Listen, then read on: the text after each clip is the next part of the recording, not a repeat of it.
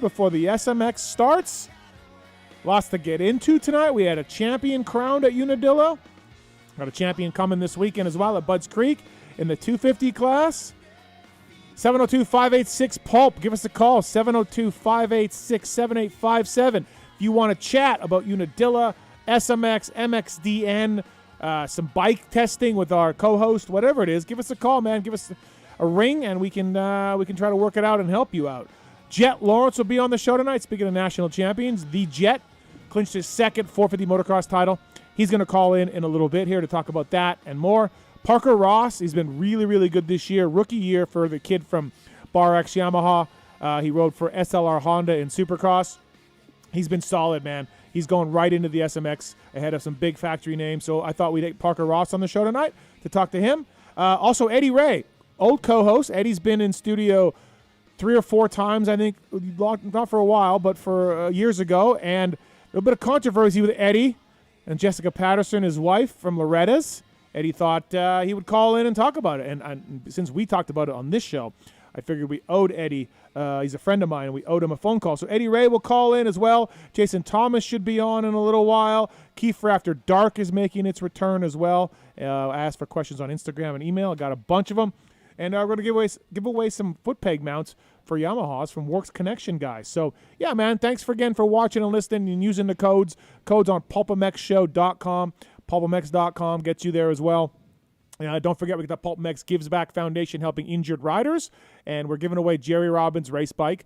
That's the Jerry Robbins Fund. All the money goes to Jerry to help him with his recovery, and then we have a YZ450 as well for injured riders in general from PulpMXGivesBack.com.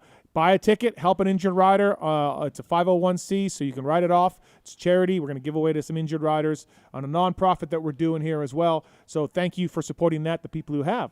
Motorsport.com, Fly Racing, Decal Works, X-Brand Goggles, Michelin, Renthal, Race Tech, Acerbis, Firepower Batteries and Chains, Maxima USA, OGO Power Sports, Renegade Race Fuels, Guts Racing, Cardo Systems, Pro Filter, Atlas Neck Brace, Twisted Tea, MotorcycleIndustryJobs.com, Works Connection, Get Data, WUSA, Fox Factory Vehicles, Factory Chassis Parts, Wiseco Pistons, MTX Braking, Ethica, Luxon, and Chol Training, all on board with us. By the way, too, Ezra Beasley will be calling in, the owner of Budds Creek. Coming up this weekend, we do a national promoter spotlight each week. So Ezra's going to call in and talk about Budds Creek. What a day in 03 when Tim Ferry won the first moto in the 450 class. Who can forget? Oh, what a day. Joining me this show, talk about Unadilla and Jett and Eddie Ray and Parker Ross and Budds Creek and testing and you name it. Also the host of Keefer After Dark from RacerX Online, from Keefer Ring Testing, the Kris Keefer. What's up, buddy? How are you? It's been a while. Yeah. It's been a while. Well, listen, stay tuned for the Race Tech Rant about that. Oh, it's shocking that's going to be about me. Yeah, it is. So just buckle up for that. I feel like if I don't come for like every month or so, it's something about me. Listen, you call me out on social media like, oh, Steve moved on. Steve's moved on. Yeah, moved on. Right. Thanks for coming in. Yeah. You also will be in during SMX. Yep. We have the great Trey Kennard coming in studio. The great. Which is going to be fantastic because he's great. Trey is one of the funniest guys I know. Yep. And Trey Kennard requested Kris Keefer. We have a special for bond. a co-host. We have a special bond. Yeah. So you'll be back. Yeah. It's fire and ice together. Yeah. Ricky Bobby and Cal Norton. You would think a guy like Norton? Trey and a guy like me wouldn't mesh, but we do. Yeah. We have great conversations, and he's a great guy. He is a great guy. So you'll be back for that in another month or so. I want to talk to you about SMX later on in the show, of course. Unadilla also. Kris Keefer brought to you by DecalMX.com. Kris and Aiden Keefer are using graphics from DecalMX, Decal Works guys. The code PulpMX25 saves you with those guys. So if you want to run those weirdo numbers that Kris does with no background, you can do that. You can also run full number plate backgrounds as well. And graphics, they'll put your logos on them, the design, whatever you need to do for DecalMX.com. And PulpMX25 is a code to save. Love those guys down there. Nick, Sean, Ron, everybody. Yeah. It's great. So thanks to those guys for bringing us Kris Keefer tonight on the show. Really appreciate that as well. 2026 Yamaha, too, you did a little video on your website, so I want to talk to you about some of the changes on that. Yep. I want to talk to you about the Ducati. That's coming. It's coming. What's going on with that? Maybe we'll get into some silly season stuff. But we have the Race Tech Rant, Twisted Tea, I Don't Know segment, motorsport.com tweet at Tallon segment. and also the X-Brand Gongo Tear-Offs all coming up. Jett Lawrence, Ezra Beasley, Parker Ross, Eddie Ray, Jason Thomas coming up tonight. Working the cameras over there, holding things down, working on trying to get our new camera working. There's a new camera? It's not working. Oh. I blame Pancake. He blames Was Dark Side Marks. here touching it? Dark was here. Power went out on it. Caught fire. Oh, man. All of it. Poor Dark. The Travis Marks. What's up, Marks? This is perfect. I've never thought to blame Dark, and Yeah. There it is. And there it is. What? Thank you for Where's that. the app? Where's the app? We're having a nice night, Steve. Blame Dark. No, blame Dark. Don't ruin it. Blame Dark. Thanks, Dark. Okay, look, that's never coming, right? Friday. Steve, I'm just glad to see you got the 450 champ on tonight. That's nice to see. I can't wait for you to have the 250 How did that champ go on about, next like- week. That's going to be good. Yeah, like, I agree with Marks. How'd you get him? Just called him up? Yeah, it's fine. Okay. Yeah. I mean, like anybody, like as I've done for a long time with Sexton or Jett or Ricky or James, Chad. I've been There's doing this ebbs show a and long flows time. of Steve, right? No. I don't bug those guys too much because they get hit up a lot. Kenny, they get hit up a lot. So I use the bullets sparingly to get those guys Sparingly? on. Sparingly. Yeah. And Jett won. So let's get him on. And we can talk about that pass up the hill, and we can talk about that going from fourth to first in two corners in the second moto. So there's a lot to get into with Jett Lawrence. Yeah. Taking your phone calls over there, holding things down in the corner. The Tallon Taylor. What's up, Steve? How are you, buddy? Pretty good. Happy to have Keefer back in. Oh yeah. Yeah, thank Big you. trivia night with the Wolves and the Matthes down at the Huddle Brewery Oh, yeah. a couple weeks ago. Yeah, big trivia night. And Tallon, don't lie to the audience. I know you want to. I know this is a big like shit on Steve show. Everyone wants to shit on me, but Tallon, I was clutch in the There trivia. was a lot of music in this trivia, Oh. and that worked in Steve's favor. See, I should have been there then. Yeah. Dude, I crushed this trivia.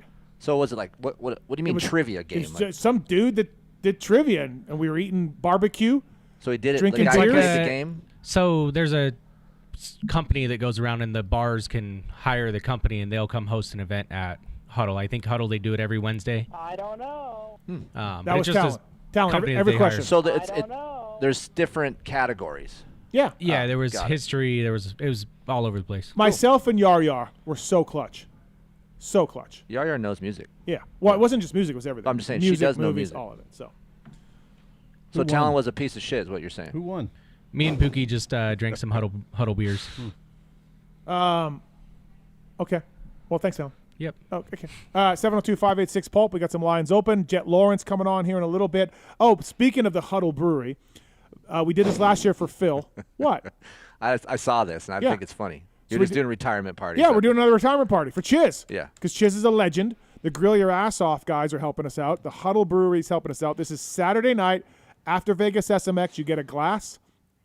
Same thing. We just copied the Phil program. It was a fun time last year. It's a great time. Marks didn't show up, but it was still a good time. And we're doing it again for Chiz. Saturday night, tickets for sale at Huddle website, HUDL. Follow them on social media. And Skip Norfolk's Brewery. Child Chisholm retirement party. There'll be a bunch of cool people there hanging out. So support Chiz. Get a glass. And, yeah, thanks for checking that out, everybody. We're going to That's keep cool. promoting that. Yeah. I can, if you want to more information, just contact Huddle or contact me, and I'll get some information for you. So we're doing that. Live shows also, St. Louis live show Friday night before the SMX St. Louis, and also Vegas Friday night before the Vegas. We're doing live shows again, myself, JT, Weege, Keefer's coming to Vegas. Got special guests coming to St. Louis. So Yep. Friday night before the SMX races, tickets for sale on PulpMX.com. So, yeah, we'll see you guys there. Those are always a fun time. So, all right, we got our – actually – Jay is on one with a Race Tech rant on Keefer, so we may as well just Okay. keep it going. Racetech, racetech.com. What's up, Jay?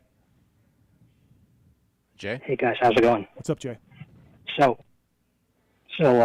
there's the famous guy in the motocross community that puts out lots of content, always good stuff, but every time he signs off, he says, "Hey man, send me an email. Any questions that you got, bring it on." Mm-hmm. So, I sent him a softball email. Nothing. I got ghosted. Really? He's usually pretty good with emails, man. I'll vouch for that. I see him with a laptop answering emails. We had a problem with the emails for a while. Marks can vouch for this. I didn't get a lot of emails for the longest time, so yours might have been in there. Marks, can you? Yeah. Marks? Yeah. Oh, well. I'll back him on that. That's fine. Okay. All right, Jay. Well, maybe he didn't get the email. Possible. Send it again. Send it to Yeah, us. just to be it's all sure. handled now. It's all good. Oh, okay. Oh, It's all good. All right. I screwed I him. do have a segment suggestion for Keefer though, if he wants a good one. Sure. So it's information out of riders. They never want to answer any questions. Like when you're doing your bike breakdowns, should do tub talk with Keefer. Get him over to your place. Tub talk. Get him to your place. Get him in the hot tub. Cocks out. Yeah. Get Tomac in the hot tub. Yeah. Slide into that. Slide Come on into over, the hot Eli. tub and move. Here's Heather. She's Yeah. topless. Here's a beer. I don't think that'd go over well. No. I Okay. don't think Tomac would think- be in. No. Okay. I don't think Heather would Yeah, be you in. like that? Okay. Well, right. maybe Keefer's more speed. You never know. Thanks, man. Appreciate it. Thank you. Thanks, brother. Thanks Sorry. for the call. Appreciate it. Yeah, send him another email. I can vouch for Kris answering emails. Dude, I answer a lot of emails. You do. And probably more than I do. But he is right. If you guys do hit me up and I don't answer, send another time. Jett Lawrence won Unadilla. Yep. What was more impressive, that passive RJ for the lead in Moto 1 or fourth to first in 2 turns in Moto 2 on the first lap? I'm going to say the pass on RJ. It's- Going up the hill, there's square edge going up that Dude. thing. And it looked like a cliff jump at one time where these guys were hitting that thing and then clearing over the top of it. Uh-huh. But, I mean, the guy was wicked around the outside of RJ. Yeah. And then he floats not only once, but twice. He floats these bumps twice. Dude. And it's like what's Oh, what? what's crazy. What are we doing? What was Sorry, that? I was trying to show the video. Oh, okay. I never know what you're doing. Never know what he's doing back there. What's crazy is like and I want to talk to him about this tonight. It's like he knows exactly where to put his wheels to pre-jump off the second bump. Yeah. And I don't think it's luck. No. But the thing is, he hasn't. Maybe I don't see it, but he hasn't done it more than once. So that could be the first time. So how does it work out all the time? He was close to RJ, too. He came close. But, that was mind-blowing. It is. It was great. His pass into the lead in Moto 2, too. Passed 4 guys, got in the lead before the... I mean, to me, that's like better line choice. Like, Yeah, for me, that yeah, makes it's- more sense. Right. Swung out The wide first there, moto yeah. doesn't make sense to me.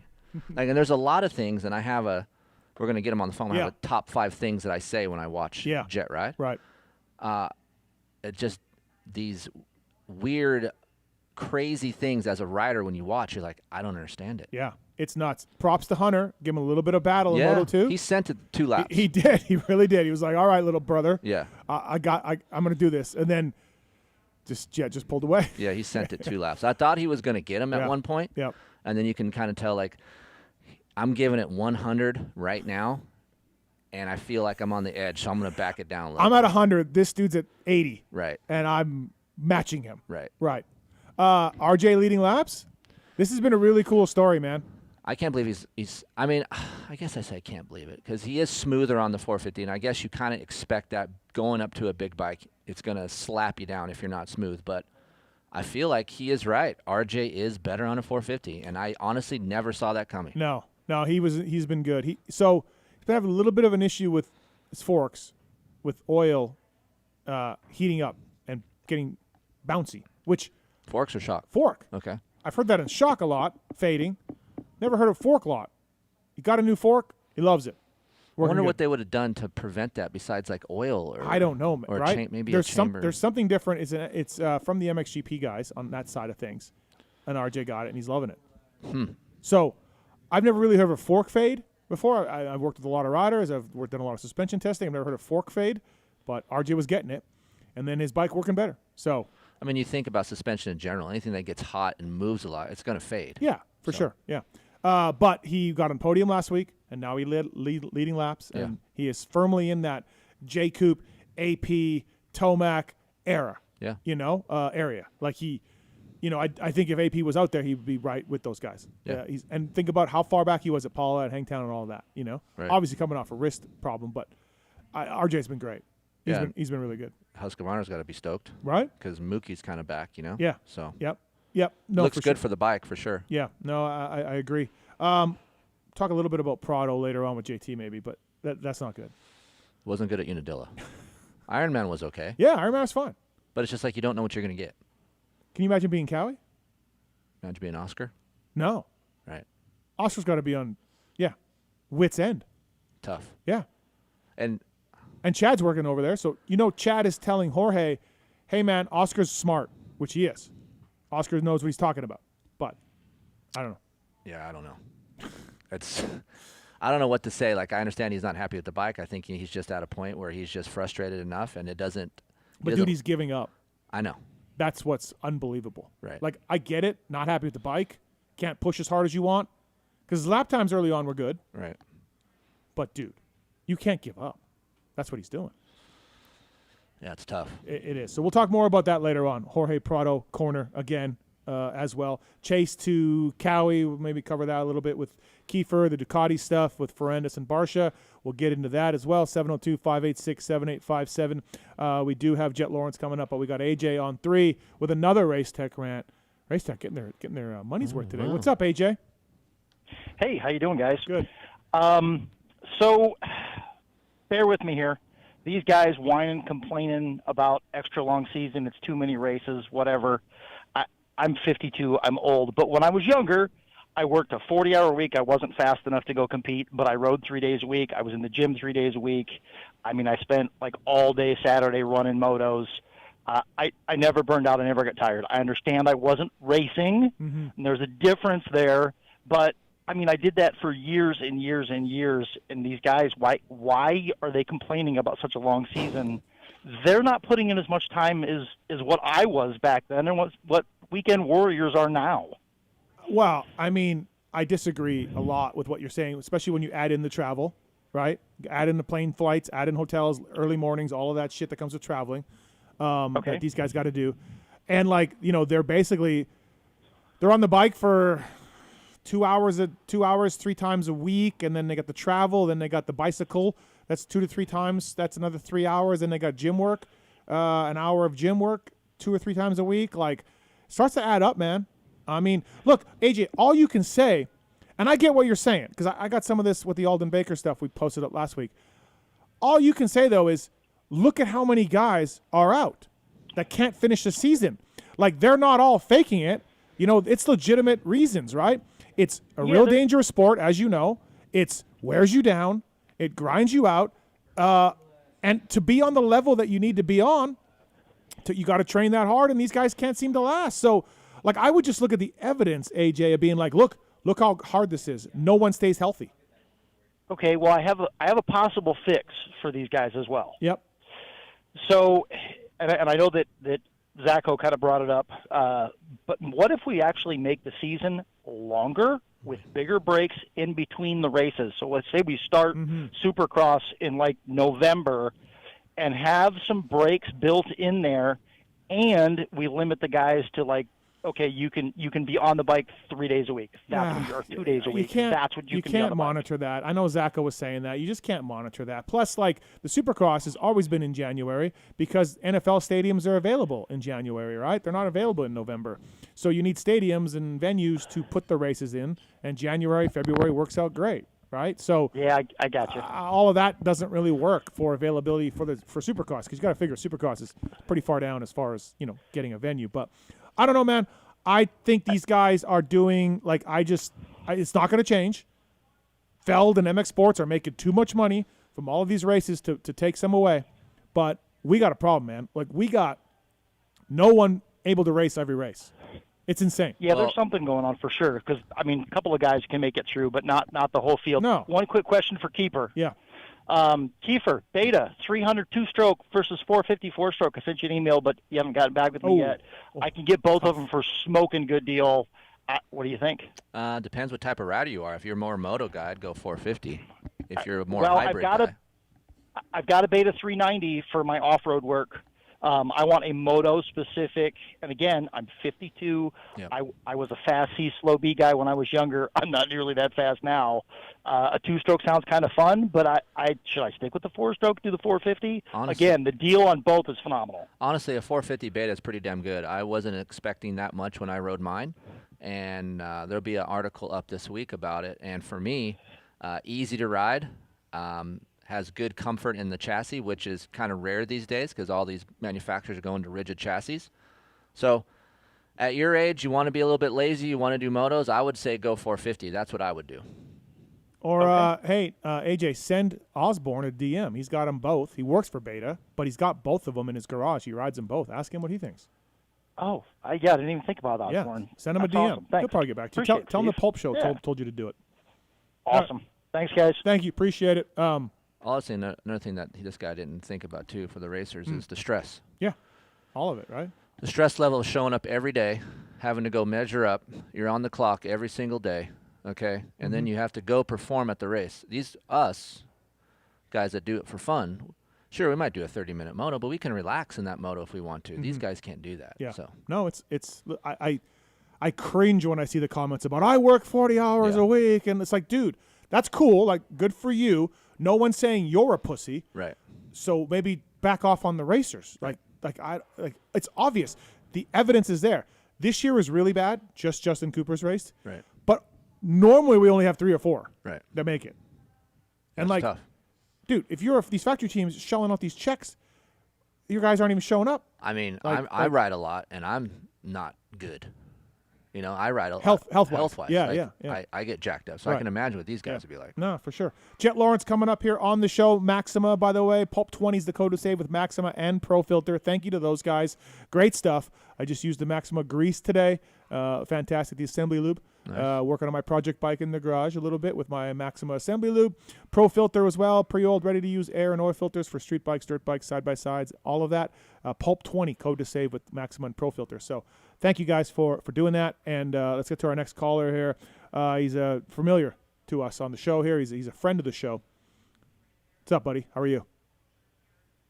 Pretty good. How are you guys? How's California Kiefer doing? I'm good. California How are you? Kiefer. California Kiefer, man, he's back. He's back. I'm back. Guess what? With him being there, yeah, good to be back home, right, buddy? Yeah, it's good to be back in the flow of things here. But I do miss a lot of East Coast stuff, though, for sure. Yeah, it's good, isn't it? It is good, isn't it? I just letting everyone know I'm still doing some ongoing testing for those Cherubics, the fork guards, the fork lug Fork guards. lugs. Yeah, thank you. Thank you. I fork appreciate lugs, that. Yeah, sent me those. So just doing some long-term testing on those. That's good. And then You know, if you found FMIP, I kind of just last week when Lewis and Keller were in the show, kind of forgot about the Michelin read at some point. Love the support from Michelin over the years, and I just started screaming Michelin. So I don't know if that really worked for you guys. Yeah. Yeah. I'm not much of an avid listener, but yeah, I heard it. Okay. So it's all good. Yeah, it's all good.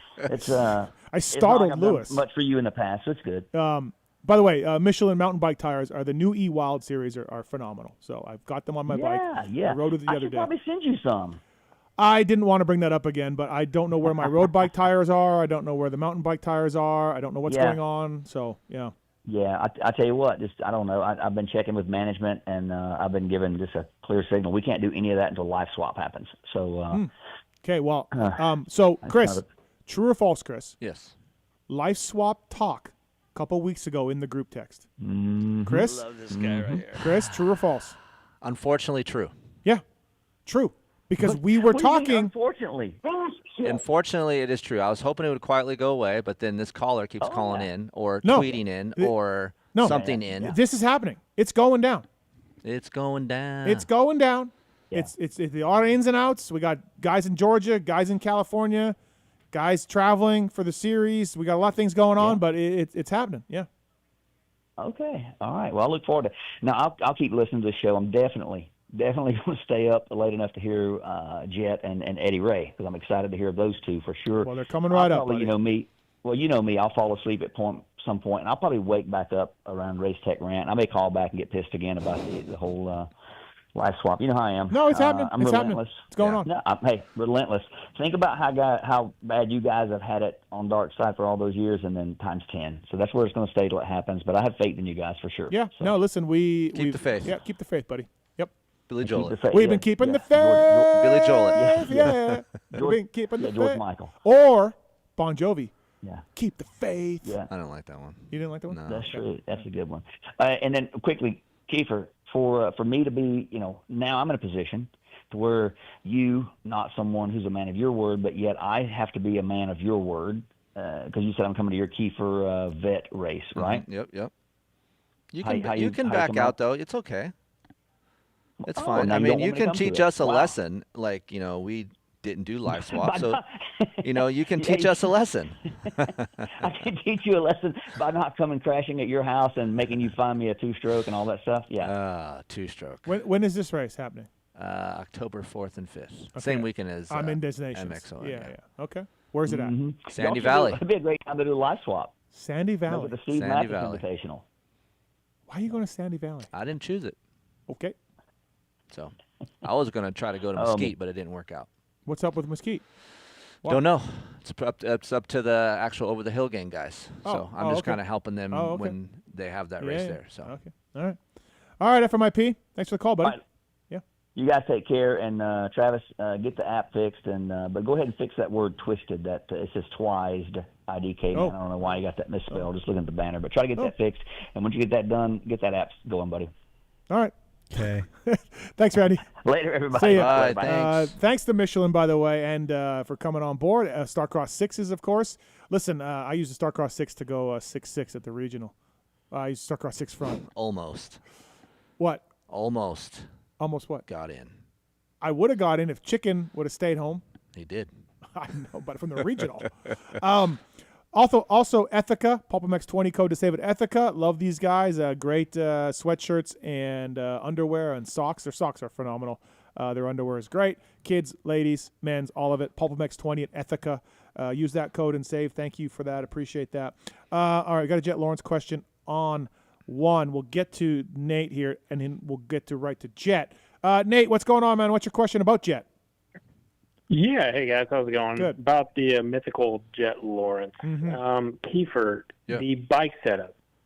Have you noticed that his bike holds up, but is also super stable compared to, say, like Eli and Chase's, where they kind of hammer through the braking bumps and the acceleration bumps, where Jett kind of is able to, like you said before, pick apart the track completely different than anybody else by wheeling and hopping his way around everybody. Have you noticed, like, how he sets it up differently? Where Hunter, he kind of is a blend, and he, in Ironman, that thing was a buck and Bronco, but yet he rebounds really well in Unadilla. Just your thoughts on that. Yeah, I haven't ridden Jett's latest spec. Obviously, the last time I rode his bike was 2 years ago, Steve? Yeah. So, but what I see, it looks like it's similar than when I rode it. It's exactly what it looks like on TV. So it's very playful. It has really good hold up at the end stroke, but feels very loose and free at the beginning of the stroke. And what I see from Eli is he just likes his stuff tall. Even though Jett stuff looks tall, I think it settles into the stroke more than Eli's. And when we talk about this, we can't compare apples to apples. Look at the Honda frame versus the Yamaha frame. It's much different. So you have to have a different setting, and you're working with KYB versus Showa. Those two different sets of suspension act differently on the track.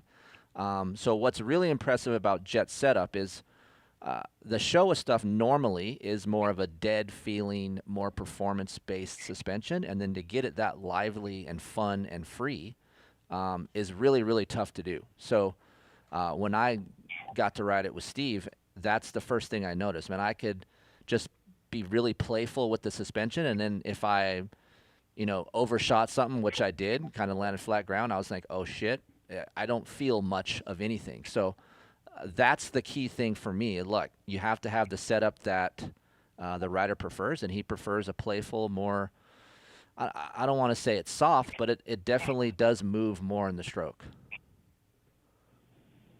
Well, a kind of quick follow-up to that, like if you don't mind, is okay, he likes the soft setup, and clearly the communication between the team, Showa himself, is exceptional.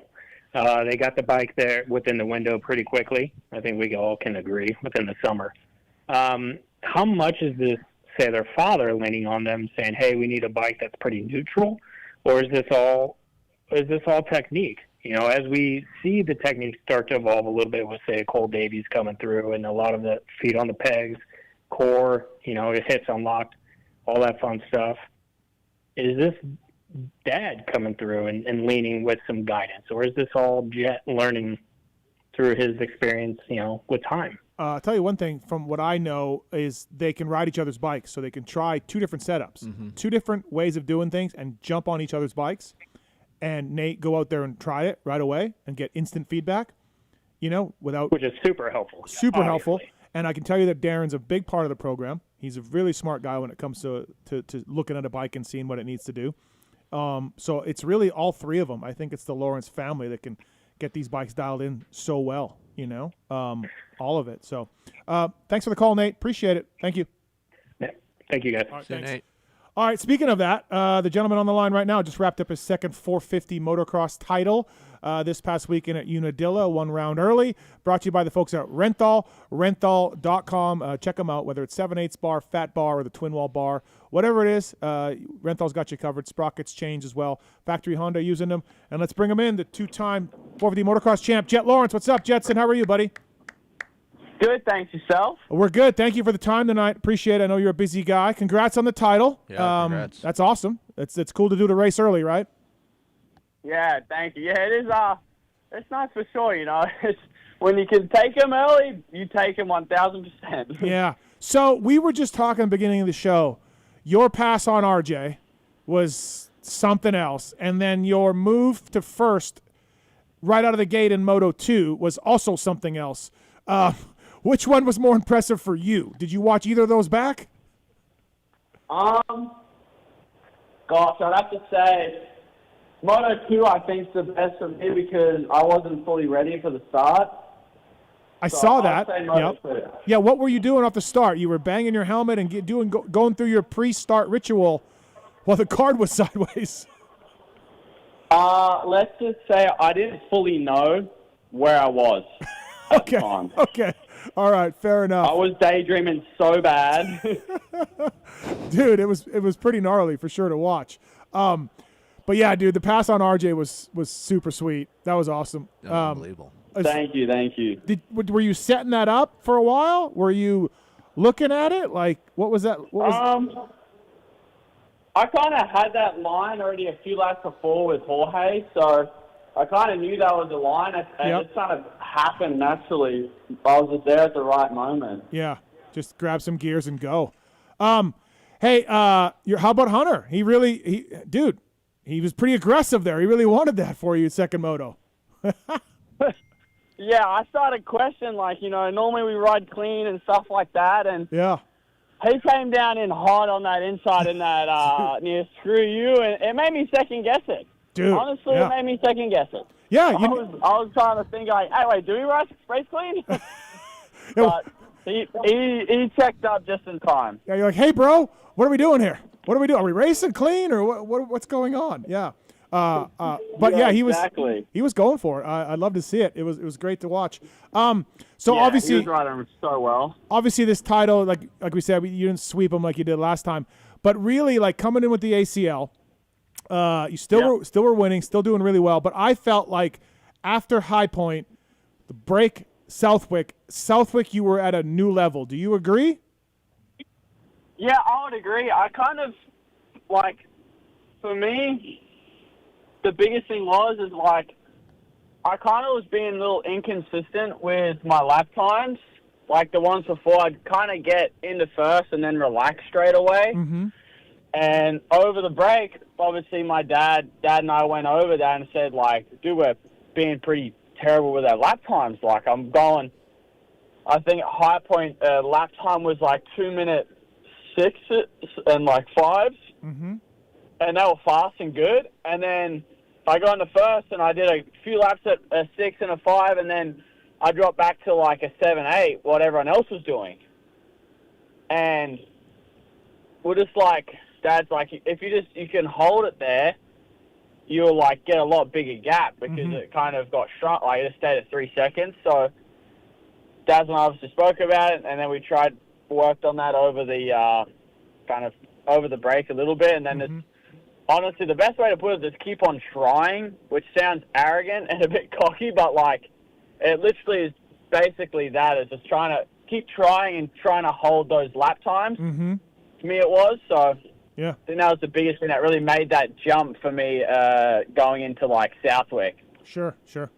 What about a huge question we always get asked: your bike setup, how you ride. Look at you You've changed the way. Do you realize you've changed the way other people ride? Like even my kid, like everyone that comes up to me or talks to me wants to ride like you. I feel like there was a time where Carmichael changed the sport a little bit. Now we have you. You changed the way people ride dirt bikes now. Now you see guys hopping around. I was at Loretta's, and that's all you see. You don't see guys hammering braking bumps much anymore, and they're working on your style. Are you aware of that, and how do you feel about that? Yeah, I'll obviously see videos and stuff like that and pick up on it. It sucks because it was my little trick I had, and now everyone's kind of learning it. But it's cool to see, you know. It's cool to see little things that I've done is rubbing off on younger athletes that are growing and learning, and it's cool to see for sure. Like it makes me happy seeing that. Is there a certain time that you noticed that your style changed and you started doing that? Because I went down a rabbit hole one night and kind of looked at your old amateur stuff, and it looks like at one point you just kind of flipped the script a little bit and went to that style. It didn't look like you just had that your whole life. Yeah, I would say, I think it was when I hopped on the 250 when I was like 14, 13, and I was too small to, like, come in and muscle the bike. Yeah. Mm-hmm. Like I wasn't big enough, wasn't strong enough, and so I figured the best way I could do it is by jumping it. I have the torque to jump it. I'm small enough to be able to kind of pop it up like over bumps and stuff like that. And I think roughly around, what would that be, like 2017, I think it would have been, was when I was trying to kind of training on it. I think that's when I probably changed my style the most of, all right, I got to ride more efficient now. I'm not big and strong. Because in EMX, I was versing guys who are 30 in there or 25, like men. Mm-hmm. And I haven't even hit puberty yet. So I was going up against that, and I had to find out a way to do it. And, like, because hard pack tracks I would suck at, because you'd have to have the muscle, the strength to push through the bumps. But then sand tracks I'd do really well at. I was always really confident because you couldn't just muscle the bike. Right. Another thing that when Steve and I rode your bike a couple years ago, I noticed that your steering's very stiff. And we had Joey Savacci on here one time, and I don't know if we told you this before, but like he's freaking out. And he touched your bars, and he's like, there has to be there's a reason for this. There's a reason why Jett lines himself up so well, or why he has good balance, and why he can jump into ruts. And the theory is because your steering is so stiff, and when you move that bar, because that's the first thing I noticed when I moved your bars in the air, the whole bike moved. Even the rear portion of the motorcycle moved. Does that help you line up, or is that just something that we're tripping on and we think that's what it is? I mean, I think for you guys, you obviously try to like think it's some major thing. It does this and that, but honestly, this goes back to when I was young again. I wasn't strong enough to hold the bar straight, so we did it tight as so we wouldn't get head shake. That's honestly because I'd get head shake, gnarly head shake, or when I was younger on the 250. So like, all right, we got to crank these things to make them stiff, so I don't get gnarly head shake. Yeah, we had Savacci and Phil on the show one time, and they were breaking it down on why it's so tight, how it helps you. Should they do that? Right. All of this. They were really deep diving at Jett on whether it would help them or not. Yeah. So. It's funny because a lot of things, yes, it can help those things, but the main reasons why we've done them is pretty basic reasons, to help small little things that are pretty simple. Right. What was your best race this year? Obviously, you got one more to go, Budds Creek, and then the SMX. But what was the best national for you this year, do you think? I think favorite one would have been the first round for sure. Okay, yeah. Just for not so much the riding, just the kind of noise coming into it and around it. Mm-hmm. And it's the question mark for me. Right. Or on me. But favorite riding one, I think I loved second moto Red Bull was a cool one. Mm-hmm. I would say coming from 18th. What's another good one? Trying to think. Well, there's a lot of them. There was a lot of good motos where I felt good and stuff like that. So What about the split lane? Almost bit you this weekend. First of all, that was a dumb idea to put a split lane there, but almost got you. Yeah. Yeah, my front. I went to go cut across and it hit an edge. My front wheel washed, so I saved myself by dabbing my leg, and then it made me it caught and made me whiskey saw a little bit, and I didn't have my foot on the back brake because my right leg was down from catching me from falling. Mm-hmm. So I went for a wild ride over the two little berms in the split section and just saved myself from going into the fence, thankfully. Yeah. But, a little turn of events that kind of got me. Makes it exciting for us. Let's get back focused again. Yeah, that'll make it exciting for us, except you just grabbed the lead like one turn later, and we're like, oh, okay. Yeah. Poor RJ. But no, I'm glad I thought this because I was off track and it set up a little bit that I might get penalized for it, but thankfully we didn't. Yeah, no. Listen, speaking of that, I want to bring up that gate thing. Most of us realize it was a way too harsh penalty for you. I think they'll change that rule. But, yeah, man, you kind of got screwed by that. I mean, it wasn't ideal. You tried to check up. I know the AMA, what they said, but, yeah. So you did get that rule changed, I think, for next year, Jett. Congrats on that. Yeah, I of course, I had to find out the harsh way. Yep. But, obviously I'm on the other tail end of it, so I'm going to look at it and go, this sucks. But I think the biggest thing is I look at the realistic thing is saying they had an advantage on the book and from when if you pause it before the gate drops, yes. But as soon as you go a few feet out, I was already half a bike length behind, so it's as racers, you look at that and go, what advantage? I was going in the turn last, but I know. on book when everyone was there on the mesh, everyone was still on the mesh and my front wheel was on the dirt. So sadly, that's the rules. Yeah. Sucks. I'm definitely not going to do that again, for sure. I'm going to definitely try not to. Or I'm going to stop and try and yank myself back. Yes, or just, even if the gate drops. Or if you're going to get penalized, just keep going. Right. Just win the race by 2 minutes and then go. I don't know. Yeah, I don't know what to do. Yeah, I may as well. Well, it's either a lap or getting disqualified. So yeah, I think if it was just a lap, maybe I might try and see if I could lap the whole field, but that would be pretty hard. Just go Ricky Carmichael on their ass, dude. Yeah. I would have to be going half a lap ahead. Yeah, I think to be able to do that. Renthal bringing you probably way more. Renthal bringing you Jett Lawrence here on the show. 702-586-PULP. You got a question for him?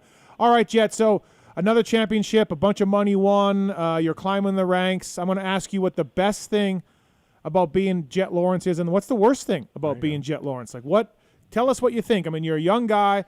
You're already an all-timer in our sport. You're on your way.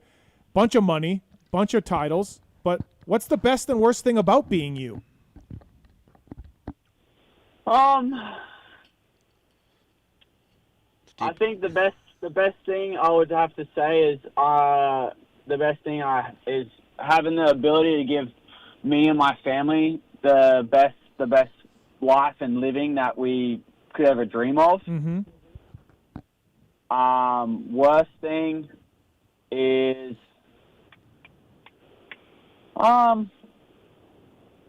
tax. Taxes, yeah. Income tax. Yeah. It's a rough at your level, that's for sure. I thought you were going to say Johnny O's bike rides, but okay, maybe not. No, I'd much rather enjoy that than paying for tax. Yeah. Florida's better though, right? Yeah, I don't think there's any state tax in Florida. Oh, okay. But same as Nevada. Is it income tax that Florida don't have? State tax. No state tax in Florida, I believe. Yeah. Same as Nevada. Well, all I know, I still have to pay some freaking tax because I just had to pay mine. Oh, yeah. No, dude. I'm sure it's got to be nuts. I was going to think, too, everybody kind of wants a piece of you, too, right? Even this show tonight, getting a lot of you get a lot of people pulling for your time. Time is valuable for you, I guess, right? Yeah, I would say so. It's for sure. I would say more so dirt bikes get in the way of a lot of side quests I want to do with different sports of golf and pickleball, tennis, you name it, whatever it is I want to go do. So the job kind of gets in the way of that a little bit. I would say it's a bit of a bummer, but no, I think everything in life has a tax, being able to race and do my dream job and earn really good money is great, but you have a tax of not even media. It's more so being criticised always and stuff like that. I would say it's a tax, you know. Yeah. And not getting to go out late or going and doing this or doing that as other people do right now around my age.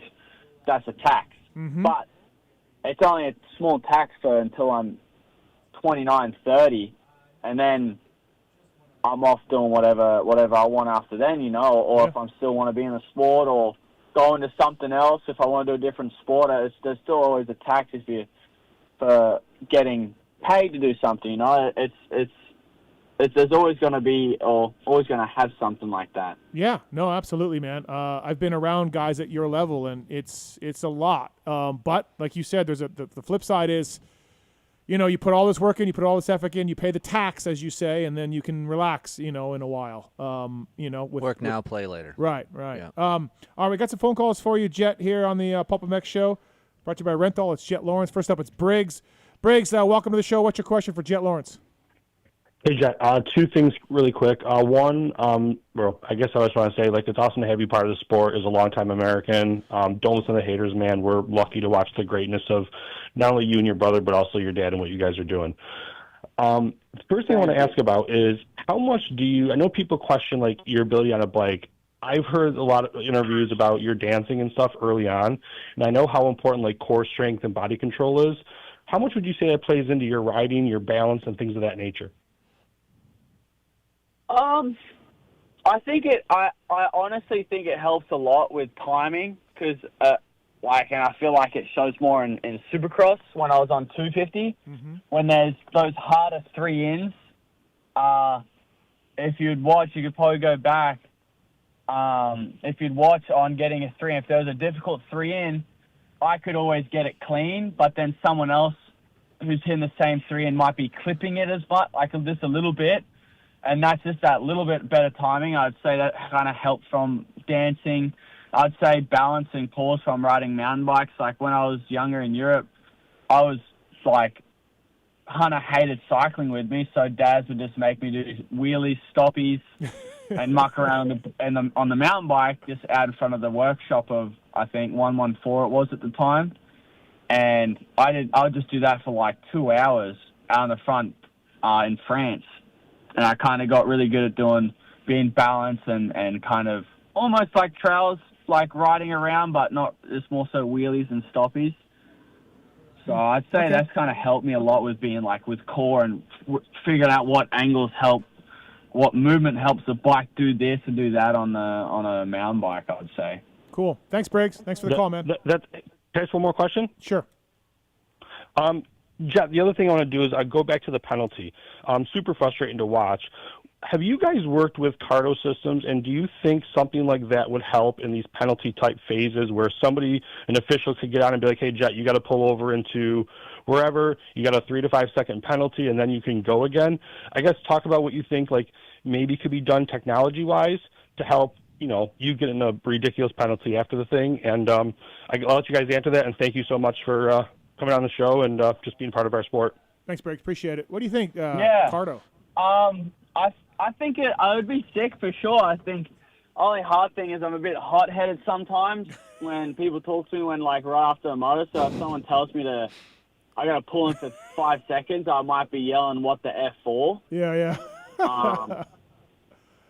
So I think it's cool. I would more so rather for me and the mechanic or me to someone that is on the track that can let me know with a Red Cross flag, with a lapper down or something like this. Something that's it's hard to put on a pit board, so would be something cool with that, especially in practice and qualifying. Yeah, exactly, right.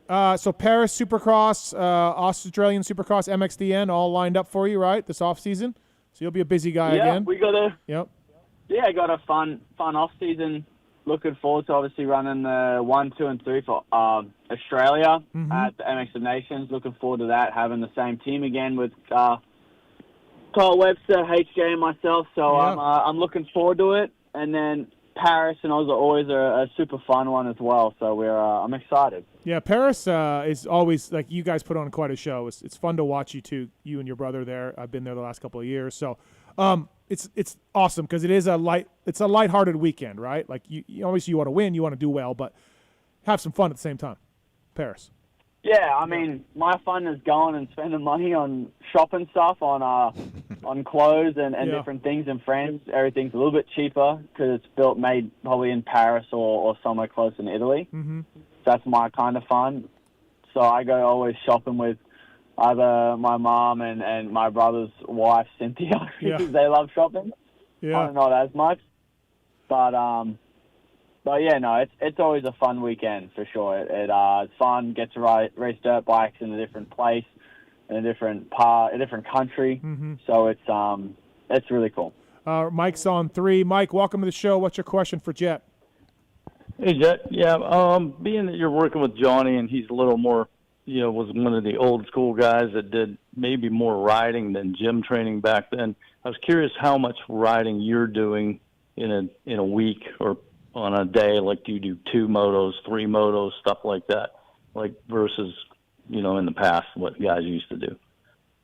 I'd say in season not as much, just because, especially at the end, because there's so many races, and the more work you do at the end of the season, if you're doing a full season, it's more kind of, it's not really beneficial at all for you. So more like, this week we're just going to ride Wednesday.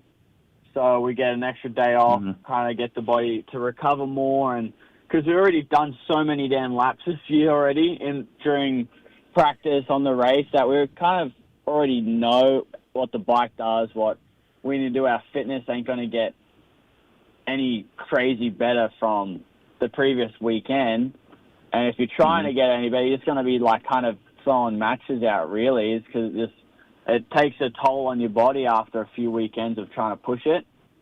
But it's more, right. Yeah, we'll do either like 1 moto or, last week we did, I think, 120, and that's it. Did a warm-up 120 and then starts. Just kind of really simple stuff just to not overstress the body too much for the race weekend. All right, there you go, Mike. Thanks for the call, man. Right. Appreciate it. Thank you. All right, Jett, I have something for you. So this comes with peace and love. But the family and I, we sit down, we watch the races, and we're big fans. We love the way you ride. But I just wanted to write down top 5 things that our family, or mostly me and my son, say when we watch you race or pull a hole shot or whatever on TV. So here are the top 5 things from the Keefer household while watching Jett Lawrence. All right, you ready? Got it. Yeah. All right, number 1, and there's 2 ways to say this. So number 1, fuck. Okay, so that fuck means you pulled hole shot, and that's it. You're gone. Okay, so we know that. I figured that one. Okay, and the other way to say it is fuck. That means that's like what I said. Fuck. That's when you passed RJ around the outside and you did that amazing work, right? So there's 2 ways to say it. So that's number 1. Number 2, well, that's a wrap. Heather, grab me a sandwich. That means Jett pulled the hole shot. We just might as well just grab something because we're just going to be watching somewhere behind Jett. Number 3, guess we'll watch the battle for a 3rd and 4th. Can't wait to see the privateers. That's what happens when Jett pulls hole shot. Another hole shot? Yep. Number 4, hey, how far back is Sexton? Because we feel like Chase may be able, if he's in 2nd, we may be having a race. So we get excited if Chase is in 2nd or 3rd. So we don't see that in the first 2 corners. We're asking where the hell Chase is at. And the last one, did you just see what he did? That happens 4 to 5 times a fucking moto. We say that. It's just simply, as a rider, as an old vet guy, watching you ride, dude. And look, and I've said this. When you first came out, there was a lot of hype. People talked about Jett. I got sick of hearing your name, honestly. I'll be straight up with you. It's like, all right, enough of the Jett talk. But, man, over the months and the years have passed, watching you ride, there's so much respect for how well you ride a dirt bike and how pretty it is to watch you ride. It makes other people want to ride dirt bikes. That's just straight up. That's good because that kind of helps me with my job and doing contracts is selling bikes. So Yeah. it helps me out. So that's good to hear. Honestly, Can like you let me record that and so I can bring that to B-Dub and take Yeah. for 23rd maybe? Yeah, there you go. so those are the top 5 things in the house that we say when we watch him ride. Yeah. The RJ thing was I was all by myself, and I'm like, fuck. Right, Like, all by exactly. myself, exactly. I Yeah. was, just like, I can't believe it. And RJ said it was real close. Jet. RJ was like, it was real close. Yeah, I didn't realize how close it was. Yeah. That's my bad for sure. I didn't realize we got that close. So I thought, Right. I'm like, oh, because they asked me like, dude, you realize how close you were? I'm like, what do you mean? With what? And he's like, passing RJ. I'm like, no, I mean, we were close, but I wasn't freaking out. Yeah. But then I saw the video. I'm like, oh, okay, maybe from RJ's POV, it might have been a little bit close. A little bit. How's you and Eli's relationship? What do you? How's that going? How do you guys talk much, or how's that going? I feel like our relationship's really obviously good. Mm-hmm. We don't talk a lot, so I feel like I feel like him and Hunter gets along a lot better than I do, just because they're a lot more mature than I am. Right. I'm still. He's a tough nut to crack. Compared to them, still a little bit immature compared to those guys. Right. So, like, there's a few things I talk on, but I feel like Hunter and Eli's kind of relationship and times they've spoken a lot better than mine. Do you address him as sir? Do you say sir to him? No, not yet. Yeah, he's he's actually. He's getting beat by Hunter and yourself, and I think he's been pretty accepting of it. Like, I thought he'd be a little more angry, Eli, but he's like, those guys are riding really good. So good for Eli. I mean, yeah, he's been classy about it. I think it's good because, like, gosh, I mean, I had a overall win streak, and when Chase beat me, I could have chucked the biggest sulks there is. Mm-hmm. I was undefeated that year this year in overalls in outdoors, and that happened. But then I'm just going to look like the most biggest sook, like. Mm-hmm. Yeah. So, yeah, dude, you beat me. I made a mistake, dude. Good on you. I have respect for you. Same with Eli when he beat me at Hangtown. Mm-hmm. Where else did he get me? He got me somewhere else. High Point. High Point, like, dude, respect, dude. Like, I mean, I'm trying hard on those motos, and sometimes that it's a game decision where it's like, you know what, I'm not going to risk it to go to there. They're on it. They're having a good one. So it's more just a respect thing. I think he respects it too, of like, either I'm giving it my all. You know what? They put themselves in a good position. I can't get there. I'm going to have to ride over my head to try and go faster or whatever it is. So, yeah. Before we let you go, what about Wasabi Joe? What about Wasabi Joe right now? Just on fire, dude. Dude, don't get me started. I was screaming in the truck. Because, dude, he was just like 2 laps in. He was already 6 seconds ahead of second place. And I'm like, all right, Joe, like, go, bro. Like, and then we're watching, and then we're at 30 seconds. All right, Joe, chill. Like, and sure enough, it gets to like 40 seconds. Fuck, damn, Joe, like, you came to play today. All right. Yeah. I guess we ain't selling no championship today. Celebrating. So I'm like, Joe's like, not today. Mm-hmm. And then what made it even more impressive, I'm like, all right, I'm gonna try and match that, Joe. All right, I like this energy. I go out and I tried to gap everyone, and Hunter stayed right there. And I had even more respect. So I came in, I'm like, how the hell did you gap him out, Joe? Like, right. I was trying. I couldn't. Hunter and Eli and RJ obviously were staying right on my wheel. It was a hard track to gain multiple seconds on, like, and he was doing like 2 seconds a lap sometime. I'm like, Joe, need to chill. Dude, he need to chill. He's on fire. And why hasn't he signed with Honda yet? I keep yelling at Lars. Like, what's going on? Is he going to re-sign?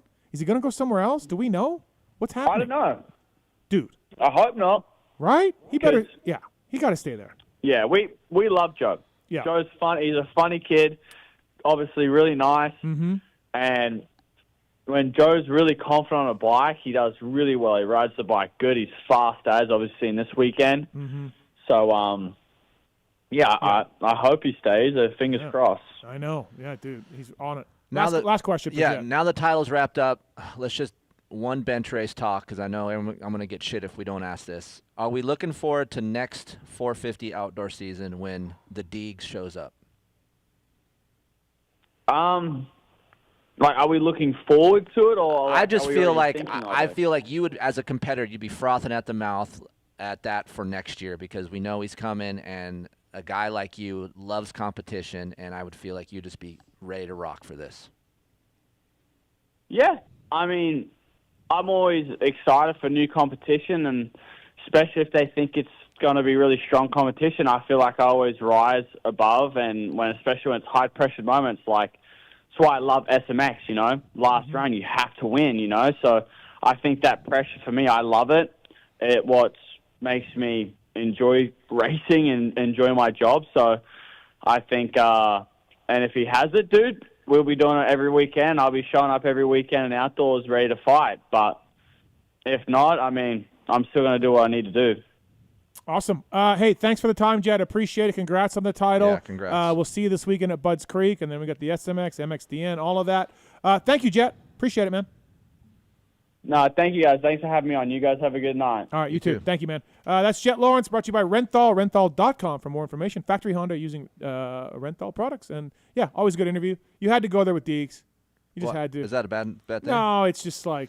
I mean, look. What do you want him to say? I don't know. Maybe he could have pulled something out of his ass and said, "Yeah, I can't wait." Beat his ass. I don't know. I mean, I guarantee he wants to beat his ass for sure. But I try to set it up the nice way. I know. No, your question was fine. But like, here's the thing: it's going to be scary if 2-3 years from now he gets better. Like, honestly, year one, Deegs, I don't think has anything for him. And then no, Deegs I'm will just talking figure about it Jett out. in general. Oh yeah. And then 2 more 3, he's going to be that much better. Yeah, It's crazy. Look, only injury is going to stop him from being an all-timer. He's already maybe an all-timer already. It's phenomenal. You run out of words, like JT and Weege and I do the review show, and we just like, did you see that? Did you see this? Yeah. Like, oh my God! Like, right. He's already top 10 all-time.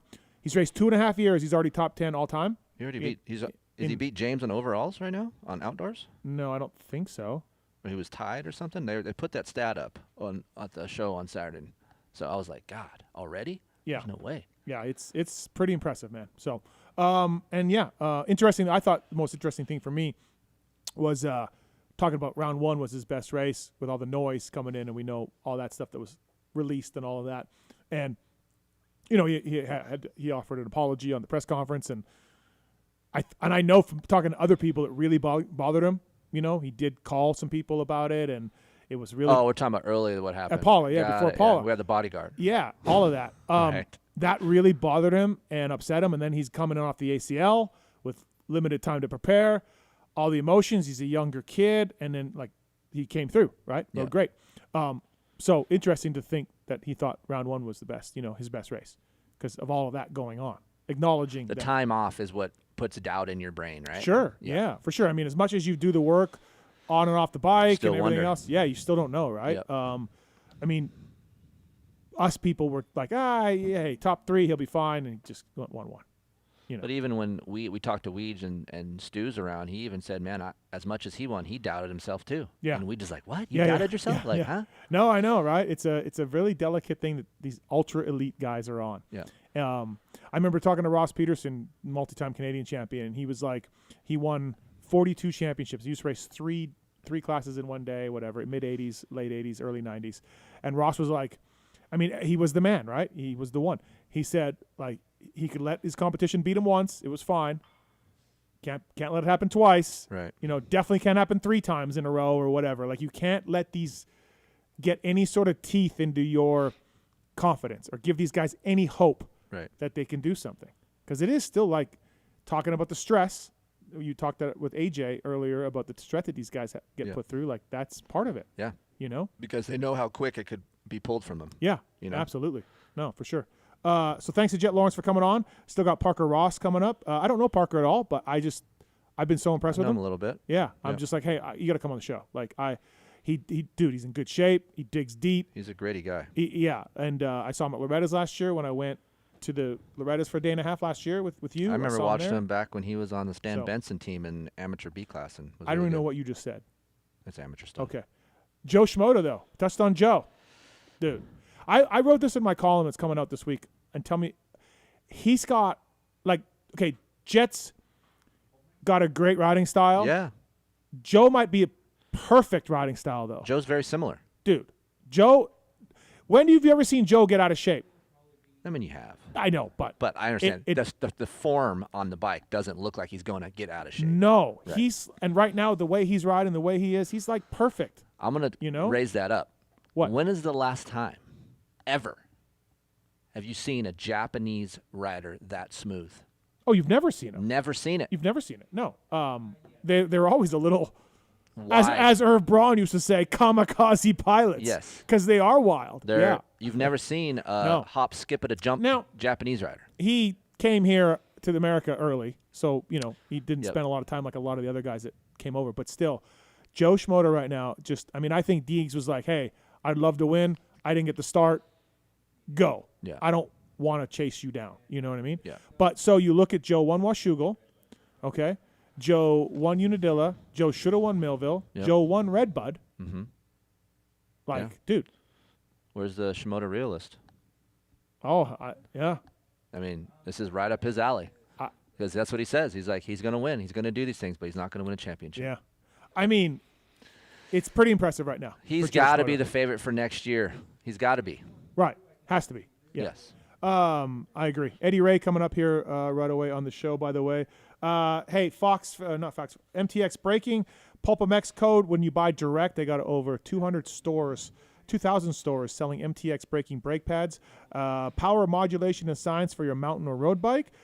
Check out your brakes. They got gold compound. They got the red compound of mtxbraking.com. Speaking of the realist, he uses MTX braking pads. Oh, does. Kay does. Starling, MTX braking pads, great company, great guys. Code PulpMX saves at bicycle dealers around the world. So thank you to MTX Braking for coming on board. All right, what do you want to talk about? Tomac, or do you want to go to Marchbanks? I got both guys written down here that I want to talk about. Let's go to Tomac. Okay, 3-3 on the day. Yep. He's third in points. And you feel like that's not great. I feel like that's about what I thought. Couple moto wins, no overalls. Like, again, I've just been saying he's just older, right? I think it's been good, not great. You? I think the results are okay. I think where he is at on the track when the first rider finishes, if he's in third, he's a little bit of a ways back, more than I thought he would be. Did you? I don't know if I had Hunter covering him this easily. I mean, I think Hunter is that speed. The top three guys, I think, are the top three guys that in speed. But I have been seeing, he crashed twice in, was it Moto 1 or was it practice where he crashed twice? Tomac. Oh, you crashed in Moto 1. It must have been in practice, qualifying. Okay. He crashed twice. And it's just those kind of things you don't see. And then his starts, they've always been hit and miss, right? He pulls Hall shot, then he'll get a 12th place start. Yeah. But he's coming through the pack, but his lap times, although good, I just thought would be a little bit better and be a little bit closer at the end of the races. And not to say that he's way back, but I just thought it would have been a little bit closer in. There's not a lot of beast mode where he's going multiple seconds faster than everybody else. I think there is. It's happened. You watch him. It's beast mode. But I think beast mode has been matched by another style. So what we're seeing is beast mode, but also the guys in front of him, Hunter and Jett, they're so efficient, it just doesn't look that way.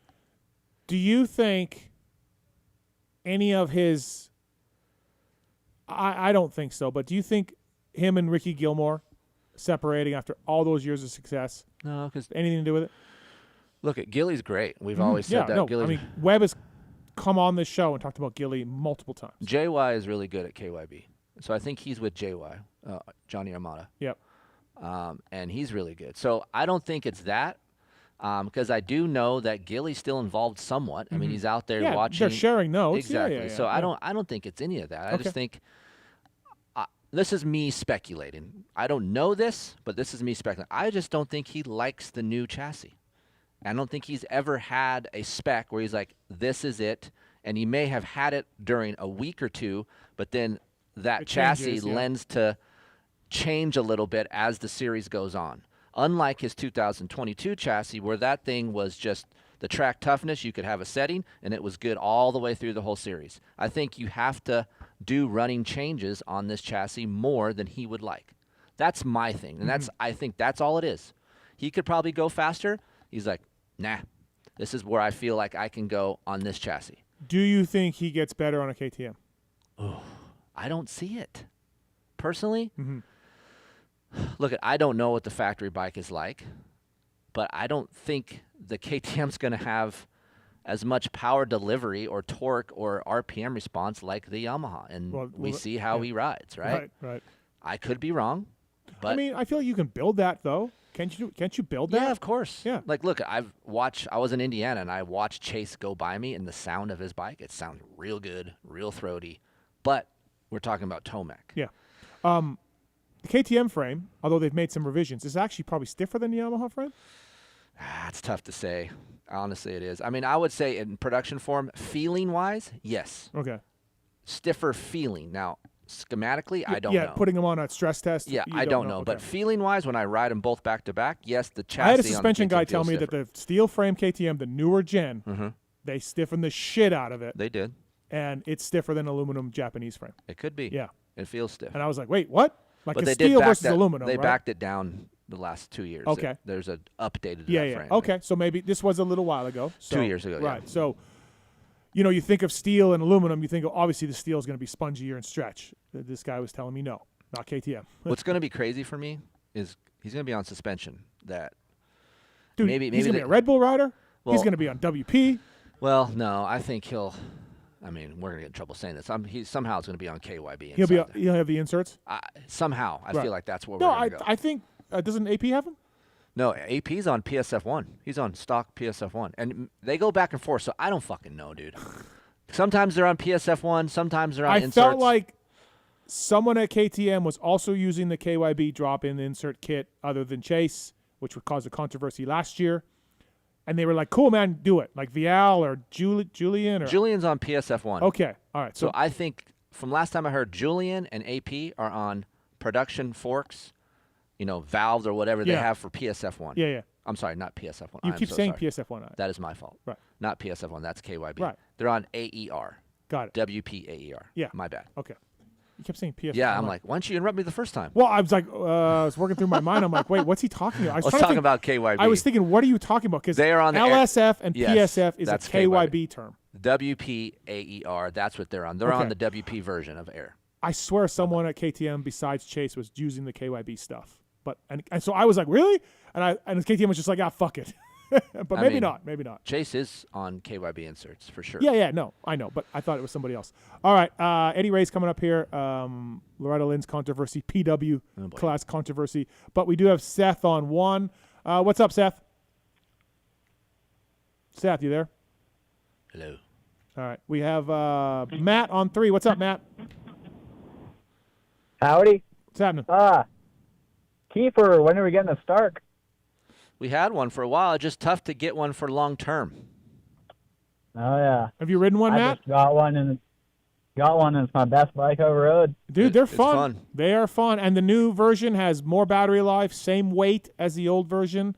Claimed easy with. Oh, well, I don't. We don't know. Okay.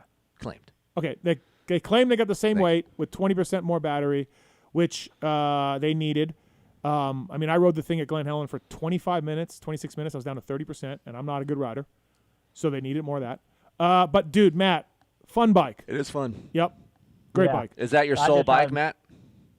Yeah, I just had more fun on it, so I had to sell my other bikes and buy one of them. Do you bring a Jenny to the track, or what do you do? Yeah. I'm out. You're out on a generator? Guys. I'm out on that. Why?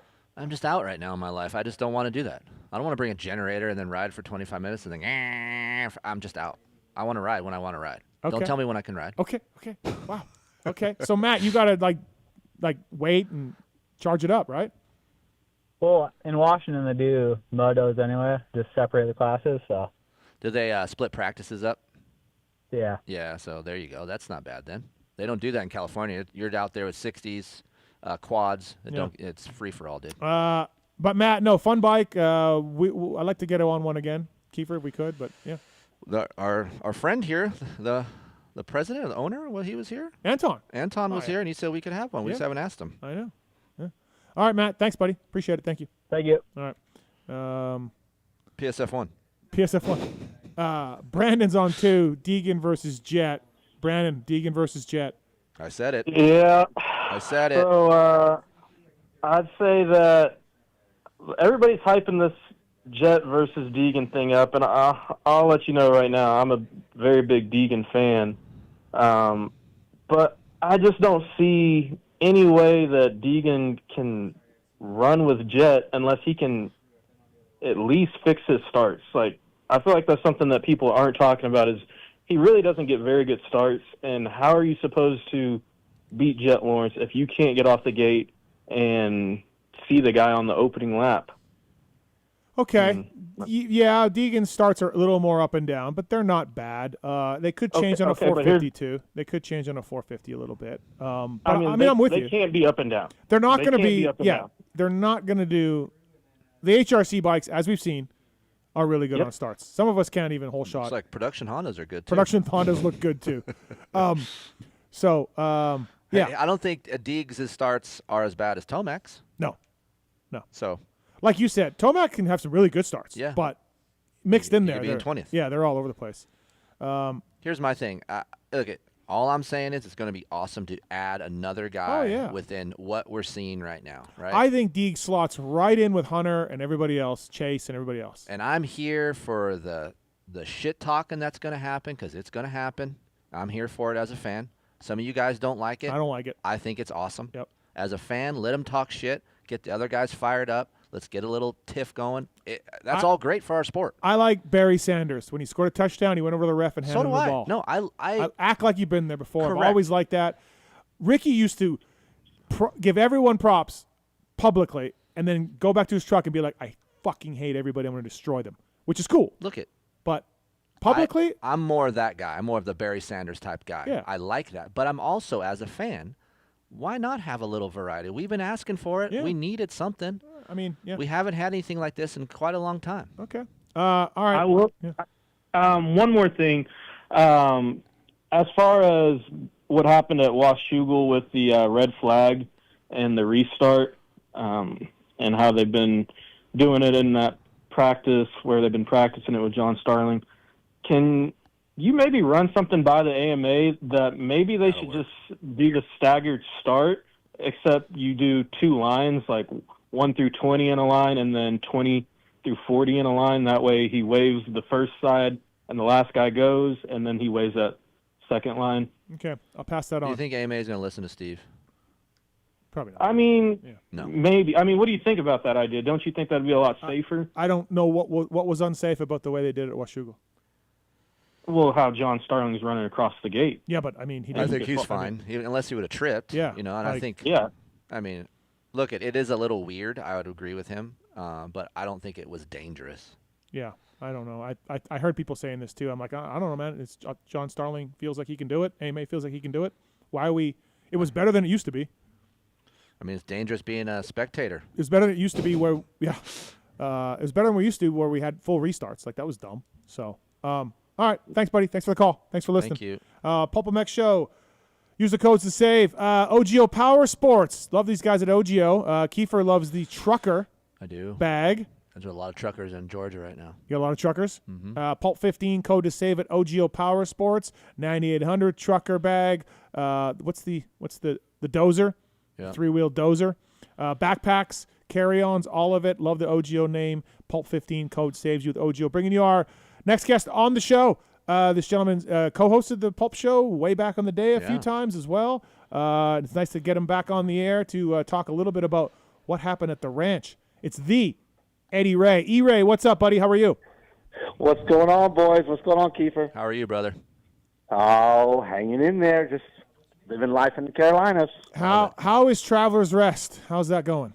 I don't live in Travelers. Well, Travelers Rest as in like the Speedway, or Travelers Rest as the town? The town is. Don't you live there? No, I moved. I live about 30 miles from Travelers. Our Speedway and our old house is in Travelers Rest. Okay. That's where our race car Speedway is. Okay. And then our motocross track is 30 miles south in Gray Court, South Carolina. Oh, I thought they were the same spot. It's like from My you bad. going from. It's like from you going Glen from or Henderson to Vegas. Okay. Or just to the city. The last time I was there, bicycling with my friend Randy Richardson, I thought he told me you lived there, but that was a couple of years ago. So I did. Yeah. I moved out of there. Well, when we bought our place down here, our 100 acres in Gray Court, where our training facility is. Okay. I moved down here out of but I'm in Travelers Rest 3 days a week. Right. You know what I mean, for the race car track. How's Next Level? How's that? Next Level is doing great. Good. It's all like anything. It's a work in progress. But me here, I'm just the track guy. That's it. Chris blows, and I'm sure you heard Red Dog's been coming down. Yep. Huge part, like before Loretta's. Huge part of our program. Jessica, obviously, she's out there every day. So, we're plugging away. So What's plugging away. Blowsy doing there? What's his position? So Chris's suspension shop is here. Chris moved. Okay, so I live, like, our town's called Gray Court. The next town over is called Simpsonville. That's where Daniel lives. Daniel lives in Simpsonville. Like, Daniel and Blows live probably like 5 minutes from each other. Okay. So, but Chris's, like, the Phoenix Race Tech is right here at Next Level 101. Nice. So that's what Chris does, but Chris also helps Jessica with the training, with our Supercross guys, even some of our kids, because Blows has got 2 kids that are on P-Dubs. Yep. So they ride 2 days. They come out 2 days a week, and they mix it up. Some day you get a little Jessica, some day you get a little Chris, some days you get a little Red Dog. Some days you get all of them.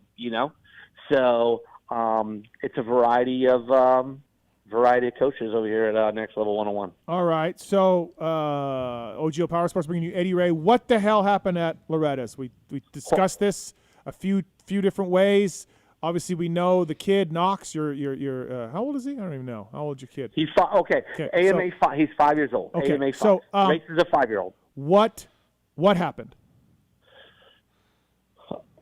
Okay. By the way, Keefer, what about Loretta's? You cool guys me. I didn't. Wow. That is such bullshit. I did not even see you.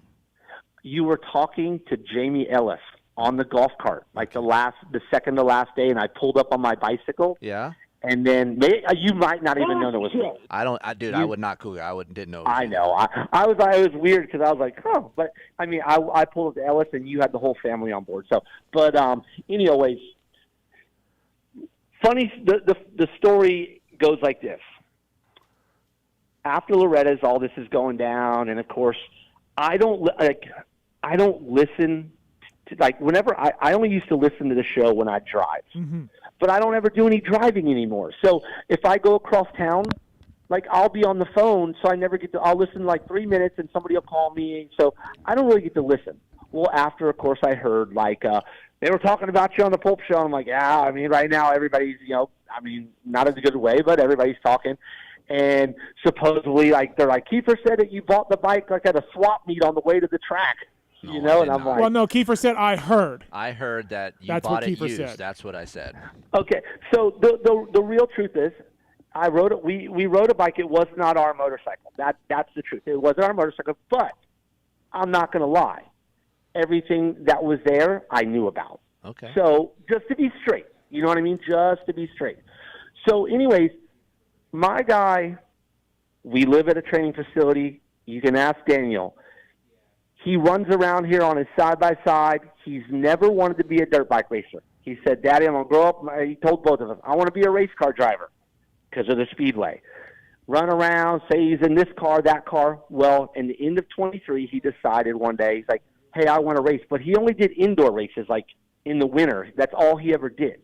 As, he started at, like 4 years old. Well, we always did these indoor races. Beginning of last year, all of a sudden, he says, yeah, I think I'm going to do Loretta's. Now, this is like in February. He's never ridden he didn't ride outdoors, only rode arena cross. Like, we go to these little indoor races all over the place. So, of course, we told him, well, Knox, you just can't go to Loretta's. Last year, we sat at Loretta's in the sand section, went to watch the P-Dubs. What do you think, buddy? Would you want to race here? Nah, I'm just going to be an arena cross superstar. That's what he said. He was going to be, he wanted to be an arena cross guy. So, anyways, come March, he says he wants to go to Loretta's. Okay. Original plan that if he went, me, Jessica, and Knox were going to go, but that all fell through. Jess's back is bad. Her knee's jacked. So we kind of turned all our focus and started doing a crash course of outdoor riding. Like, he didn't realize that there's 2 motos now. He had to learn what outdoors was about. We took him to an area qualifier. He made it through.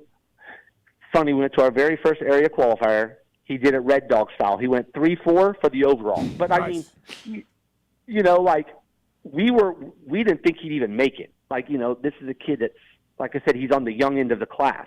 Did you have the same bike for their area and regional? I mean, I'll take. Okay. Well, got it. Keep moving. We move it forward. So we make it to the area, and we decided we're going to one regional. I'm not. Me and we're the furthest. Ask anybody who knows us. We're the furthest people from 50 parents. Mm-hmm. When our son goes out, he goes out. Steve, I mean, you haven't seen my son. He's 49 inches tall. He's, remember, he's as a 5-year-old. He's 49 inches tall. He weighs 71 pounds with no gear on. I heard he's a big boy. Yeah. Hey, he's tall like me, and he's built like Jessica's brother, like a football player. And he just he doesn't ride like everybody else. He rides every now and again. You know what I mean? He's one of those kids. He's not like, we don't go out and try to.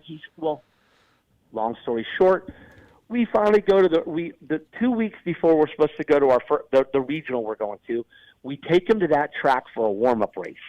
Now, every little kid's there that's going to race the regional. It's packed out for mini bike classes because that's what the youth regional is. Our son goes, never fell.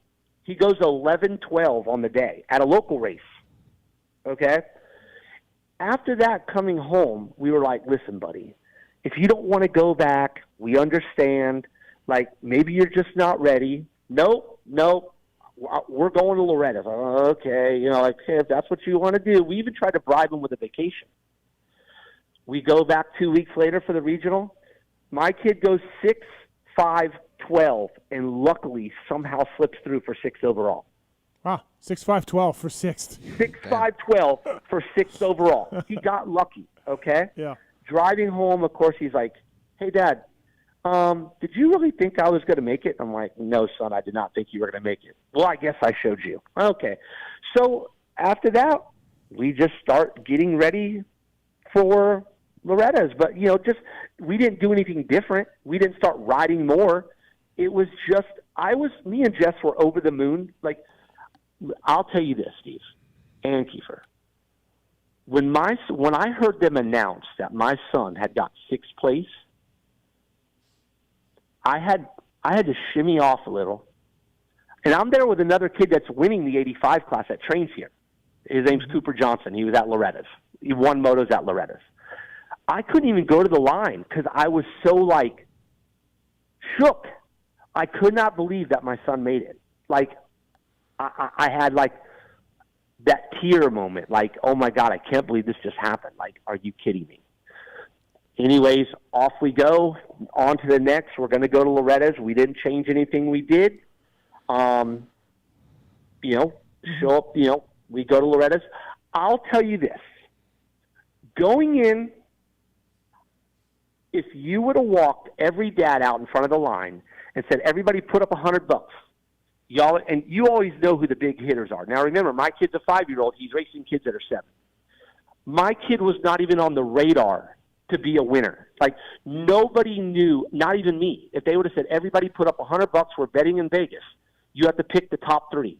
Not one dad on that line would have chose my son in the top 3. Not even me. Going to Loretta's, I figured if we could just maybe get lucky and get in the top 10, I'd be like, that would be awesome. I didn't do anything different from the regional to there. I went there thinking, okay, we're in. If my kid gets under the tent, it'll be a win. I promise you, I had no clue. Nobody had any clue that my kid could win. Not even me. And the only reason I left it, and I'll tell you this, if my kid would have went 10, 7, 9, nothing would have happened. Well, of course. But all of a sudden, the first moto, when he comes out and that happens, I swear, just so you know, after Monday, we were 12th fastest, 9 seconds slower than the leader.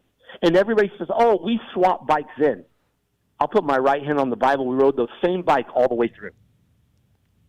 Like, it was just one of those things. It wasn't like I put the bike together going, all right, guys, we got to win this thing. My kid needs this. We're gonna cheat. I did it going, listen, my kid's a little heavier. If I can get him off to like a halfway decent start. At the regional, we were still starting in the 20s. Yeah, 10 to 20, that's where he would come out on the start. I figured if I could just get him out, maybe he'd be 7th through 15th. So with the results from the regional and then the 12th on Monday, like what happened? What got into the kid? Nobody knows. I don't know. No clue. Okay. And now, listen, I'm not going to blow anybody out. We're not the first people to ever get caught cheating on this thing, okay? Like in amateur racing, or do you mean the P-Dub class, or what do you mean? Yeah. Like in the world, world. But dude, to me, like you run the training facility, you sort of depend on the industry and people to support you and want to be with you and work with you. And have you had any blowback from that? So, Red Dog said it perfect. No, we haven't had any blowback. Okay, here's the thing. People always say, "Oh, they're training cheaters." Listen, it's my kid on a P-Dub. We're not like taking our other kids. I've never talked to any other kid here about running a cheater bike or anything like that. You know what I'm saying? Yeah. But it's like I did that for my kid. I'm responsible for my kid. And Red Dog said it best. Anybody who said they're not coming now was never coming to begin with, and anybody who left was leaving anyways. So you did have some of that go on, but I'm not saying because of this, but it could have been. No, I mean, yeah, we had one person that lived here full time, another 50 rider, but didn't even ride Knox's class. Okay. That moved on. You know what I mean? But I get it. Listen, what I did was wrong. But I didn't do it in malicious to try to win. I did it to take. Now, Steve, here's the other thing. My kid is 5. Most kids go back in their strong year when they're 6, and then they get to ride the bike when they're at their, oldest age. My kid was never going to get that opportunity. In 1 year, my kid can go back and ride P-Dubs next year.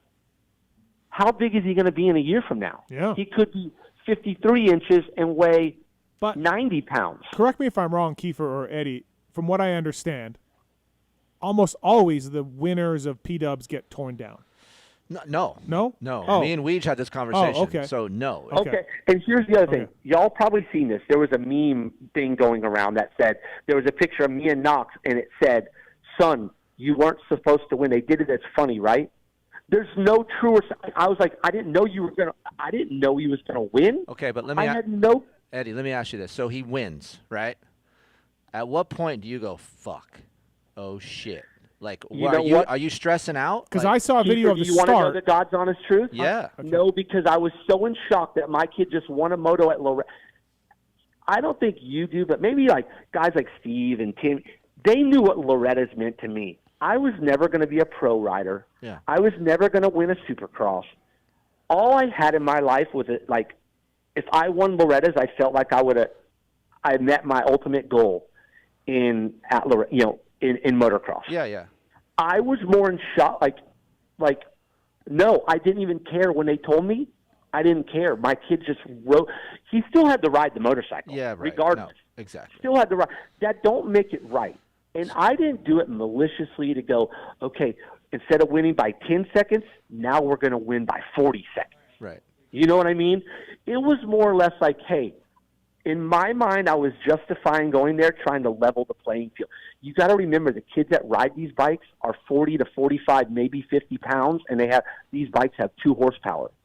So my son's too young for the next class. Okay. Too young, you know what I mean? Like for the next class, he's not ready. He hasn't been racing a full year on outdoors. It was more or less like I didn't think nothing of it. Like if I would have known he had a chance at winning, I wouldn't have done it.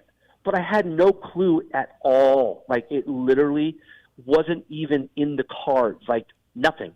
Like not even 5% chance of winning. I joked and said, if there was to be a muddy moto that's a mess and ruddy, my kid had a chance because he'll pick the bike up and walk with it.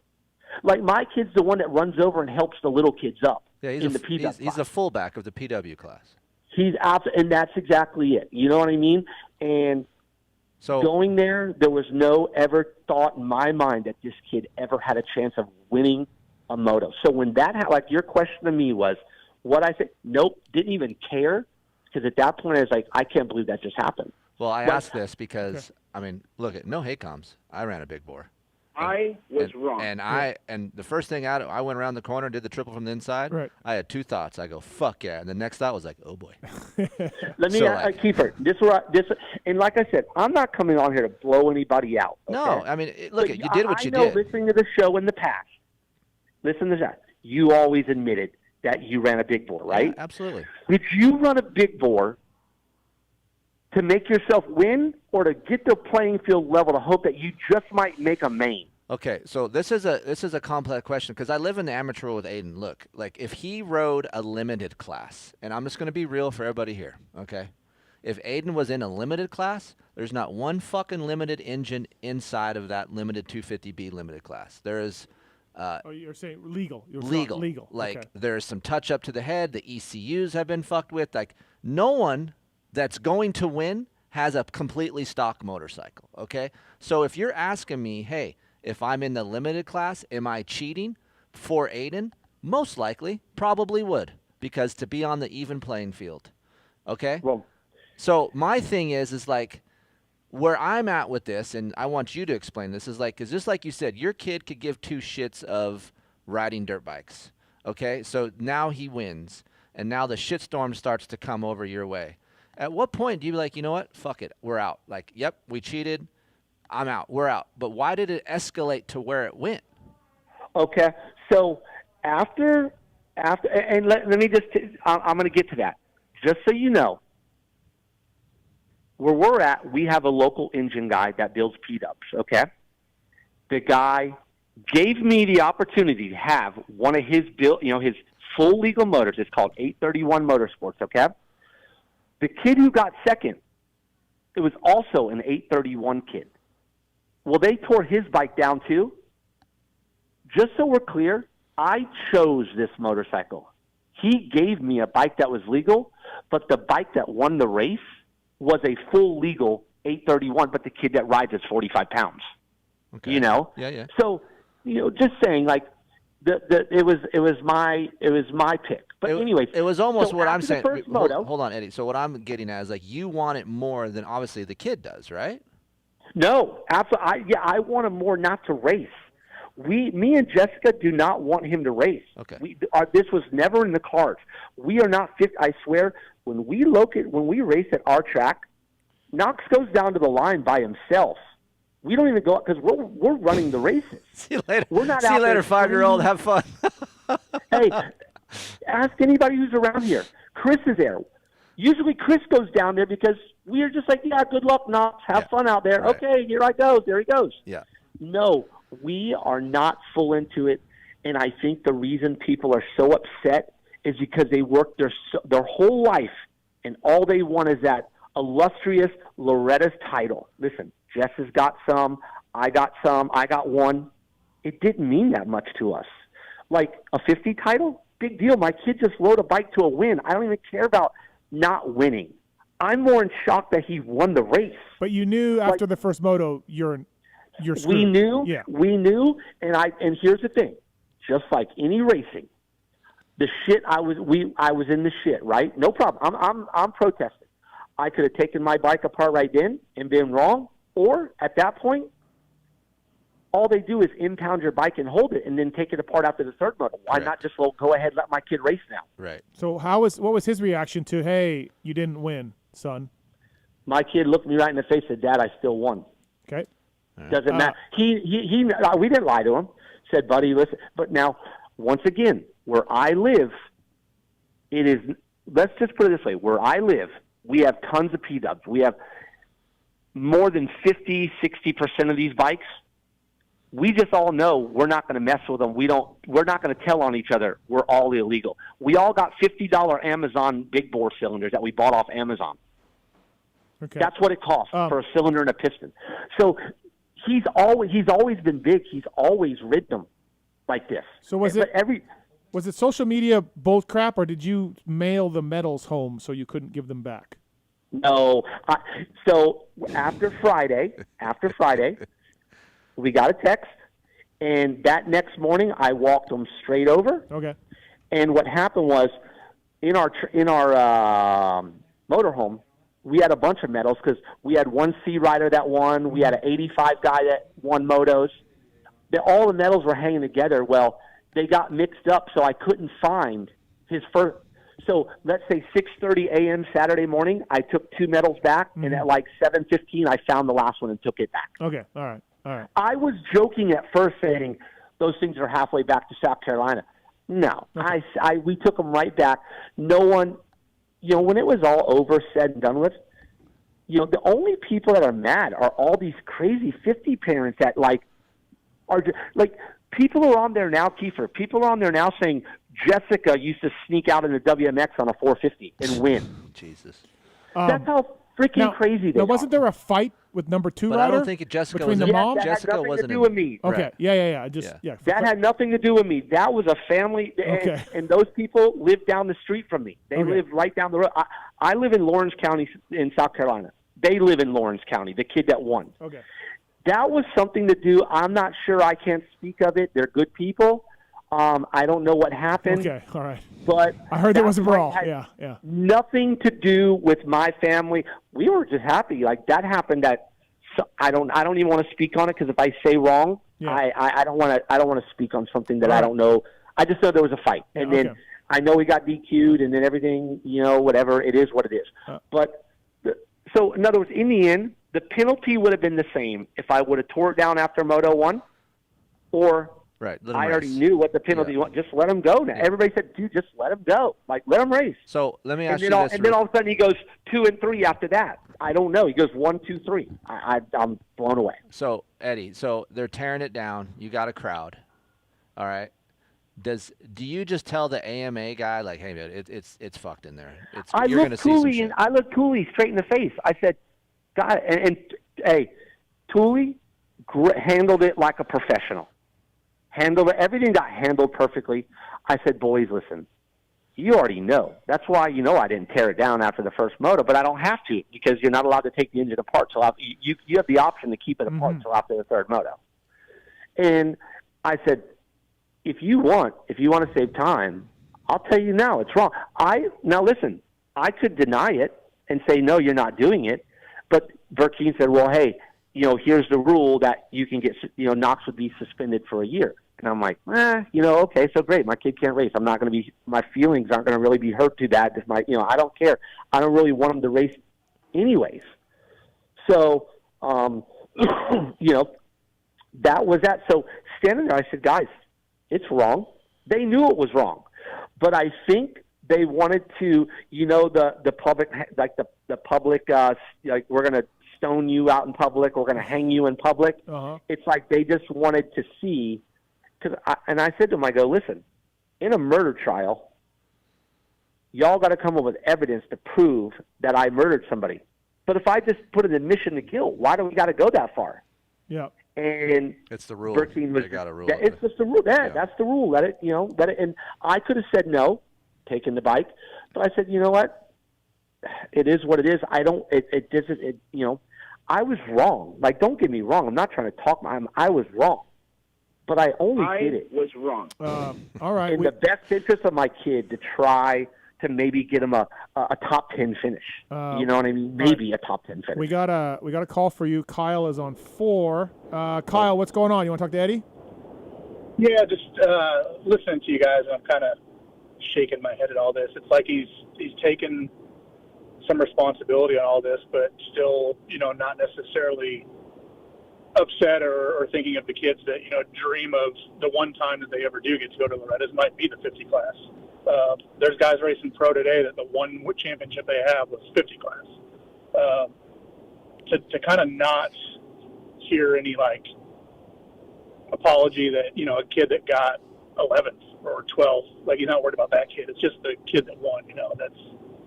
I mean, yeah, ultimately. I don't know. Yeah, ultimately. I mean, Eddie, you took a spot. He's right. No, absolutely. He's right. But, I mean, if I was to apologize, right, if I came out and I said, hey, guys, I'm sorry for doing that, for putting my kid, in the world today, no one's going to accept my apology. They're going to say you're still an asshole. Nah, they'll accept it. They'll accept it. And like I said, I was wrong for what I did, but I'm not going to beat myself up. I'm not going to beat myself up over it. You know what I mean?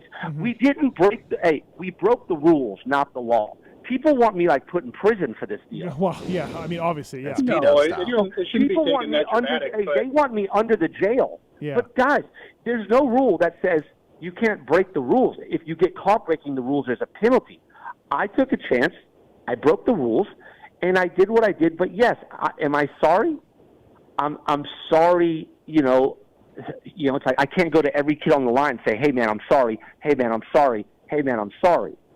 I was just looking out for my kid. Remember, my kid was one of the kids with the dream. Okay, let Kyle talk, Eddie. Go ahead, Kyle. My bad. With the platform that Steve provides, I mean, you essentially can come on the show and apologize to everybody, and it just seems like we're getting a lot of, "I'm sorry, but we didn't want to win," or "I'm sorry, but we didn't think whatever." "I'm sorry, but my kid doesn't care if he races."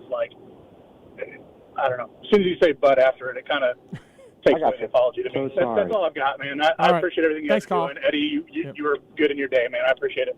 Thanks, Kyle. I do agree a little bit with Kyle, Eddie, where the fact, let's say the families that race, and it's the 4th place kid, and the families really want to see their kid up on the podium talking, and even though you raced the whole week, and that 4th or 5th or whatever, that kid missed that opportunity, and the family missed that opportunity, even though you kind of already knew you were cheating and kind of took that away. I think I understand what Kyle's trying to say a little bit. I do. I'm with you 100%. I guess in a roundabout way, I don't really know. What else to say, right? It is what it is. I don't know what to say. I'm not happy about it. I just don't know what to say. What's the, people, we talked to people and said, do we make a statement? Do we say something? Everybody said no, because you're just going to open it up for people to beat y'all up even more. What you did was wrong. Right. And what I did was wrong, and I take full blame for it. But I just don't, I don't know what to say. Honestly, I don't know how to say it to where people would believe me, because they're still going to be upset. Yeah, that doesn't and you're right. It's not fair to the 4th place kid, to the 10th place kid, to any of them. It's not fair. But here we go. But I don't know what else to do. Right. Should I go get each one of them and if that's Chuck E. Cheese card, a Chuck E. Cheese card to all 39 kids. Yeah, I mean, but I don't even think that would make it. Like I said, people want us under the the jail, and then now they start making up stuff about Jess, saying, "Oh, she snuck in 450s," and come on, that it just goes. Some people are just talking that don't even know what's going on. Well, trust me, as a guy that gets criticized for having opinions and stuff, some of the stuff I read about myself is insane, just insane. You're like, okay, cool, man. And if you go on you've made mistakes, you've said stuff that was wrong, you apologize, but nobody accepts it, and they're like, "Oh, you don't mean it." Yeah. That's what they would say about me, is you don't mean it, because I don't know really how to make it better. There's nothing I can do to really make it better. What's done is done. Yeah. What do we do? Okay, so not that, and again, you're not gonna. Do you think there was other 50s that were illegal out there? Come on. You think I'm the only one? And like I said, I'm not trading. No, I'm not. I don't expect you to name anybody. I was given the option to go after any. The AMA gave me the option to go after anybody that wanted to protest. Mm-hmm. Even if I would have went after all 40 and found 10 wrong, that's dead money. Like, it didn't make my bike right, and I didn't want to drag everybody else into it. Mm-hmm. I don't go to 50 races to fight with parents, and that's not who I want to be. Right. Yeah. You know. I agree. So, it's. I don't know. Like, I'm wrong, but I don't know. I don't know how else to that. It's like what I could say that can make everybody go, oh, okay. Like, I think I'm with Kris a little bit. What I think, and it's hindsight is 50-50, and you can all. I would have stopped after Moto 1 and been like, okay, yeah, I can't believe my kid won. Holy shit! Like, he got 6th at the regional. I can't believe he won. Okay, we're done. Right. That's what maybe you should have done, but honestly, I mean, I get it. Yeah. You could just be up here like, yep, I knew what it was, and we did it. Not the right thing to do, but it is what it is, and I apologize to families. And I didn't know my kid was going to win. We still had a lot of posts on social media about the win. Yeah. From everyone. Yeah. Involved, and you knew after Moto 1, you're like, yeah. And look and so some of that you're going to get on your. People are going to bring that on you.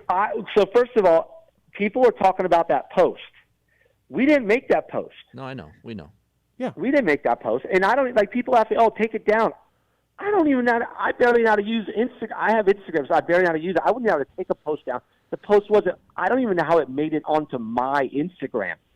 I think I was tagged or collaborated. There's a lot of gaps in all this whole fucking shit. Are you with me, Kris? That maybe after Moto 1, that should have been it. I mean, especially if you knew your kid was fast. It's kind of like, look, perfect example. I cheated one race. As soon as Rags knew that I was going to be good, he's like, "Oh, we're done. That's it. San Francisco, you're going back on a normal bike." Right. Like he was out. So I feel like if Knox won, I'd have been like, "Fuck. Okay, well, Knox, you're the winner. We're one moto. We're creaking it the rest of the week." Well, here's the thing. Even after that, the bike was so no matter what. Even after Moto 1, the bike was still coming apart. No matter what. Yeah. But what if you withdrew from the whole race? Like, hey, we're out. Like, no, hey, you can't. You can't. I tried that. You can't. Oh wow. Okay. That's why they're like, just go now. No, it's going to be the same today as it's going to be in 3 days from now. You just go. Yeah, it's just a fuck situation. Like, here's the deal. I see both sides. I'd be pissed off if I was a parent, and I know Eddie and I know Jessica, and I like them both. And I've cheated myself. I think everybody listening to this, we've all done something, a form of cheating in our lives. I don't think I have. Really? I don't think so. I can't think of anything. You're Canadian. Maybe you haven't. Okay, I haven't. Yeah, I don't know. I mean, I can't think of anything. You never cheated at all? I don't think so. I would care. I would admit it. If I cannot think of a time. Have you lied? Yes. Okay. Same thing. Okay. Cheat, lie. Right, okay. Same thing. All right. So I just feel like, I know both of these people and they're good people. Like, I'm a good person and I knew what I was doing. It's like sometimes you just do dumb shit. And it is what it is. Yeah. All right, Eddie, we got to run. We got our next guest coming up. And I did it in sake of like I said, what I felt was best for my son. Not for me. I mean, like I said, even with that, I'm just as in shock as everybody else. I'm honestly impressed that you wanted to come on tonight. That you texted me today. I'll tell you the story. Do you want me to come on? And of course we would. Kris texted me last week and said, "Hey, they talked about you again on Pulp Show." I said, "Now what?" He goes, "Actually, not even about the Loretta thing. It was about the JT fight." Somebody called in, and then somebody said, and then Kris goes, "They said something to the fact of, or maybe you said, Eddie used to come on and be a co-host at times, but he hasn't been on. I wish he'd come on." And that's when I sent you the text and said, "If you want to know, just have me on," because I had nothing to, nothing to hide. No, and it's not like I wanted to come on and I'm not bragging about. I'm happy for my kid, but I'm a parent. I love my son. You know what I mean? Yeah. I didn't do it to ruin his, his career. But we all make mistakes. I mean, many people before me have made this mistake, and I promise you, many people after me are going to make the mistake because nobody thinks they're ever going to get caught. You know what I mean? And then, if my kid would have been on in the back, no one would ever know. And I'm sure there might have been, more people doing it. Steve, question before Eddie gets off the phone. Yeah. Is JP the GOAT of women racing? Yeah, of course. Okay. I'm just looking. Aiden doesn't think so. What does Aiden say? Not fucking JP, and it pisses me off. Does he say like Leva or like No, somebody in he's Europe? Or like Whitmore or something. no. Right. Or he goes Ashley. I go, No, no. Jessica beat Ashley. Like, more than Ashley beat her. Look, and JP Jessica, is the GOAT. Right, of like, course. Only other girl that I see maybe that's going to be better than JP was is Lala. That's it. That's all I can see. Right. And just to bring Jess into this, the person that was probably, and what no one sees, the person that was most distraught, probably Yeah, she's upset, attached to it. Her name's still around, dude. You know? And why? Just asking y'all, why is it that we took so much heat? Is it because of who Jessica is? Correct. I don't know. That's exactly what it is. Yeah, you're and industry listen, people. You're Jessica- both as industry people. You should know better. When- you work in the industry, or yeah. you know, like you know better. When we went to break the news to Knox, Jessica, because I knew what was there, and Jessica's when I had told her, hey, listen, she was not. I mean, listen, my wife supports me, and I support my wife. We've been together 25 years. You know, she's upset with me. She was upset with me, but it broke her heart to have to look Knox in the face and tell him that. Like, she broke down. It hurt me. Like, literally, she didn't talk to me for like a week.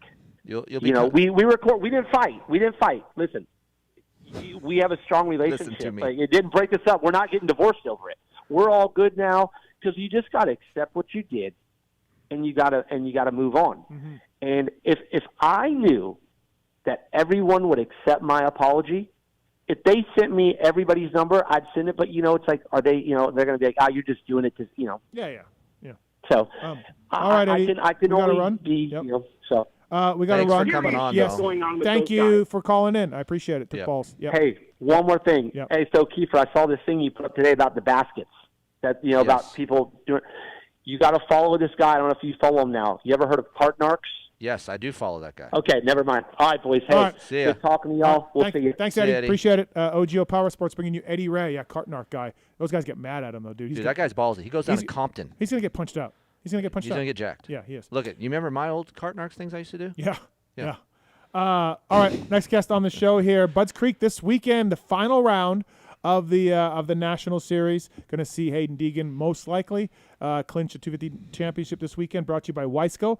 Pulp25 is the code to save at Wiseco. And whether it's pistons, whether it's engine rebuild kits, clutch and valve train components, the code works with Recluse also. Pulp25, Honda HRC, PulpMX, Twisted Guys using Wiseco pistons. Bringing you our next guest from Budds Creek. It's Ezra Beasley. What's up, Ezra? How are you, man? What's up, fellas? I'm doing good. I don't consume a lot of media. I know I'm on here with Steve, but Kris Keefer, is it just the two of you boys? Yeah, that's Yes, it. sir. Just us, man. Hey, What's up, fellas? final round for you this weekend, which is new. You guys used to be the final round way back in the day, but final round this year for you. I don't know if is that different? Is that exciting? Is that not a big deal? Does it matter to you? No, I think it's awesome to be the final round again. I think the first national my dad ever had in 1989 was the second weekend in October. Mm-hmm. We had nice, cool weather, so that's great. It's looking to be about 80 degrees or so, and thankfully we get one championship being wrapped up at Budds. Yeah. You'd love to have the final round like a couple years ago when Tomac and Sexton were battling, Mm-hmm. but Deegan's keeping it interesting. So No, for sure. that's always special to have a champion crowned at our racetrack. Chris, you ever ridden Budds? Yeah, I went to a couple times. Husqvarna and World Intro was there. Okay. And it was 185 degrees. Yeah. It was awesome. Yeah. I tell people, Redbud, Fun. Millville, Budds Creek is one of the hottest races I've ever been to. 1998, I think, one of the hottest races I've ever been to was Budds Creek. But Insane. For me, Bud's top 5 fun tracks for me to Yeah. ride. So Yeah, we rode it a few times. Kelly Smith and I did the 4-stroke nationals back on the day, and we would ride during the week at Budds. So yeah, we spent some time there. Is it open during practice too, or is it just on the weekends? Or So with everything going on in our world, insurance has just gotten crazy.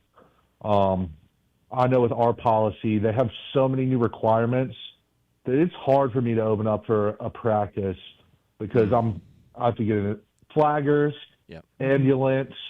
Those are all things just 2 years ago we didn't need for practice, and so a lot goes into a practice that didn't go into practice just a few years ago. So we've really cut back on our practices, but we still are open for practice on occasion. Okay. What about private rentals? You do that out there?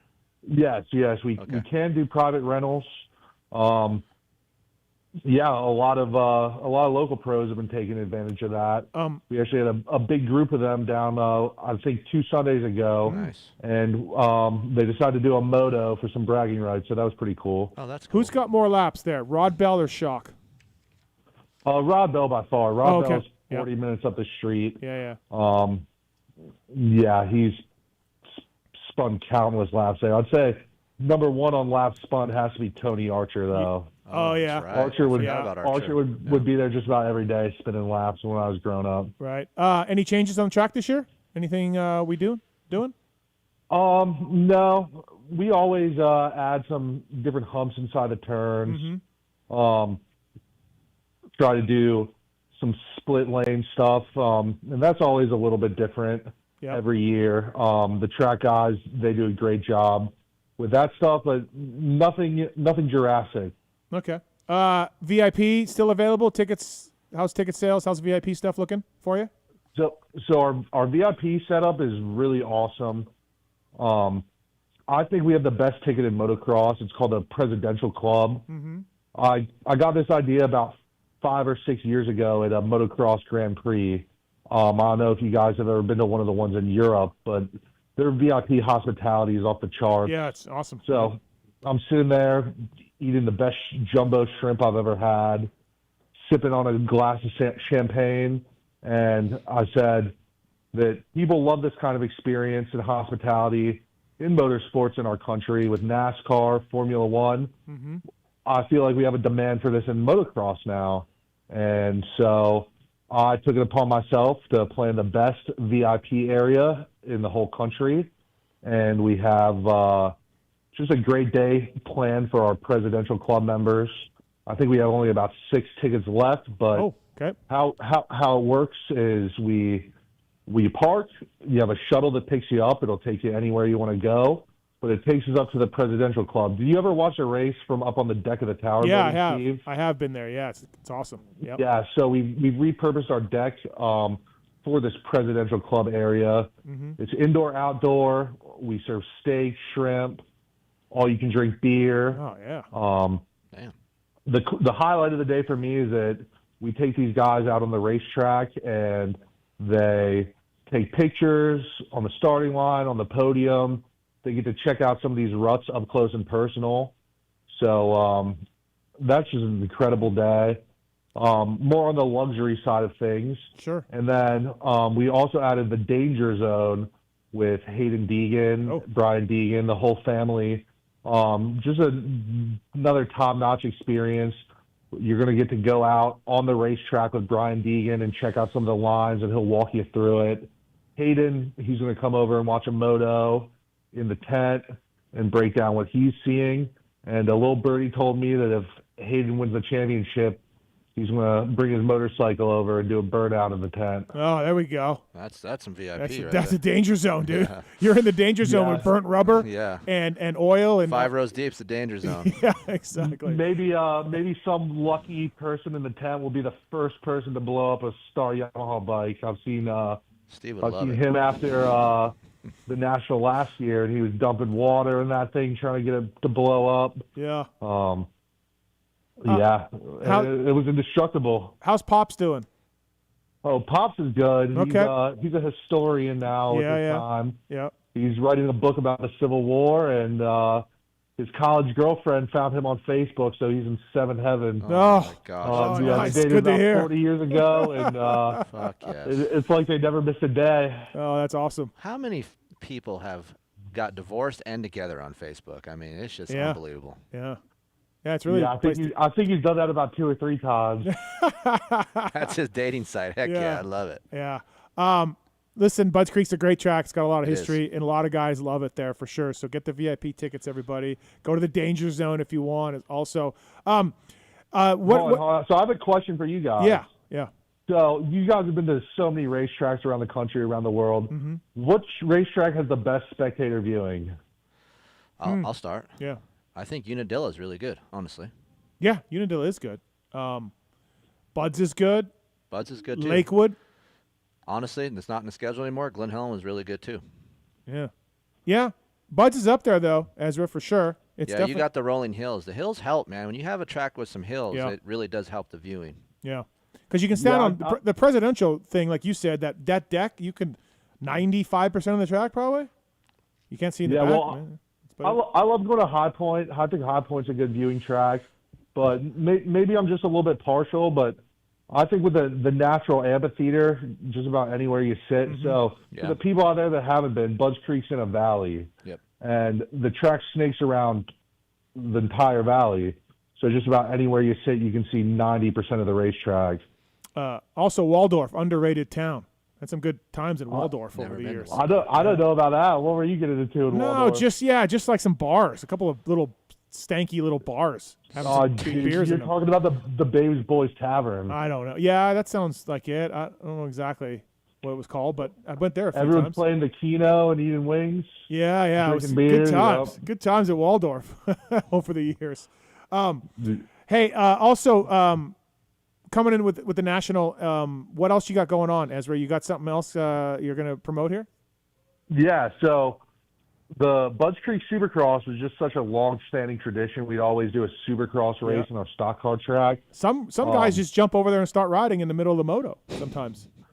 Yeah, the 338 machine. Yeah, that one time, yeah. on your team. So what do you got going on? Yeah. We brought back the Supercross. It's our third year. Okay. Now the Supercross action's back Friday night. That's probably the highlight of our amateur program for the weekend, just because that's just such a special experience racing under the lights. Mm-hmm. On Friday during the day, though, you can ride the same track as the pros for practice, and then we'll have the WMX race. I think one motor's Friday, and then on Sunday we have an amateur race. It's just going to be one moto format, but we knocked the price down, and it's long laps, 6-lap race. I can barely do 2 laps, so yeah.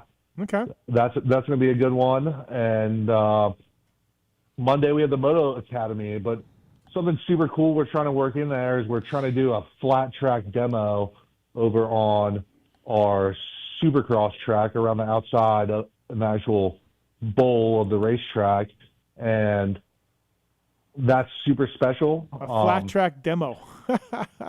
Yeah, it's going to be some of the flat track pros Yeah. Joe Bromley.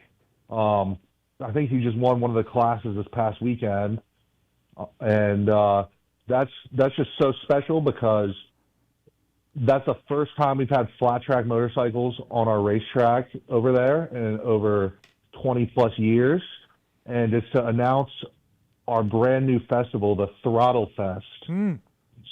So this is an event we're going to be doing in May of 2026, and you guys are actually the first to hear about it. Oh, sweet. The Throttle Fest is going to involve 7 different disciplines of racing, from flat track, motocross, hare scrambles, enduro cross, some other things we got worked in.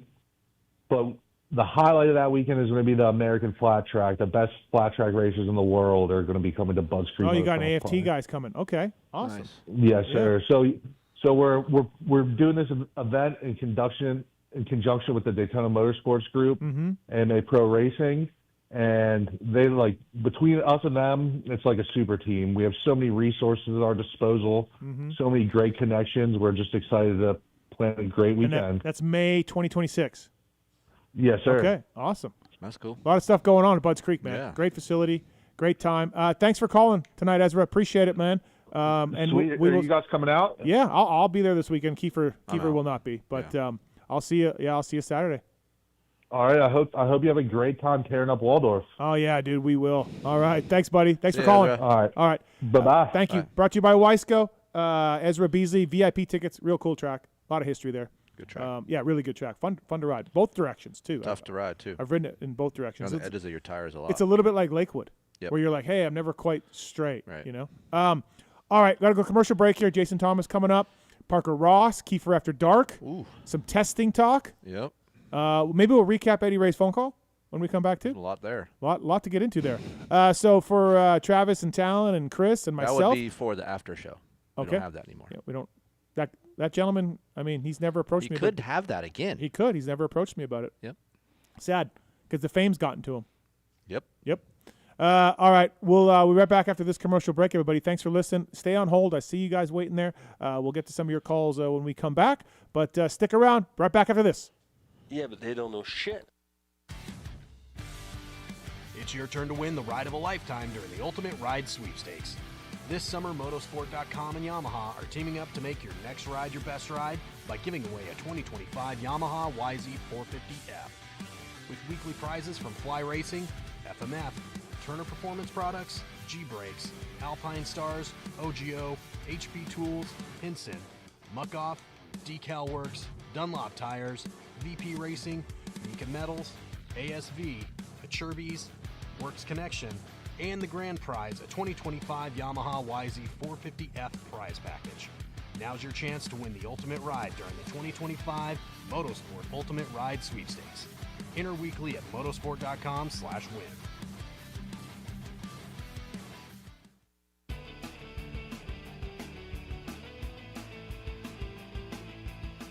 You likely know Racetech as the suspension and engine tuner of choice for the world's fastest privateers. But what you may not know is behind the scenes, Racetech is the trusted source for many OEMs and factory teams throughout the motorcycle industry. For nearly 40 years, Racetech has been producing high-performance suspension and engine components and services right here in the USA. Racetech doesn't just specialize in motocross. In fact, they have many off-road, hill climb, flat track, road racing, and supermoto championships on the mantle as well. Not a racer but want to smooth out the ride on the street or add some performance to your Harley? Racetech offers a full line of suspension solutions including industry-leading built-to-order G3S custom shocks. All Racetech products are 100% guaranteed to exceed your highest expectations. Don't wait. Experience the Gold Valve advantage today by logging on to racetech.com. Don't forget to mention PulpMX when ordering for a discount.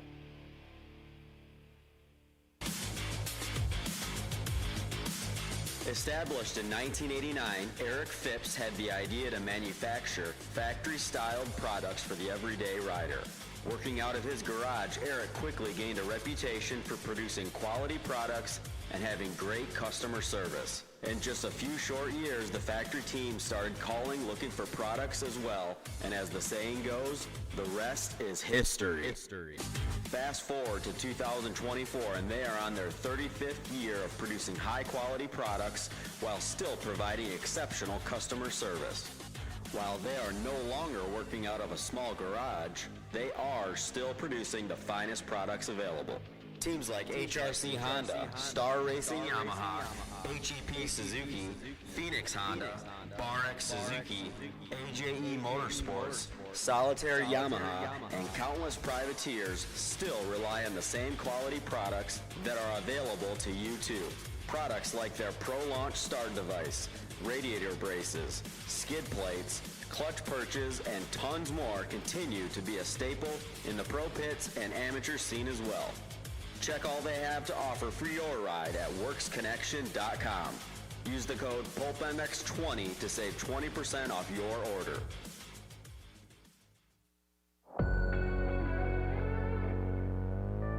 Wiseco Piston has over 80 years of experience manufacturing pistons in Cleveland, Ohio, USA. Wiseco pistons are developed and proven through professional racers, teams, and engine builders, including factory Honda, HRC, Club MX, DBTV, Twisted Development, and many more. Wiseco is rooted in supporting grassroots racers across the country. Wiseco has been a sponsor of Loretta's and GNCC Racing since their very first events. Wiseco has a piston to fit the needs of any type of rider, from reliable rebuilds to serious racers. Wiseco is still the piston expert. However, the brand has evolved and has a complete range of performance components, including engine rebuild kits, clutch and valve train components, crankshafts, gaskets, and more. Wiseco has all of your power sports machines covered, from dirt bikes to UTVs, ATVs to jet skis. Find what you need at wiseco.com or wherever you like to buy your parts.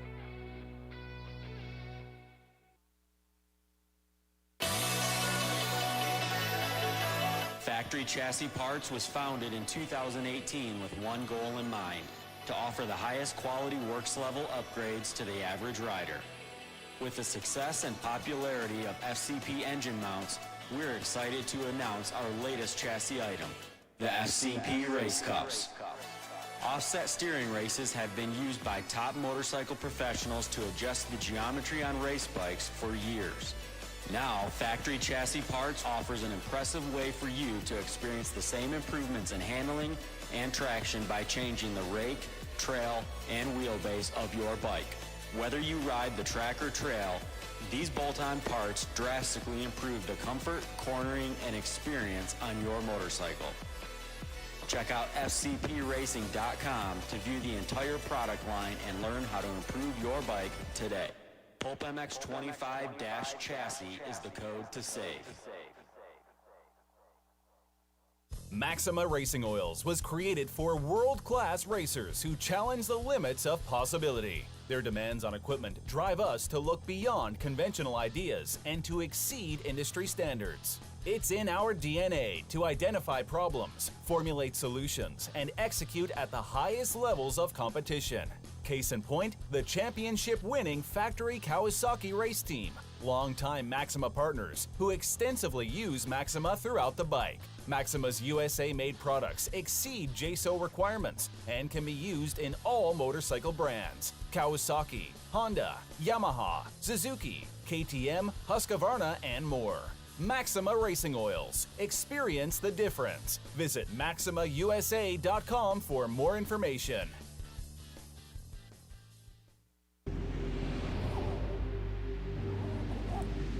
I'm Cooper Webb, and I choose OGO. I'm Christian Craig. I'm Dean Wilson. I'm Aaron Plessinger. I'm Jerry Martin. I'm Nate Thrasher. I'm Shane McElrath. I'm Hunter Lawrence. My name's Jett Lawrence. I'm Jordan Smith. I'm Tal Hawkins. Stargate Hampshire. I'm Hayden Deegan. I'm Colt Nichols, and I choose OGO. And I choose OGO. And I choose OGO. I'm Tom Biala, I choose OGO. And I choose OGO. And I choose OGO. I'm Jiren Ferrandis, and I choose OGO. In 1990, my dad, Jamie Gregg, started Guts Racing. Guts stands for Greg's Ultra Trick Seats, because I was just a little kid that wanted a trick seat. And if you're out there looking for a trick seat, go to gutsracing.com, your local dealer, or Motosport, and place your order. Support the people that support PulpMX. You can use Pulp 2025 for 20% off at gutsracing.com.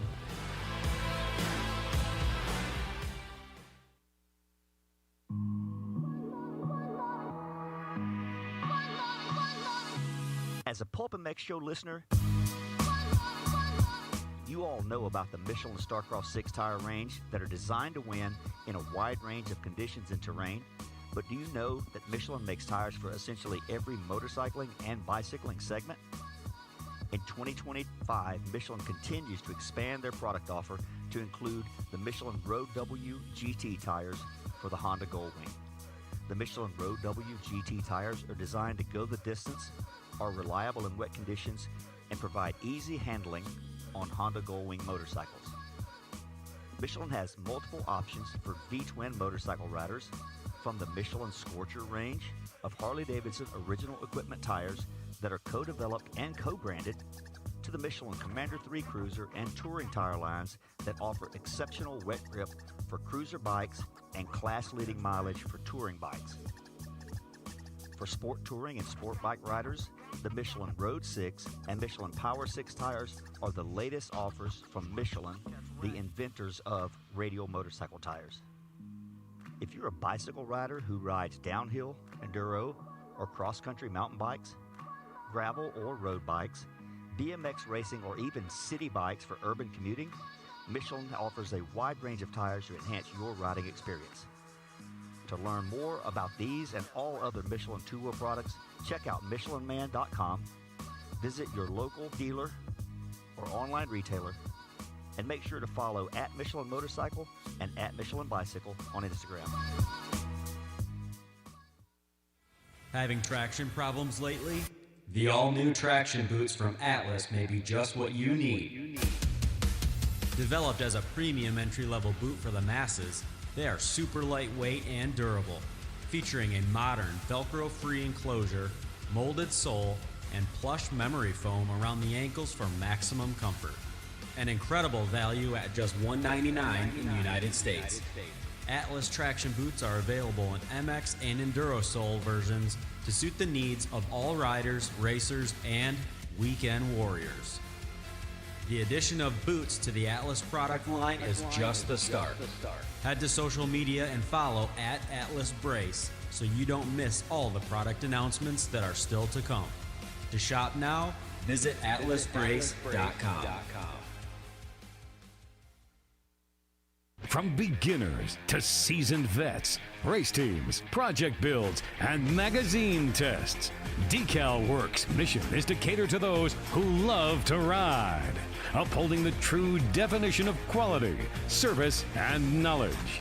Visit decalmx.com and use promo code PulpMX23 to get 20% off your custom graphics. Decal Works, #1 for many reasons. It's your turn to win the ride of a lifetime during the Ultimate Ride Sweepstakes. This summer, motorsport.com and Yamaha are teaming up to make your next ride your best ride by giving away a 2025 Yamaha YZ450F. With weekly prizes from Fly Racing, FMF, Turner Performance Products, G-Brakes, Alpine Stars, OGO, HP Tools, Hinson, Muck-Off, Decal Works, Dunlop Tires, VP Racing, Mika Metals, ASV, Achurbis, Works Connection, and the grand prize, a 2025 Yamaha YZ450F prize package. Now's your chance to win the ultimate ride during the 2025 Motorsport Ultimate Ride Sweepstakes.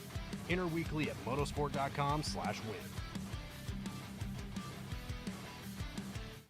Maxima Racing Oils was created for world-class racers who challenge the limits of possibility. Their demands on equipment drive us to look beyond conventional ideas and to exceed industry standards. It's in our DNA to identify problems, formulate solutions, and execute at the highest levels of competition. Case in point, the championship-winning factory Kawasaki race team, longtime Maxima partners who extensively use Maxima throughout the bike. Maxima's USA-made products exceed JSO requirements and can be used in all motorcycle brands: Kawasaki, Honda, Yamaha, Suzuki, KTM, Husqvarna, and more. Maxima Racing Oils. Experience the difference. Visit MaximaUSA.com for more information.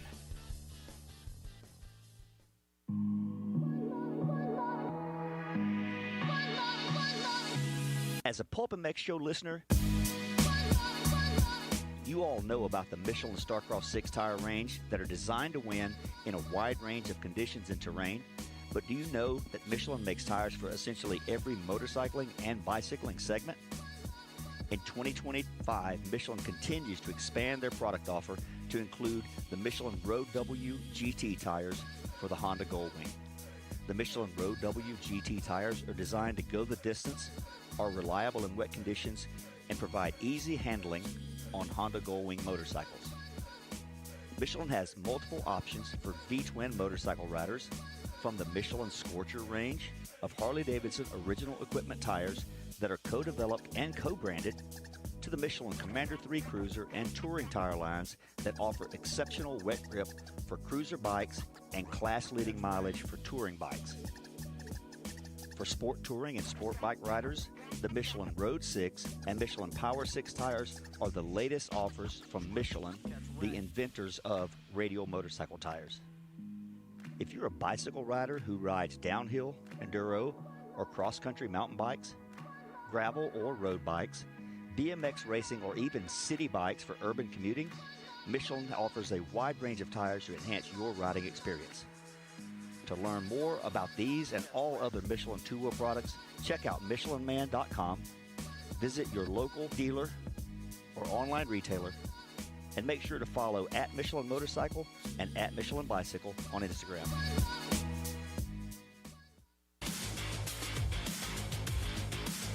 Established in 1989, Eric Phipps had the idea to manufacture factory-styled products for the everyday rider.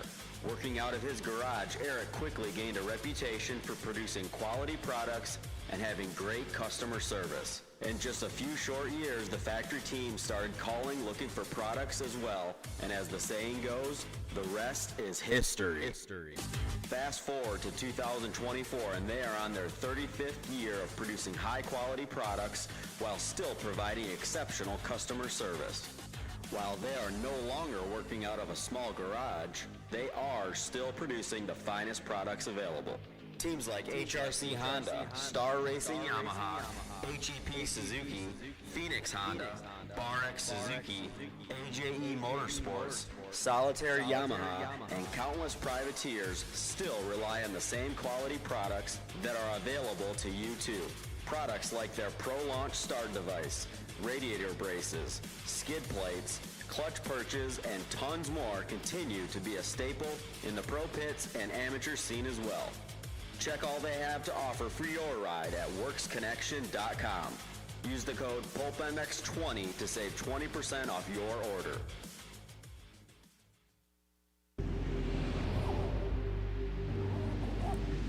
I'm Cooper Webb, and I choose OGO. I'm Christian Craig. I'm Dean Wilson. I'm Aaron Plessinger. I'm Jerry Martin. I'm Nate Thrasher. I'm Shane McElrath. I'm Hunter Lawrence. My name's Jett Lawrence. I'm Jordan Smith. I'm Town Hawkins. Stargate Hampshire. I'm Hayden Deegan. I'm Colt Nichols, and I choose OGO. And I choose OGO. And I choose OGO. I'm Tom Biala, I choose OGO. And I choose OGO. And I choose OGO. I'm Jiren Ferrangis, and I choose OGO.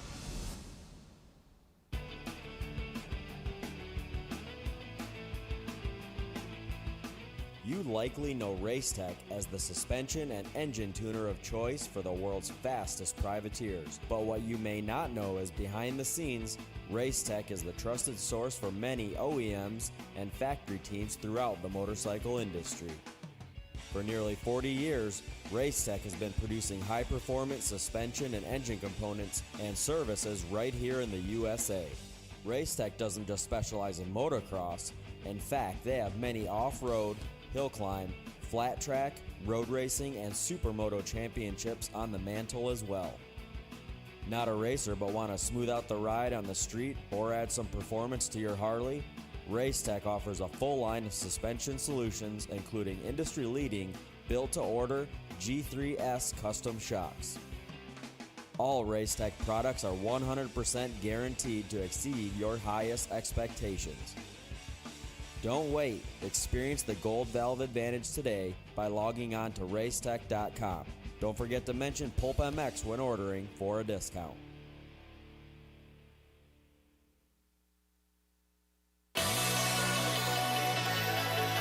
Factory Chassis Parts was founded in 2018 with one goal in mind: to offer the highest quality works level upgrades to the average rider. With the success and popularity of FCP engine mounts, we're excited to announce our latest chassis item, the FCP Race Cups. Offset steering races have been used by top motorcycle professionals to adjust the geometry on race bikes for years. Now, Factory Chassis Parts offers an impressive way for you to experience the same improvements in handling and traction by changing the rake, trail, and wheelbase of your bike. Whether you ride the track or trail, these bolt-on parts drastically improve the comfort, cornering, and experience on your motorcycle. Check out fcpracing.com to view the entire product line and learn how to improve your bike today. PulpMX 25-chassis is the code to save.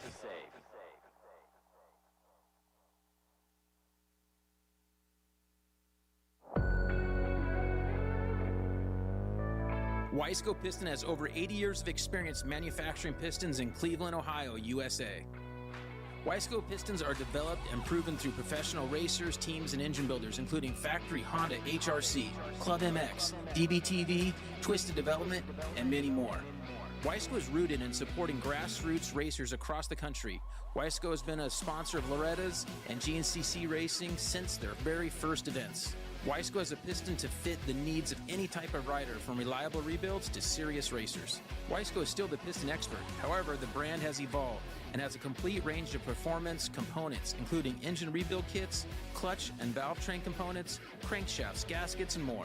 Wiseco has all of your power sports machines covered, from dirt bikes to UTVs, ATVs to jet skis. Find what you need at wiseco.com or wherever you like to buy your parts.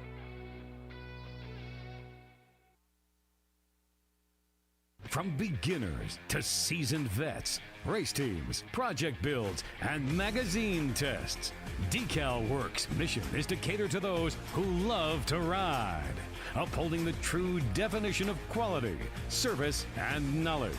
Visit decalmx.com and use promo code PulpMX23 to get 20% off your custom graphics. Decal Works, #1 for many reasons. In 1990, my dad, Jamie Gregg, started Guts Racing. Guts stands for Gregg's Ultra Trick Seats, because I was just a little kid that wanted a trick seat. And if you're out there looking for a trick seat, go to gutsracing.com, your local dealer, or Motosport and place your order. Support the people that support PulpMX. You can use Pulp 2025 for 20% off at gutsracing.com.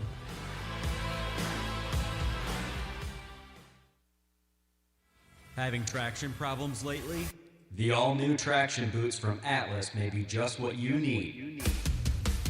Developed as a premium entry-level boot for the masses, they are super lightweight and durable, featuring a modern Velcro-free enclosure, molded sole, and plush memory foam around the ankles for maximum comfort.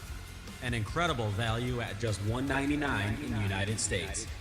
Atlas traction boots are available in MX and Enduro sole versions to suit the needs of all riders, racers, and weekend warriors. The addition of boots to the Atlas product line is just the start. Head to social media and follow @AtlasBrace so you don't miss all the product announcements that are still to come. To shop now, visit atlasbrace.com. Yeah, welcome back, everybody. PulpMX Show presented by Motorsport.com, Fly Racing, Decal Works. Kris Keefer here, brought to you by the folks at Decal MX. Love those guys. PulpMX 25 code to save with them. Thanks to our guys at Works Connection, we are giving away a set of foot peg mounts for YZ250F, 450F, newer models. Kris, you helped develop, Eric, and everybody at Works Connection with these. They're lower and back. Yeah, so -5 down, -5 back. Yeah. If you guys have the older ones, these are still -5 and -5 from current 2025, 26 models.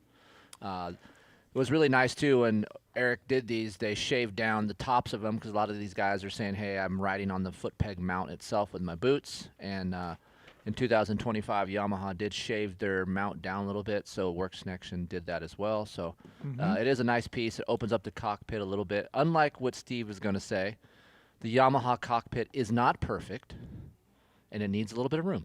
Okay, so not going to apply to me. I have shorter legs. Not I gonna think work it's for still me. going to be applied to you. No, it's not. Okay. It's a great bike. So we're going to give a set of these away. They're pretty expensive, so cool. It Works Connection to do this. Yep. What I want to do is contest at PulpMXShow.com. Send me a photo of your Yamaha. Send me what you got. Contest at PulpMXShow.com. We'll pick a lucky winner out of the entries later on this week to get a pair of these mounts from Works Connection. If you don't win, you can use code PulpMX20 at Works Connection as well. So thank you to those guys. Contest at PulpMXShow.com. Send me a photo of your Blue Crew and let us know why you need these mounts. Before we get to our next guest, Price wants to know the origin to one of Keefer's sayings. Price, what's up? What's up, Keefer and Steve? So, question, I've noticed Keefer say it a bunch, and it's been at the top, like my group, and definitely my girlfriend makes fun of me all the time. Steve, I think you may say it a couple of times, but Kris, are you the only one in your family that says, look it? Like before a sentence, look it? If I was to do this, like, no, it's a weird one, but I've noticed you say it a bunch. Like I say it before a he bunch, makes tell a my friends statement, say it. he says, look it. Look it. Yeah, look it. You Instead do of, like, say that. look at it or Right, look at right. this or, I guess when I, you know, I- like, yeah, I'm the only one that says that in my family. I guess when I'm talking about something serious, Yes, that's what you do it. I go, look it, check this out. Like, I'm Yeah. going to break something down right now because stand by. Yeah, so, yeah. Yeah, like, you just really do strap that. in because it's going to be good, You right? really do that. Yeah. I never noticed so I do you did think that. it's like a do you think it's like a West Coast thing? So my girlfriend's from Tennessee, and she's like, none of us ever say that, and I'm like, I don't know. And then a couple of my other friends that do say it were all from Arizona, but we don't know if it's like a West Coast thing or what. But I just love that. Like literally, we had a conversation, and then I listened to one of Keefer's podcasts, and he was like, "Look it, I'm gonna break it down," or like, "Look, I'm gonna tell you this." Yeah. I'm like, oh, there it is. No, it means, hey, I'm getting real. You know what it comes Yeah. from, honestly? Yeah, So now that you say that, honestly, I never knew I said it, but now that you said that, I'm looking back and going through my Rolodex. It's from my dad. Okay. When I was always getting in trouble or he was trying to teach me something, he would say, look it, this is how it's done, or explain things to me. So now I've rolled that over into Aiden, and as much as Aiden and I discuss life and things that he needs to do the correct way, I say it a lot. So I think maybe I'm doing that. But, Chris, I say, I don't know, man, and you turned it into a segment. I did. Well, yeah. Steve said it enough. I don't know, man, is a great segment. I love it. Yeah. So I'm glad that happened. That's I'll get Chris. some royalties sooner or later from that. Chris started with that. So, all right. Thanks, man. Thanks for the call. Appreciate it. Thank you. No problem. We'll see you. All right, everybody. Fly Racing, flyracing.com. Cooper Webb, Supercross champ, running Fly Racing. RJ Hampshire, of course. We talked about him earlier in the show. The code PulpMX saves with you at flyracing.com directly. And Cherry Coke's not that good. Whatever, bro. Cherry Coke's fantastic. Bringing in from Fly Racing, WPS as well. That's bullshit. It's Jason Thomas. What's up, JT? What's happening? So, hi, JT. Unadilla. Okay. What's your best Unadilla story? Like, what was your best race there? What's your best memory of Unadilla? So Unadilla was always really difficult for me. I didn't ride there very well relatively compared to the other tracks. It was just always a struggle. And I got better. I think like 06, like 07 years, I could run around 10th or something, but I still never really felt comfortable. It was just fighting it all the time. I think the best story though, or like reference point of to just kind of describe that, in 99, I hole shot it on a 125. And at the end of the first lap, I was in 17th. Shit. You did not fall either. I did not fall. Right. I did not fall. I just got every piece of plastic that wasn't bolted down blown off the side of my motorcycle as people went by. Yeah, that's tough. It was a rough go. But I ended up 17th. I crossed the first lap in 17th, and I came across the checkered flag in 17th. Yeah. Chris, you rode there, right? You got to where I was meant to be really quickly. You did a bike test there, Chris? Yeah. God. It was when the Jeff Ward team was around. So can you tell me those years? What years were that? 15? 14? And I rode Justin Brayton's factory Honda, and I think it was Dean Wilson's Kawasaki. Was he on that team? He wasn't on that team by then. Who was it? Grant? Josh Grant? Chisholm? No, it was Josh Grant's bike. Yeah. And it was by far, it was after they had a huge rainstorm and there was ruts everywhere. So I woke up the next morning thinking it's going to be all prepped and ready to go. They didn't touch it. There's trash everywhere from the fans, and we did 10 bikes, and the ruts. Dirt Rider days? Yep, Dirt Rider days, and the ruts were fucking baked over.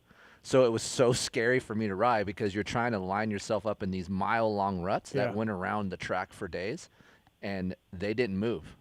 So it made for a little – I went off the track a little bit to open the track up. Yeah. But it was fun. The sky jump was fun. I got to do that. I got some really sick shots of JB's bike on that. So JT, I liked it those years that they went like across from the mechanics area into that flat field. You jumped up, went across, made a left, and then jumped back down. Like where Stu and Ricky collided. Like before that, but that's in that section, coming out of that section. That was fun. Yep. That was a fun little section they did. I like that. And JT, they did amateur day on the main track this year? They did. First time I thought I heard ever. So yeah, like I want to say it was ever the first time they did, because they used to do it up on the hill on that amateur track. But so I was talking to somebody about it before.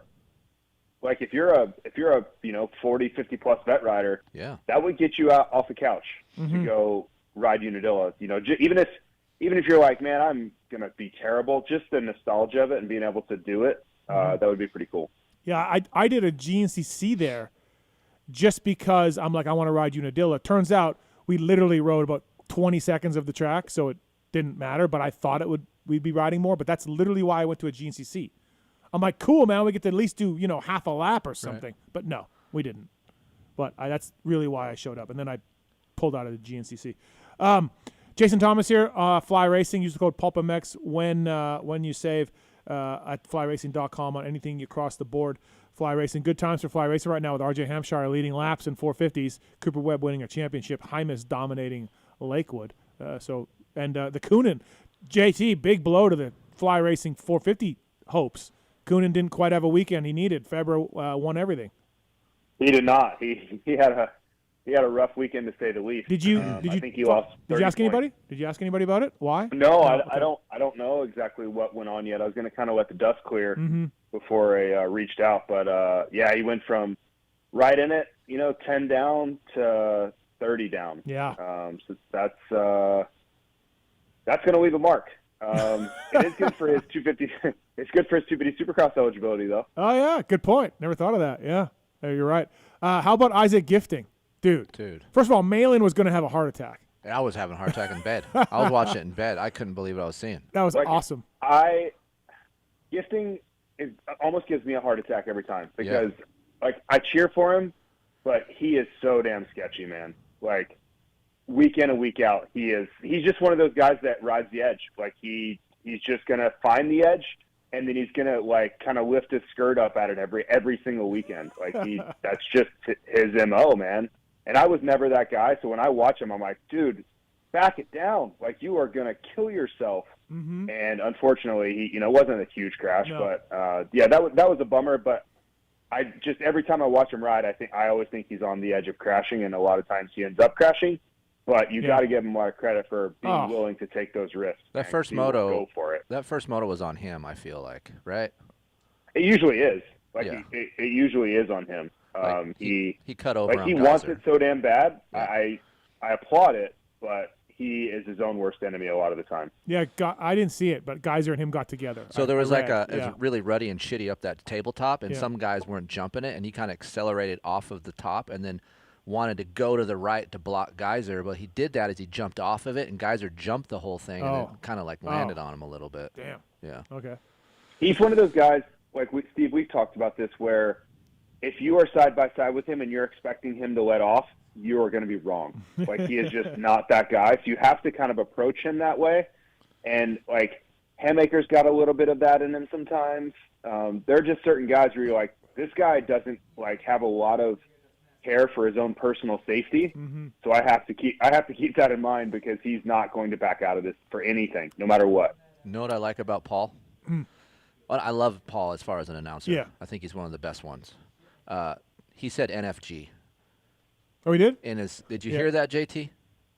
I did not. I haven't watched the whole race yet. Dude, I was dying laughing. And he said, I don't know who he was talking about. He used no fucks given, but he just said, this guy's NFG. And I'm like, oh, my God, Paul's this not is scared awesome. to throw some stuff out there. Yeah, no, it's great. He's not. I love He's it. really not. All right, JT, I know we covered this in the review pod, but for people who maybe don't listen to that, this Jorge Prado thing, we thought we were making progress at Ironman, and, I mean, you were at the race this weekend, whole shot to 16th or whatever. Second moto was a tad better, but, dude, it's hard to see where this thing ends in a good way, in my eyes, between, all the things we hear about KTM and what he's doing right now, which is basically kind of quitting when he's not happy with the bike. How does this end, JT? Well, I feel like Ironman was kind of a little bit of a canard. It just wasn't really indicative of what had went on. Because when I hear that he's practicing Supercross for SMX playoff stuff, that doesn't really give me any warm and fuzzies about how he's going to do at Ironman. And then he goes out and he kind of has his best day in a while. So I'm like, oh, that's great, but it really doesn't add up to kind of what he had been doing. This felt more like what he'd been doing. So I don't know. I felt like when you go out and start practicing Supercross in the break, you've kind of tossed in the towel, right? For getting better in pro motocross. So I don't really think there's anything good going to happen. The question in my mind now is, does he stay or does he go? As far as him really turning a corner in 2025, I don't see that happening. To me, it's going to have to take a full reset in the off season, regardless of where he is, to make any real improvement. Because right now, I just see him, as soon as anything goes wrong, mentally, he just checks out. I've seen it too many times. I saw it. One of the first times I saw it was at Spring Creek. Decidedly, he was just like, nope, I'm done with this. And I was like, that's a really slippery slope because it gets easier and easier to do. And he damn sure did it this weekend. So that doesn't really tell me that he believes in himself a whole lot right now or believes in what he can do. Do you I don't think? know. I don't know the answer. I don't know that anybody does know the answer at the moment. Do you think SMX goes better? Like just say 5 to 10? No. Okay. No, like a 5 to 10. Yeah, he can do 5 to 10, but that's what I mean. He's done 5 to 10 a lot. You know, like. But if he was just 5 did to 10 in Ironman, yeah. 5 to 10 at Washu, 5th in Washu going to Moto. He's been 5th in Moto a bunch of times. So if he told me he got like 7th at an SMX round, I'd be like, yeah, okay, that's fine, because he's done that repeatedly this summer. But I'm looking for something like what that resembles him. None of this resembles him. Him getting 5th in a Moto 50 seconds off the lead does not resemble the Jorge Prado that I've watched race. You know, like even though it looks better and a lot of people want to be like, see, he's good. And I'm like, no, that's not well, good. To like, me, this guy's simply better than that. To me, you got the Ironman result, you got the Red Bud result, you got a Hangtown result, but so much inconsistency all in between those 5 to 10 rounds. To me, if he just goes like 7-8, 5-8, 9-6 at the 3 SMX rounds, then we got something. We got something. At least he's in the fight 6 motos of SMX. No? I mean, maybe, but okay. like what seems to be happening is I think he's getting hot at some races, and I think that the track being super rough is kind of wearing him out. Those SMX tracks are not going to be rough or hot. Right. Mm-hmm. So he should be better in that aspect. You give a guy a great start on a shorter race in easier conditions, I can't really see why he wouldn't be somewhere between 6 and 9 on a given weekend. Like, he's plenty capable of that. You know, just his strengths kind of lean into that. I'm just talking, like, for me, that's not even real progress because it's still so far off of the expectation and the rider he's been for a very long time. Mm-hmm. And that's why I battle so many people that they simply don't have context for it. They haven't watched him enough. And they're like, no, he's just not good, not that good, or whatever. Like, the U.S. guys are just better. And I'm like, come on, man. Like, the U.S. guys are really good, don't get me wrong, but so is he. And if Geyser was there healthy, he would show you that. And, like, if Febvre came over and raced, he would show you that. Like, these guys are all relatively close, maybe outside of Jett or Sexton on a good day. You know, like, outside of that, the top guys are really close. And he is not reflecting that at all, that's kind of where I'm, like, having the most trouble is he's not reflecting any part of that. Like, the guys that he should be racing with are blowing by him and not even giving him the time of day. Like, they're not even considering him. No. Like, they're treating him like a back marker when they go by. That's why I said this on the review show. I know you don't agree. I don't know how he comes back from what he's doing now in America, how he comes back to, running top 3, let's say. I don't know how he comes back from that. I just don't. Well, it's the same as anybody else that has a bad year. Like, I think they're still capable. Yeah, but dude, this is worse than a bad year. Everything has to be right. Yeah, but and they got to believe in themselves. And I mean, we've seen lots of guys like really struggle, and then things are right, and they're right back to the front. Like, look at Malcolm in Supercross this year. Like, it's certainly capable, but everything he like. That's why I say he needs like a full reset. Like, he needs to completely kind of go back to the drawing board because I don't think it's like he forgot how to do it.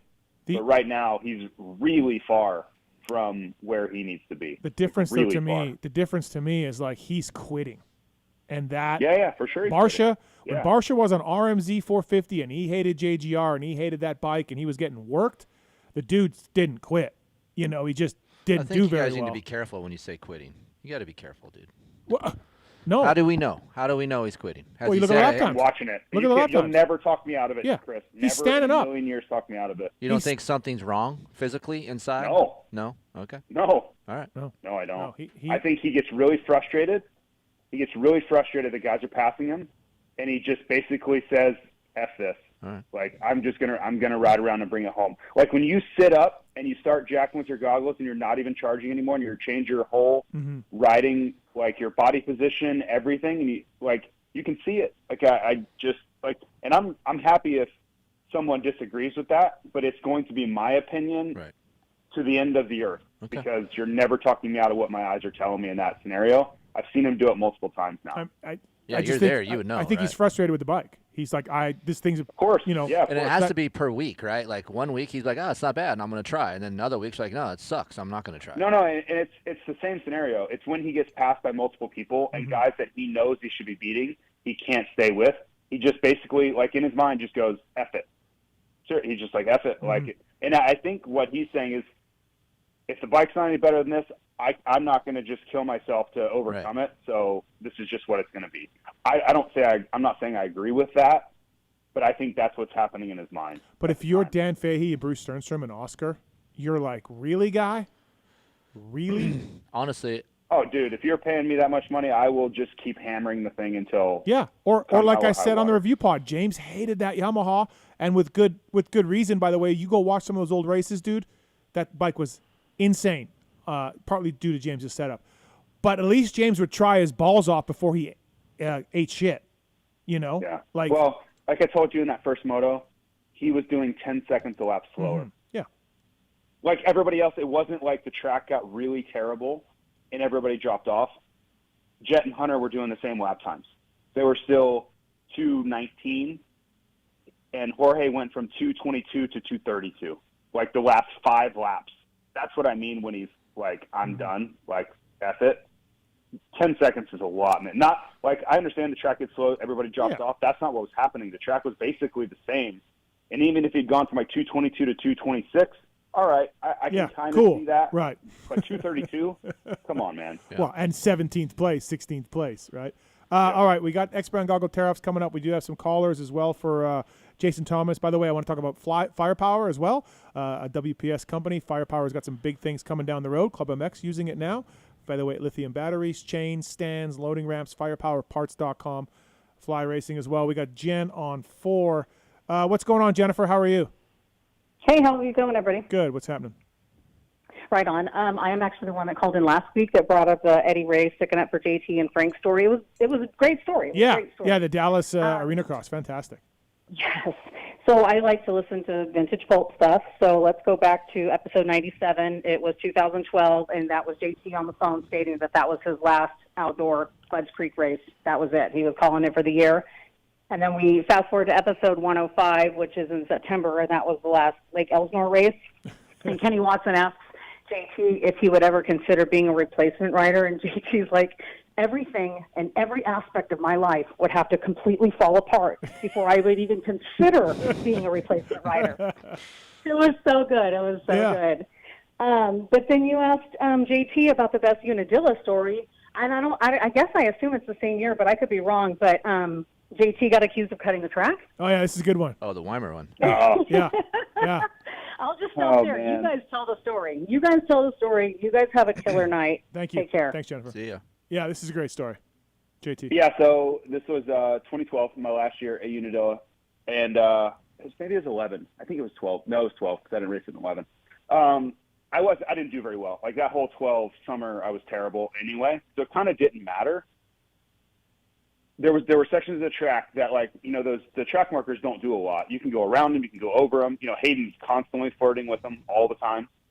And one of the jumps, like after what they call the wall now, it used to be called Screw You, you come up over it and there's a tabletop. Well, then there's another, like, kind of sideways tabletop right after it. Well, they had made a line on the inside of the track markers, basically just kind of straighten it out a little bit and also get out of the ruts. Well, Carrie Coombs was sitting there, and she was frustrated with people cutting the track, as she should be, and she was just writing people's numbers down. I saw her. I could see her. I was going really slow. I could see her with a clipboard writing people's numbers down. I knew what she was doing, and I understood it. So the next week, and you got to remember, I got, like, I don't even know, 25th or something. Like, I was terrible. So the next week, I get my direct deposit from the track, which it's not a lot of money anyway, and it was missing $100, which, okay, my wife's not going to change for $100, but I wasn't really making a lot of money anyway. So I was like, what the hell? So I contacted them. They said, yeah, you were fined $100 for cutting the track. And I'm like, I wasn't cutting the track because I was awful anyway. I'm not going to cut the track when I'm not even getting points on top of it. And they're like, they sent me a picture of Jake Weimer doing it, taking the line, which I knew was there. And they said, this is what you did. And I'm like, so you can't even tell me you have no proof that I did it other than someone saw me do it, and then to back it up, you show me what Jake Weimer. This is what you did. I was like, all right, like I'm whatever. It's $100, but I just was like beside myself. Like, you're taking $100 away from me when I'm not making any money anyway, and you don't even have a photo of it. We think you murdered this guy. Here's a photo of another guy murdering somebody. This is what you did. Exactly. Right. Like, yeah, I knew better than to argue or fight it. I was just like shaking my head. I was like, all right, whatever. Jim Perry docked Aiden in Indiana as well. So, Jim Perry's blowing up my phone between motos. I'm like, why is Jim trying to call me? Yeah. And I said, hey, man, I'm way in the back. I'll see you before the start of the moto. So I see him. And he comes over. He's like, hey, just want to let you know, Aiden cheated. I'm like, okay, where? Yeah. The S section after the start. Yeah. I guess Aiden was on the inside and jumped across. Oh, you can't do that? No, when there's a wall. It's like the S section you can't go across, right? So I guess a few guys were doing that. He's like, yeah, you and a couple other guys, so Aiden's going to get docked. And I'm like, one, I don't give a shit because he was 24th. I'm like, yeah, man, whatever. It's a position. But I guess he told Aiden, and Aiden got butthurt because Jim's like, hey, Aiden, we're going to dock you a lap. And Aiden's like, respectfully, I just want to tell him to go fuck off. But, like, he's like, I did do that. He's like, Jim, I did do that once. But he's like, the guy right here, he's talking to another competitor in front. He's like, he did it too. He's like, yeah, but you're getting docked. So, like, Jim just kind of told him, and it wasn't the other kid, you know, because Aiden was following that kid in front of him because they were both doing it. But I just thought it was funny because Aiden, like what JT said, Aiden was like 24. He's like, yeah, I don't care. What's my position? All right, Kalis is on 2. What's up, Kalis? Hey, how's it going? Good. I just want to start off by saying I'm a big fan of everything the group all you guys do. Thank you. Thank you. And I listen to all the shows, including like Industry Seating, and specifically talking about JT. I'd say probably 50% of the time I'm pretty annoyed with him, even though I always want to hear what he has to say. Okay. Because I know he's smart and intelligent. But mostly like him not willing to do the blame pie or this or that, or constantly backtracking what he has to say, like, oh, I'm not this or that. But I do actually want to suck him off a little bit because on the broadcast, I can't wait to hear what he has to say every time. Okay. Well, sounds gay. We got some good and bad here. Hate and love relationship. Yeah, like him on the broadcast is incredible. With the Mark Twain thing and all that, he's shining on the broadcast. Paintball. Yeah, paintball stuff. Yeah. Can I ask you a serious question, Steve? Yeah. Where do you rank JT on the podium interview guy? Like, over the years, how is JT? Oh, I don't honestly pay that much attention. I really don't. Like the post race podium stuff. Yeah. Yeah, I don't know. JT does a good job. Yeah. No, it does a good job. Yeah, I don't know. Okay. I don't I think it's more the analyst part. That part. He really does a good job. Right, that's where you pay attention to it in my eyes. Honestly, the riders just say gobbledygook anyways. Like, almost no matter what JT asks them, they rarely get into it. You know, I don't think I'm very good at it, to be honest. But I my whole goal is to just try to give him make him give us something. Yeah. I don't want him to just go into sponsored nonsense. Like, give us some sort of insight into your race. Sometimes it doesn't work, and they're just like not having it, and they go do it anyway. 50% of the time probably doesn't work. Yeah, I'm gonna give it a shot, and like hopefully they give us, because there's usually like some sort of burning question that we all have about what went on, Mm-hmm. what happened with this rider, why did you do this, what was wrong with the bike, something.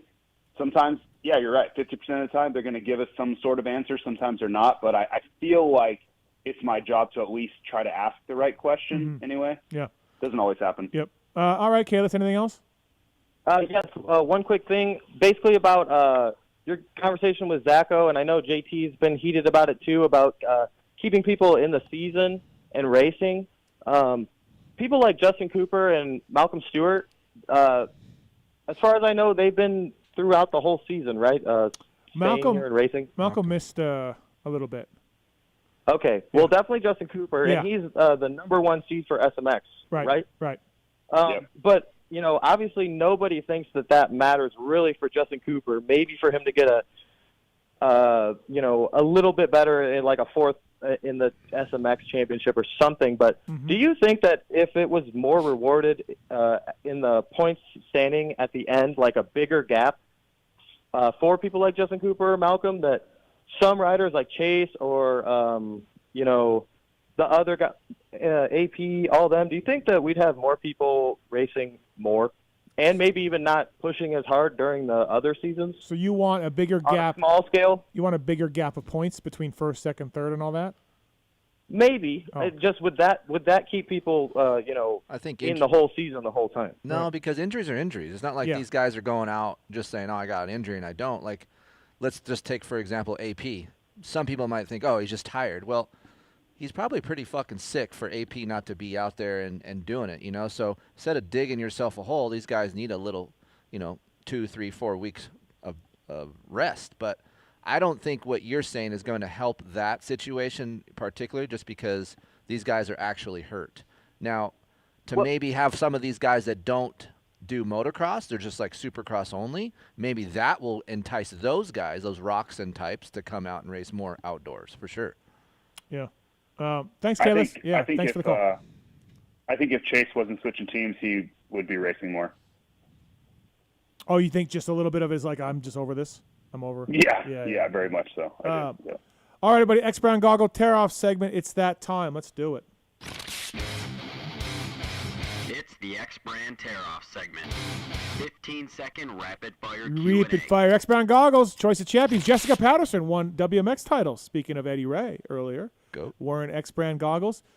Aiden's crazy if he said that she's not the GOAT, by the way. I know, he's crazy. Aiden's crazy. EKSbrand.com. Pulp Show 25 is the code to save. Lucid goggles, new colors, new styles, and all of that. It's got the quick change lens on it as well. They got the regular goggle, of course, and X Brand goggles. Kyle Chisholm, get your tickets for his retirement party at Huddle, by the way, on Huddle Brewery's Instagram. So these questions are submitted by Corey Moser. Familiar with him? I think it's that guy with the hot wife. Not familiar. I heard he needs a prop, though. Yeah. Yeah. Yeah. All right. Boat incident. Rapid fire. Here we go, Marks. Steven. Yep. Who's in limbo to get a ride in 2026?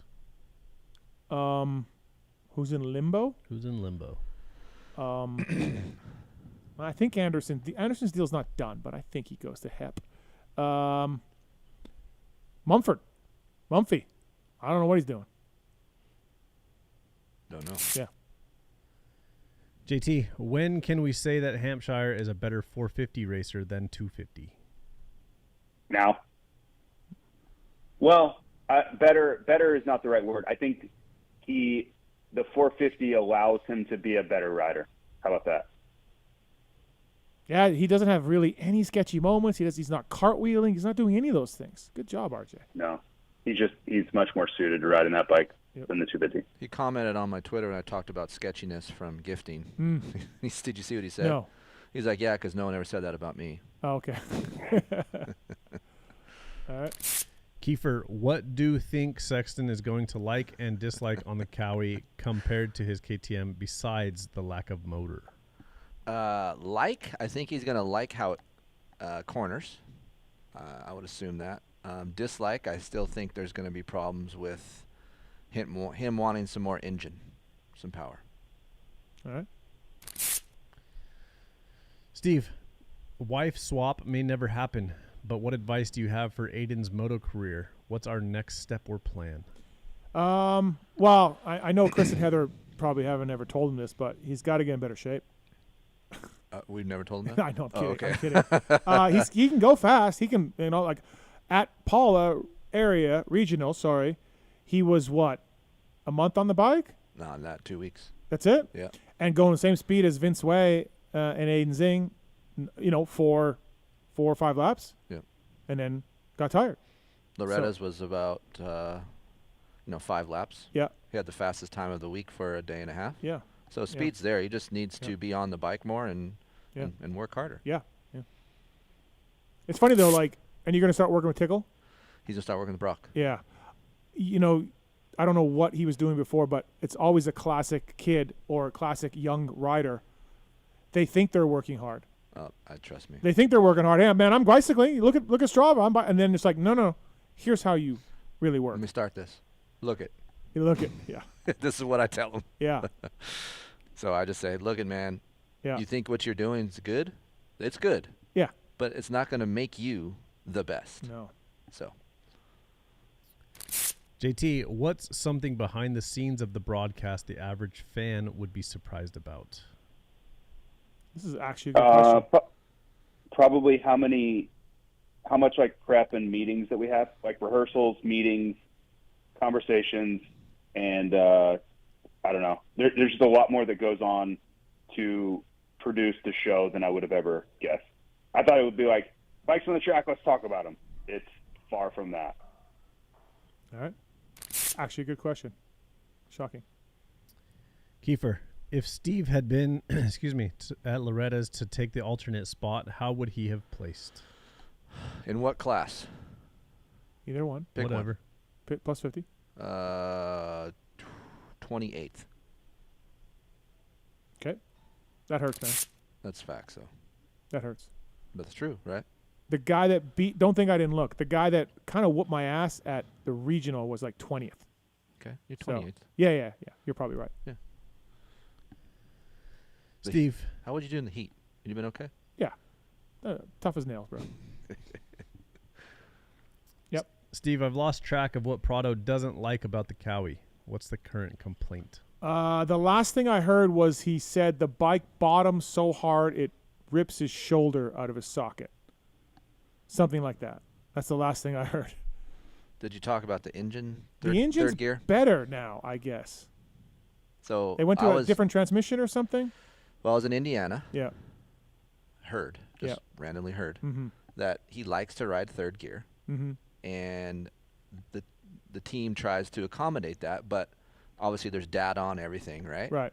But when you're at a certain, let's just say, because the Japanese use kilometers an hour, like if you're supposed to be in third gear through the corners and the transmission is allowing 25K to 35K or whatever, 40K, you need to be in that zone to run third gear. Well, I think he's in a not as fast as that in third gear, and it's lugging, and he's complaining that I can't pull my gear. Right. And I hear that, Cowie's like, you need to go into the corner faster. It's designed to do this, right? So I don't know. It's just I think he has a certain way he wants to ride, and the bike isn't allowing that at this time. And the team is trying their balls off to help that. Yeah.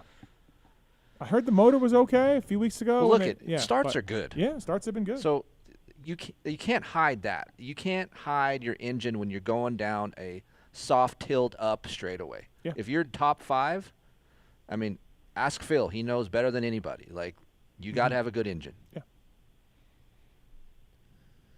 JT, do you think VL going back to GPs was the right move, or should he have given 450 Supercross a shot? I do think it was the right move. It's not necessarily that he shouldn't have given 450 Supercross a shot. I just think he was going to be forced to be ahead of schedule with that move, which would have set him up to have mediocre 450 Supercross results into a contract year, and that would have been a really difficult setup for 2027. So this gives him a factory ride with a lot of money for the foreseeable future. Do you think he can come back?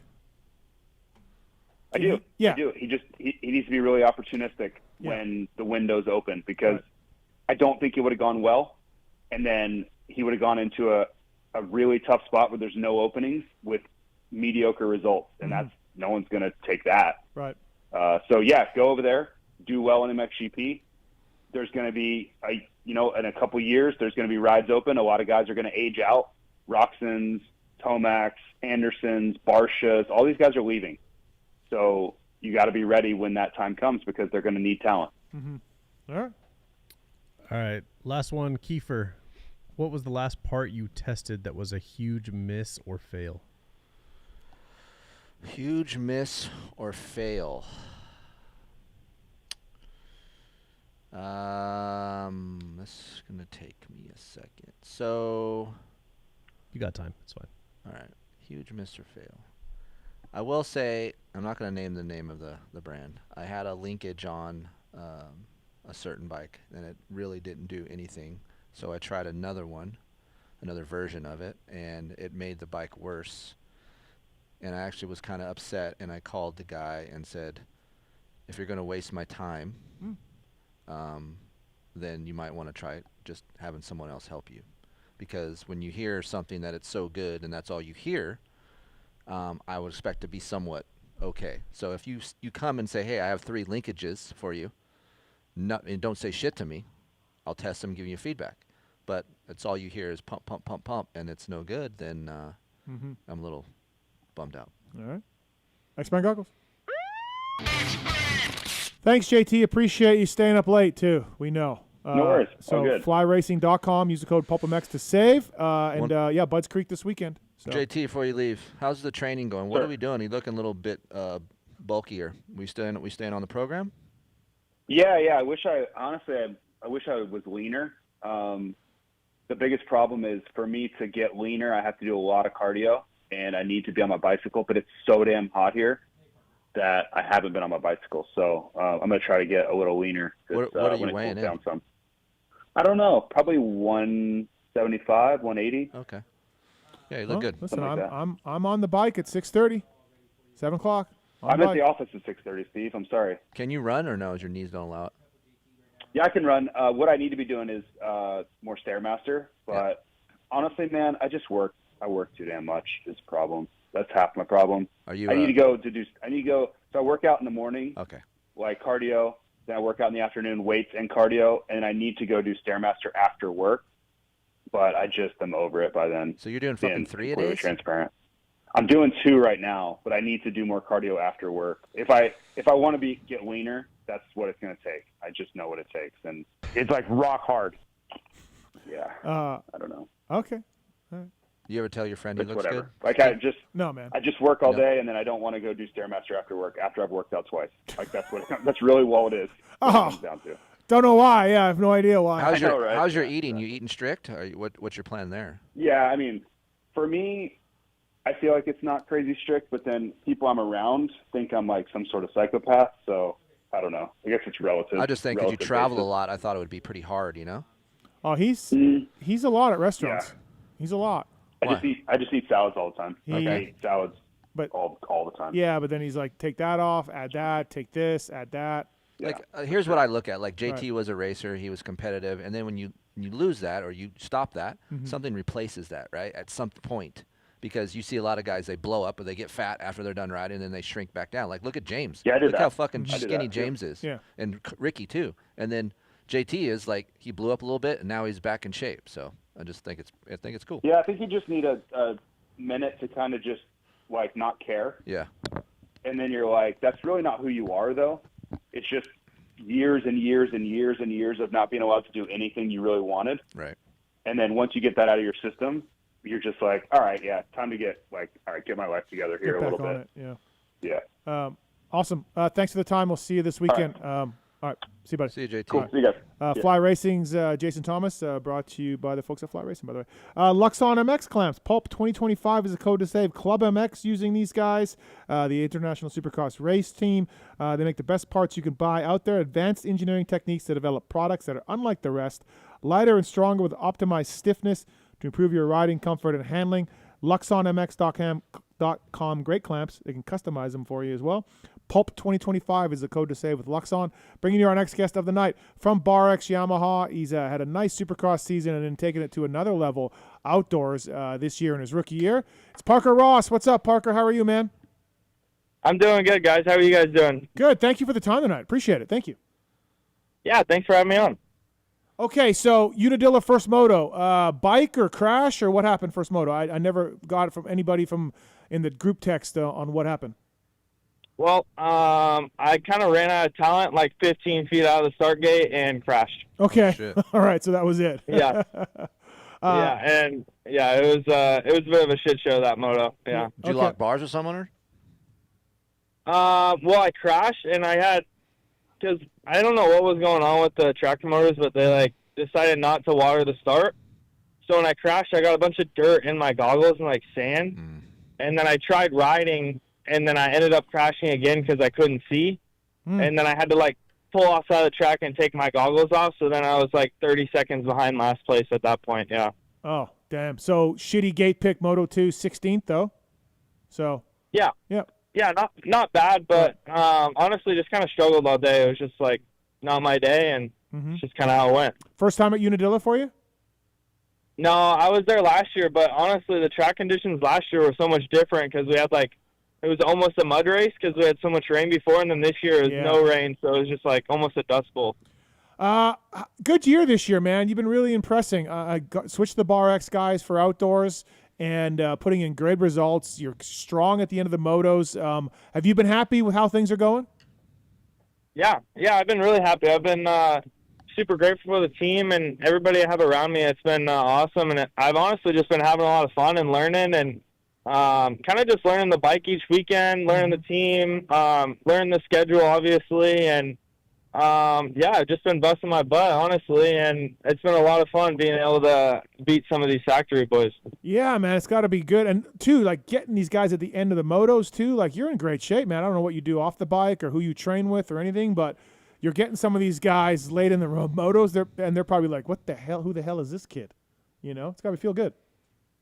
Yeah, it does, and I train with Tom Danielson, so oh, okay. I give a lot of credit to him. I do a lot of cycling, and also just I feel like my riding style, too, is kind of, I want to say maybe a little bit smoother, so I maybe can conserve a little bit more energy till the end. Mm-hmm. And, that's pretty much it. What are you doing next year? Do you have a deal yet? We were talking about you on one of the shows. What are you doing next year? Are you going to stay there, or are you up for contract, or what?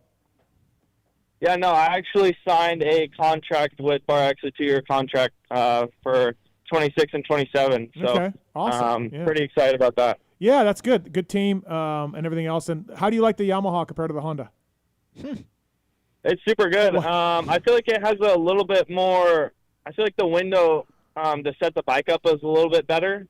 Like the Honda, once you get it set up, like it's really good, but it's kind of hard to stay in the window of like being really comfortable. Mm-hmm. With the Yamaha, I feel like there's a lot of ways to be comfortable on it, and I mean, I have the group of our suspension techs around us have been super good with REP and Mark over there, so it's honestly been a blast. Yeah, and Twisted's doing motors, right? Dude, for Bar? Their bikes are really good. Yeah. All the guys that are on that team, yeah. I mean, you got Jamie, you got Mark, two of the smartest guys. Right. And you got a Yamaha that's already good stock.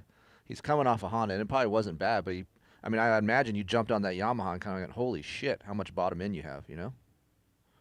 Yeah, no, I got on the Yamaha, and I was like, wow, this thing is good. But, no, my Honda was good also, so it wasn't too crazy of a difference. I feel like both my setups are really good, but I am really happy at what I'm on right now. So you did Supercross with SLR Honda? Yep. Yep. And then, so obviously they don't do outdoors, or they went to a couple or something, but did Bar X poach you? Was SLR cool with letting you go to Bar X? Because obviously they're doing a full-time ride, which is what you want to do. Or just talk about that transition a little bit. Yeah, it was good.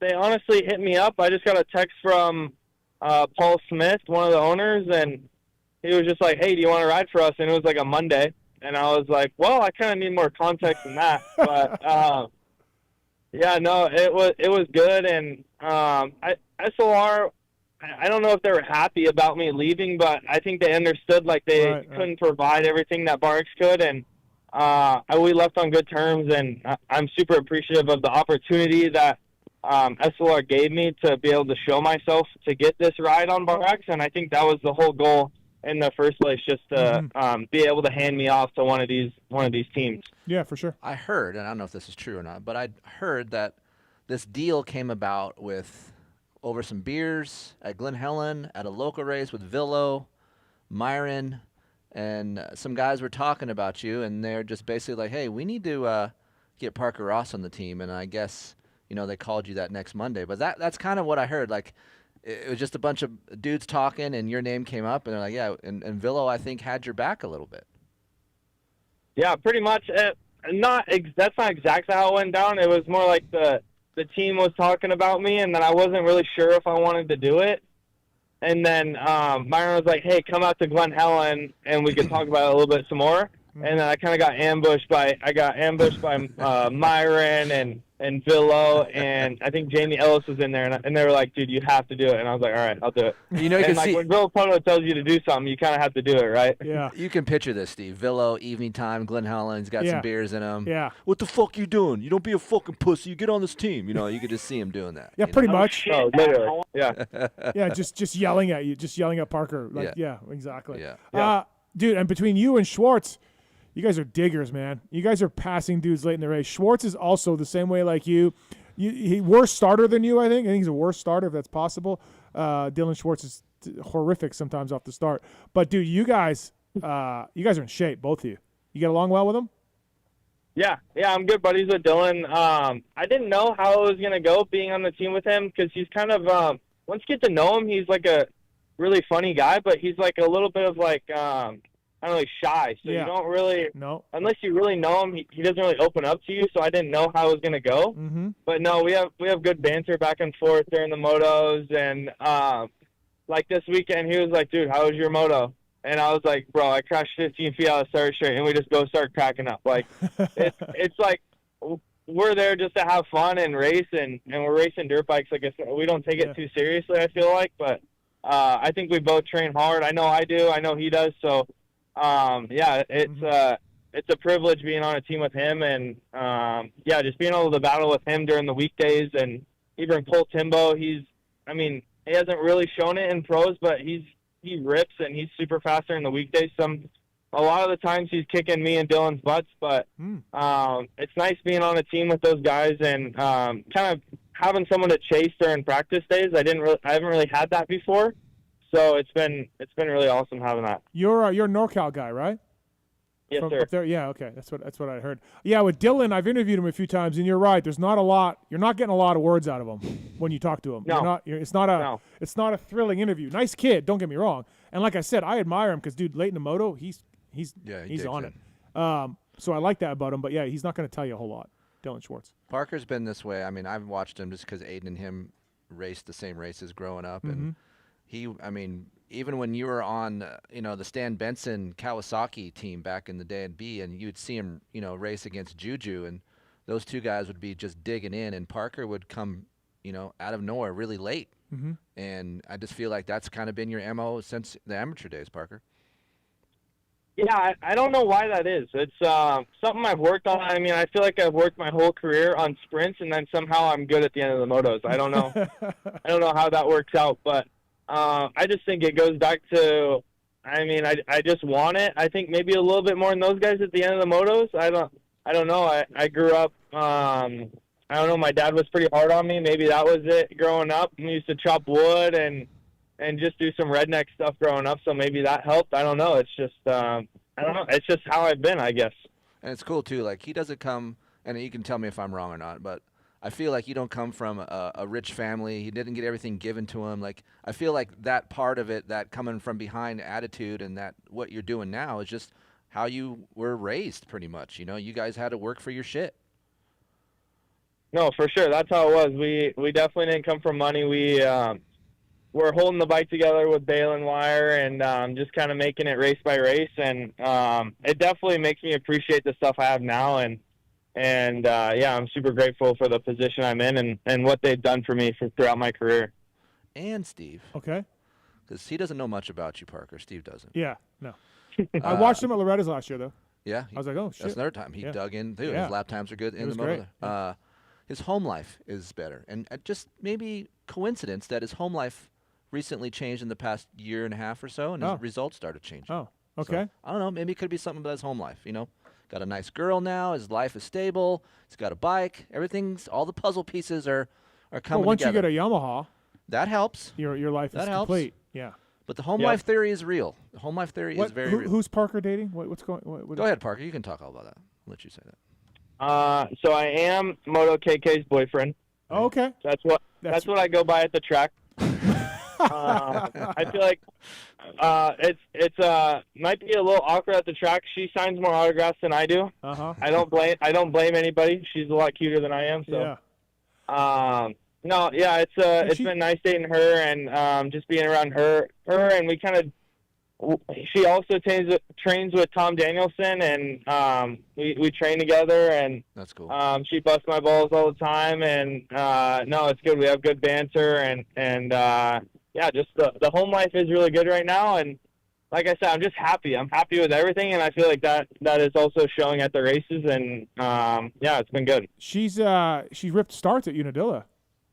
Yeah. She was great that way. Fly racing too. Okay. Fly racing. Yeah. So what's that like dating a racer girl? Like, I mean, how much like, okay, so you guys go practicing or whatever. I would think like some racers are like, man, I don't want to talk about dirt bikes. Like I just trained and rode, and now I want to watch a movie. I want to watch what do we watch on Netflix right now, Keefer? Hunting Wives. Hunting Wives. I just want to watch Hunting Wives and sit back. I don't want to talk about moto, but I imagine you and her, talk about moto a lot. Is that what you guys do, or do you leave it at the track? I don't know. It's a mix. Sometimes it's whatever she's in the mood for. Learning good. I like that. You're learning. Awesome. If she wants to talk about dirt bikes, I'm all about talking about dirt bikes. If she doesn't want to talk about dirt bikes, we talk about something else. So okay. I don't know. It's good. I kind of, it's nice because she kind of understands, like, hey, I got to go do a cycle, or hey, I got to go do this stuff. Like it's it's nice. I don't have to explain myself. Right. So that's cool. And she understands like the mental side of it and everything, and just how taxing the sport is. And I feel like she just understands, which is nice. I don't have to explain myself why I'm doing this, or why I have to go here, or why I'm so busy, and just makes everything a little bit easier. And I can help her also at the track, right, with even at Paula when we're training, I could be like, hey, maybe try this outside right here. It'll make your life a little bit easier. Or, hey, let's kind of work on our toes a little bit. I saw that crash at what was it, Ironman? She landed in the ruts and her feet are flying off. I was like, maybe we could tuck the toes in a little bit more. But no, it's good. I kind of she helps me out too with stuff, and it's honestly a really good relationship. Did you ride for Yariv in Australia? Did you race for Australian Supercars? Yeah, I did. How'd you like that? Yeah, it was good. I had a lot of fun going over there and racing Australia. I am undefeated over there. Oh, okay. All right. So, SX3 class? Don't want to brag or anything, but it may or may not have been in the SX3 class. Right. Okay, no, it was good. It was fun, and it was a cool experience for me. Mm-hmm. It was, I don't know if you remember, it was right after my Coliseum crash. So that made it a little bit more interesting. Fuck, dude, that was dirty. Was big. That was in the daytime, right? That was dirty. Yeah. Oh. I was sitting next to your mom, dude, when you crashed. It was I fucking hate that crap. On the triple on, right? The table? Yeah, you had like step over that piece and he clipped it. Yeah, it was horrendous. Yeah. Yeah. Yeah. It was impressive how good I crashed on that. Yeah, that was it was a good one. You're right. Yeah. Luxon MX bringing you Parker Ross here on the show. Pulp 2025. The code to save with some clamps. Club MX and others use. Parker 17th in SMX points, which is awesome. Good job on that. Obviously you're the second privateer guy after Max Volan. So this has been pretty cool. Have you had a moment, Parker, where you're out there racing with somebody that like you just watched on TV and you're like, holy shit, or the dude's trying to take your front wheel out or something, like where you're like, oh wow, like fuck, I just watched this guy, on Supercross not that long ago? No, it's honestly like every race. Like I'll be behind. I don't know. I was like trying to pass Seth Hammaker at Ironman, and I was like, wow, who would have thought this would happen? Right. And that's cool. Even like Hangtown, I was battling Max Volan in the second moto for 10th. Uh-huh. And my dad was like, because we kind of grew up in the same area, and I watched him grow up. He's like a little bit older than me. Uh-huh. And my dad literally told me, he's like, yeah, I never thought you would have battled with Max Volan. So, your dad's got a lot of faith in you. So, I like it. Let's keep it real. Yeah. No, yeah, he's keeping it real. He's keeping me humble. And, no, it's cool. And I feel like these guys are kind of, like, respecting me a little bit more, maybe. Yeah. And it's cool, even they know my name. Like, I had Seth Hammaker, like, ask me if I was okay after Moto 1 at Ironman, because I crashed right in front of him, so that was cool. I didn't think he knew who it was, so that's cool. And, it's been fun. No, man, there's a lot of industry people, like, I'm just, in the media, and there's a lot of industry people being like, dude, you see Parker Ross there, Parker Ross this, Parker Ross that? Like, yeah, you are definitely catching eyeballs out there from a lot of industry people. The 7th place at Indiana was legit because you came through some quality. The last 3 to 4 dudes you went through were really quality riders. Yeah. I don't know. It just, I don't know. It's just been coming to me. I feel like, I don't know. That moto, I just didn't feel like I was doing anything crazy. I just felt like I was doing my moto, and, I ended up 7th, and I was like, wow, that really just happened. So no, it's been awesome, man, to watch. Thank you for the time tonight, Parker. Appreciate it. Keep on keeping on, man. You got one more to go, and then SMX, and I'm glad you're signed for next year with those guys. That's awesome. Stay healthy, dude. You're going to do really good next year. Yeah, thank you for having me on. I really appreciate it. Awesome. Thanks, Parker. See ya. See ya. All right, bye. That's Parker Ross, everybody. Yeah, I think that Danielson guy, he follows me on social, I think. Tommy D's good shit, yeah, dude. he's a moto guy, right? Yep. He's a guy who used to work with Barsha, I think, for a little while. Yeah. Dude, what do you mean the guy? He was he was helping Lance Armstrong. I said. Dude. That's like, show some more respect on that name, dude. What did I say? I don't know, man. I feel like it needs to be more respect. Fucking Tom Danielson, man. Winner of Tour of Colorado. Okay. Like, I know you're not a huge fan of cycling. Right. But I am. Well, tell him to bring it on up to the Red if Rock you had Loop. Zacho on here, he'd say the same thing to you. Bring him to Red Rock Loop if he thinks he's so good. Get that PR? Yeah. Suck it, Tommy D. Good kid, Parker Ross. Crushing it, man. Good family. Yeah. I don't know anything about that, but. Yeah, good family. And even KK's dad, I've known him a little bit, and he's a really good dude. So, like, yeah, just a nice group of people over there. The guy's legit, for sure. Awesome. Okay, Kris Keefer here. By the way, the 8 o'clock hour brought to you by the folks at Acherbys. Speaking of Volans, at Acherbys USA, whether you're simply needing a new fender, you want to personalize your bike, Acherbys is there for you. They sponsor the PulpMX team. They do Kawasaki as well. Acherbys is a world leader in accessory dirt bike plastics. Thank you. Shout out to Foley. Yeah. I haven't seen Foley or heard from Foley, but shout out to Foley on Acherbys. Okay. Fullerton. Yeah. Yeah. He knows. He knows. You know. Who dare? FCPRacing.com, factory chassis parts. Triumph guys, I think, are using the race cups, I believe. Oh, I wonder how that came about. I don't know. How did it? Huh. Chris? Maybe. Sorry, man. Engine mounts? Sorry, I didn't give you credit. I mean, like, sorry. Yeah, but engine mounts, race cups, all of it. FCPRacing.com. They got great socks, too. Have you had their socks? No. Has he got you socks? I'm out. What do you? Why are you out? I'm only on Ethica. That's it? That's it. Dude, wait till you try his socks. Nope. Can you just try them? Nope. I'm a test rider of dirt bikes and parts, not socks. Okay. FCPRacing.com. They're looking for dealers as well. Pulp25-chassis is the code to save with FCP, guys. Thank you to them coming on. By the way, use all the codes at PulpMXShow.com to save. Thank you to all the guys for coming on board. Whether it is an Atlas neck brace, use the code PulpMX with those guys. PulpMX 20 with Worst Connection. Guts Racing. Pulp Show 25 is the code to save with Guts. Thank you to those guys and everybody else that helps us out, man. I really appreciate it. Parker Ross, Jett Lawrence, Ezra Beasley,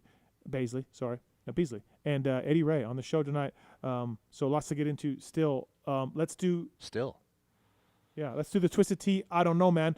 TwistedTea.com. Follow them on social media at Twisted Tea. Keep it twisted. Mark's had a Twisted Tea earlier. Yeah, Mark's. Raspberry, and it was fantastic. Did you see your boys, the hats they're wearing? That's nice. I like that. Thank you, boys. Yeah. No, I didn't see. Kiefer Inc. hats over there. Kiefer Inc. merch is top notch. Yep. Thank you. And it's a Kiefer Inc. just night. Look at this. Yeah, I got Kiefer Loving Inc. it. You got my Vegas shirt on. Yeah, we're swapping. Sure, I'm. We're life swapping. Randy, we're swapping shirts, Randy. Yeah. Beat it. Twisted Tea. Wow. Check it out. Tastes like real brewed tea because it is real brewed tea. 5% kick of alcohol. Ask it forever you buy a beer. Twisted Tea. Thank you to those guys. Race Tech Rant coming up as well. Twisted Tea. I don't know, man. I don't know, man. I don't know, man. I don't know, man. I don't know, man. I mean, I don't know, man. I don't know, man. Yeah. That's so funny. This is your segment. That's yours, but it's funny. Yeah. So it was going to be about Prado, but we talked enough about him. Okay. And I was going to make it again. No. Yeah. So I'm just going to say I'm just going to move a rant. I got 2 rants. I'm going to move one of the rants over to this segment, and it's really about you, Chris. Can't wait. I don't know what's happening to our friendship. Really? I don't know what's happening to us. Is this for real? I don't know what's happening to us. You are based out east now in Georgia. Easy with based. Yeah, you are. You're based out east in Georgia. I get it. California's kind of shithole to ride dirt bikes in it. You can only ride Glen Helen so many times. There's Kahia, which is far for you. Paula, far for you. For your business, for Aiden's racing, everything. Georgia's working out for you. And I've had many a people, Chris, tell me at the races, Kiefer living in Georgia? Kiefer living in Georgia? Kiefer moved to Georgia? And I'm always like, you have something keeping you in California for now. Yep. You have things going on a little bit, but I don't know, man. You're going to go to Georgia full time. The four of us, Heather, not the kid, but Heather, you, and Pookie and I, we get along great. We have a group chat. It's full of laughs and hijinks. Yep. We go to concerts together. Yep. We've gone to a topless pool here in town. We had a great time. Saw Heather's boobs. Everything's you like that? Everything's been great. And I like how that's the most important thing. no, but I don't know, man. I feel like you're leaving. Yeah, you're gonna leave soon, and that saddens me. And we'll still have you in. Oh. You know, like we'll still have you here and all of that. But you are, I guarantee you love riding dirt bikes and testing dirt bikes back east. Oh yeah. You seem to have the support of the manufacturers and the aftermarket companies that you rely on. Yep. Back east, everyone's like on board with that. So your business model won't change. Right. You're testing for Triumph. Where are they? Oh, they're in Georgia. And yeah. I don't know. Fucked. I don't know what I got till you don't know what Marks. You don't know what you got till it's gone. Let me turn this volume down. Good Lord. That's it. I don't know, man. I don't know what's happening to us. And I get it. I don't know. Well, I don't like it. I'm going to take the I don't know, man, as Yep. caring and loving. So I actually like this I don't know, man. Okay. So Yeah. I will say this. We don't have any friends outside of you guys. Steve does get upset when I do the East Coast thing, people, because our text messages aren't to his liking because I'm 3 hours ahead. So I'm going to bed, and he's lighting the text messages up. So I'm already out. So I wake up to text messages that I didn't even know were there because I'm already in bed. So it's really interrupting our communication flow. Yeah. Because even in the group, a lot of motocross knowledge is shared and questions and everything. Yeah. Yep. Yeah. But quality of life, if anybody's been back in the Southeast compared to California, is a lot better. You hate traffic? I hate traffic. Traffic in Georgia? It's not as bad. Right. Atlanta has traffic, Of course. but not as bad. Slower pace. Mm-hmm. Dirt is unbelievable. Mm-hmm. And I think the main reason why, besides Aiden being back there, the main reason is all the media, we're all doing the same shit out here. Hey, we're at Glen Helen. Hey, we're at Fox Raceway. And we need those tracks. No hate comps to the tracks, but we've been doing this. I've been at Dirt Rider for several years. I went and did my own thing. Nothing has changed within our media content. All of the SoCal-based media is here. They're not traveling to go do anything unless it's a one-off test. So I was like, our consumer base, our reader, our viewer deserves something different. And I feel like I want to be the first one to do something different. And I want to bring testing-based stuff back to the Southeast. I want to do shootouts again because the bikes feel different. I'm not going to abandon Southern California. I still want to do a lot of settings. And you're test. gone. You're no, gone. You're I gone. can't. The beauty of it, you need both sides because that's going to be a well-rounded testing media outlet, and I want to be that. I don't want to be like, hey, I got some settings for you. It's at Glen Helen.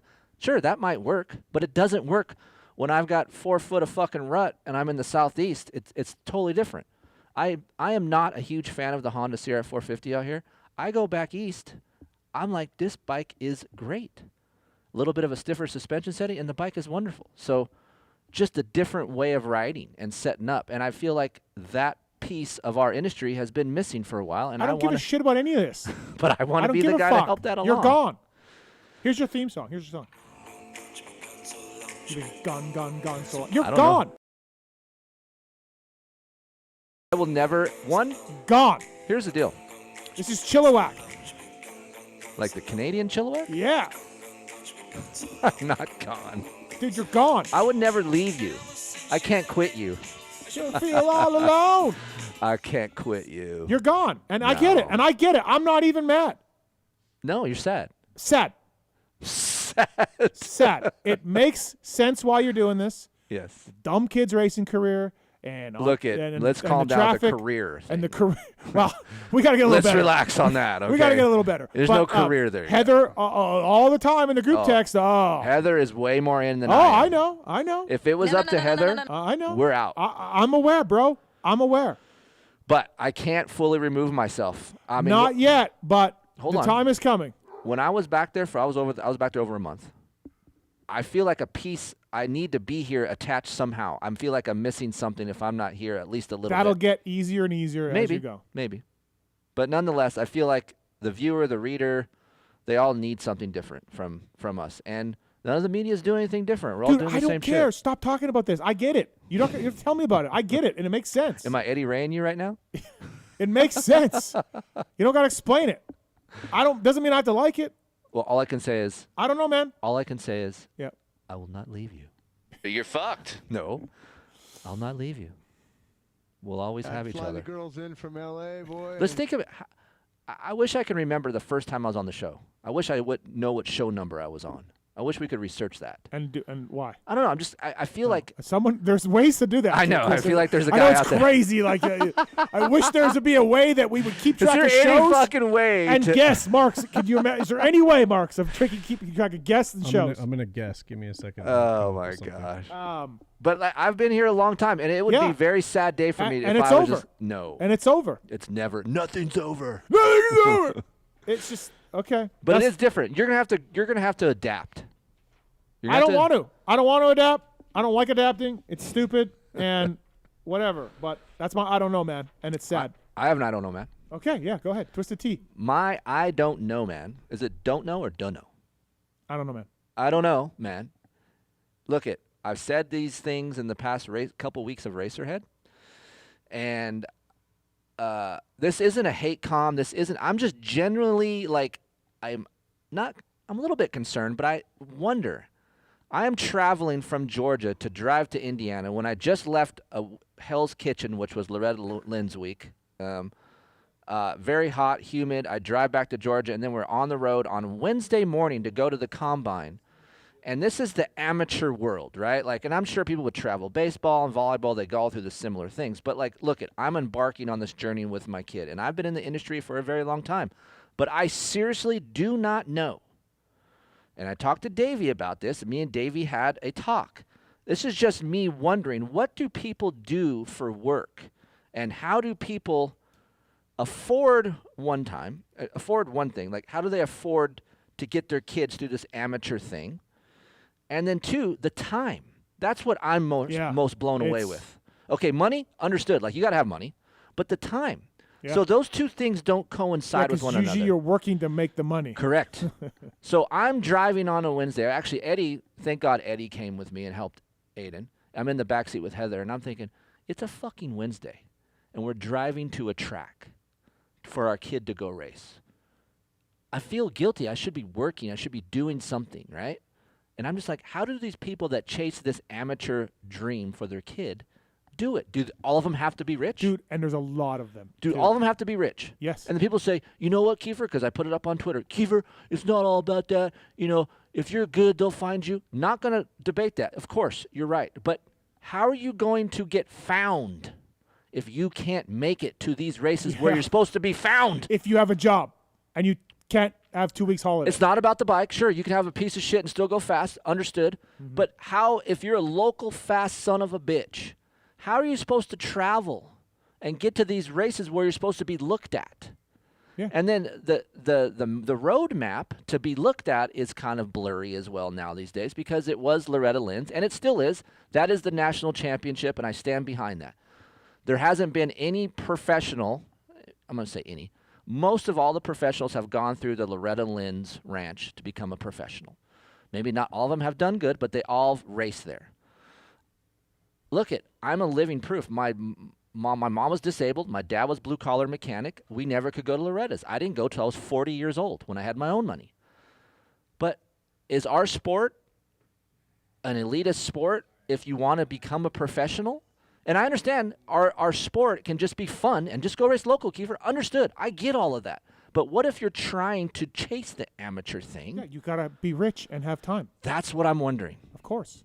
I'm not rich. Loretta's used to be a summer holiday in August where the dad and the mom. It still is. I know, but I'm saying you could go race your little areas and regionals, take your holidays from work for 2 weeks in August, take your family to the ranch, go race. You can't do that anymore. You cannot do that anymore. You can if you don't want to chase the dream. Well, yes, but I'm just saying in my circumstance, right. And everyone's going to take this out of context. I'm not talking about fun families. I'm talking about, okay, I have little Johnny. I want to become a professional motorcycle racer. Okay, let's try that. Yeah, you can't do that. Yeah. I don't know, man. It's mind-blowing to me. Like, I respect the shit out of all of these families putting in the time, the miles, the families splitting apart for the kids living here, the dad's working, the mom's at the facility. Like, it's crazy. Heather and I have talked. We will never do that, and I almost feel bad at times for Aiden because I'm not willing to break up my family to have a chance at my kid's career. So that's my I don't know, man. I don't know, man. How do you make money and have the time? I don't know, man, about our friendship. Well, no, our friendship will stay. Our friendship is strong and thriving. But it's ending. It's not ending. I don't like any of this. We got some new patio chairs, and I put them in a group text, and no one acknowledged them. Well, that's because I told my wife to get a chemical peel. You did. And she was mad. Right. And so that trumped your chairs. Heather says, now you just want me to peel my face off. And then that started a shitstorm. You can't do that, dude. And I told her she didn't look like Skeletor, and that pissed her off more. And then no one cared about my chairs. Then no one cared about your chairs. First show for you, 158, 2014, January. Fuck. 2014. 11 years. 11 years, yeah. And that's it, the end. After the Kennard show. Yeah, no, listen. Again, I know why you're staying in Cali. I get it, but you will be gone. Nah. You will be gone. Yep. I still, Can I get a SoCal huge part of me, I still love the Des. I come back to the Des and I go, man, it's a shithole. But I still love it. It's gone, Marks. Get used to it. That's sad. Yep. He's gone. Not ready. No, Twisted Tea, I don't know, man, segment. There we go. We got some phone calls on the line. Brian's on 4. What's up, Brian? What's up, Brian? Yeah, can you hear me? Yeah. What's up, Brian? Hey, yo, just a quick call. I got 2 quick race tech rants. Yeah, Thanks go for ahead. having me on. Yeah. The first one, I'm actually always like a non-confrontational guy, and this whole thing with the Tomac, comment that you made, if this was any other sport, baseball, basketball, those media guys rip the guys apart. You say so many positive things to Tomac. I've heard you say many things, and I disagree with a ton that you say with the chalk and all this stuff. But this one, these guys are professionals. They have tons of people, saying all these good things about him, but they let that one thing bother him. I'm going to have to side with you on that one. Man, I've been doing this a long time. Crazy. Yeah, I've been doing this a long time. When Tomac was losing Supercross titles year after year, I was sitting here going, dude, he is the fastest guy. He's so gnarly. He should be champion. Right. Blah, blah, blah. I mean, I've had his back. I've talked. Yeah, but that's what these guys are like, man. They're all like that. It's not just an Eli thing. You know who's not like that? Sport, man, you know who's not like these that? These guys would lose their mind. You know who's not like that? And I admire him, is Roxon. Roxon does not care what you say about him. Mm-hmm. He treats you the same. He's cool. Has he ever been, mad at you? No. Never? No, he's bugged me about things I've said. Uh-huh. He's razzed me like as a friend would. Yeah. But never, never, said anything.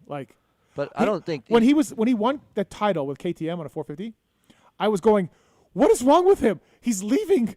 He says the KTM's a piece of shit, and he just is smoking everybody on it. Yeah. And he heard me say that. And he's like, you don't even know, man. You don't know the things I've had to put up with this on this bike. Blah blah.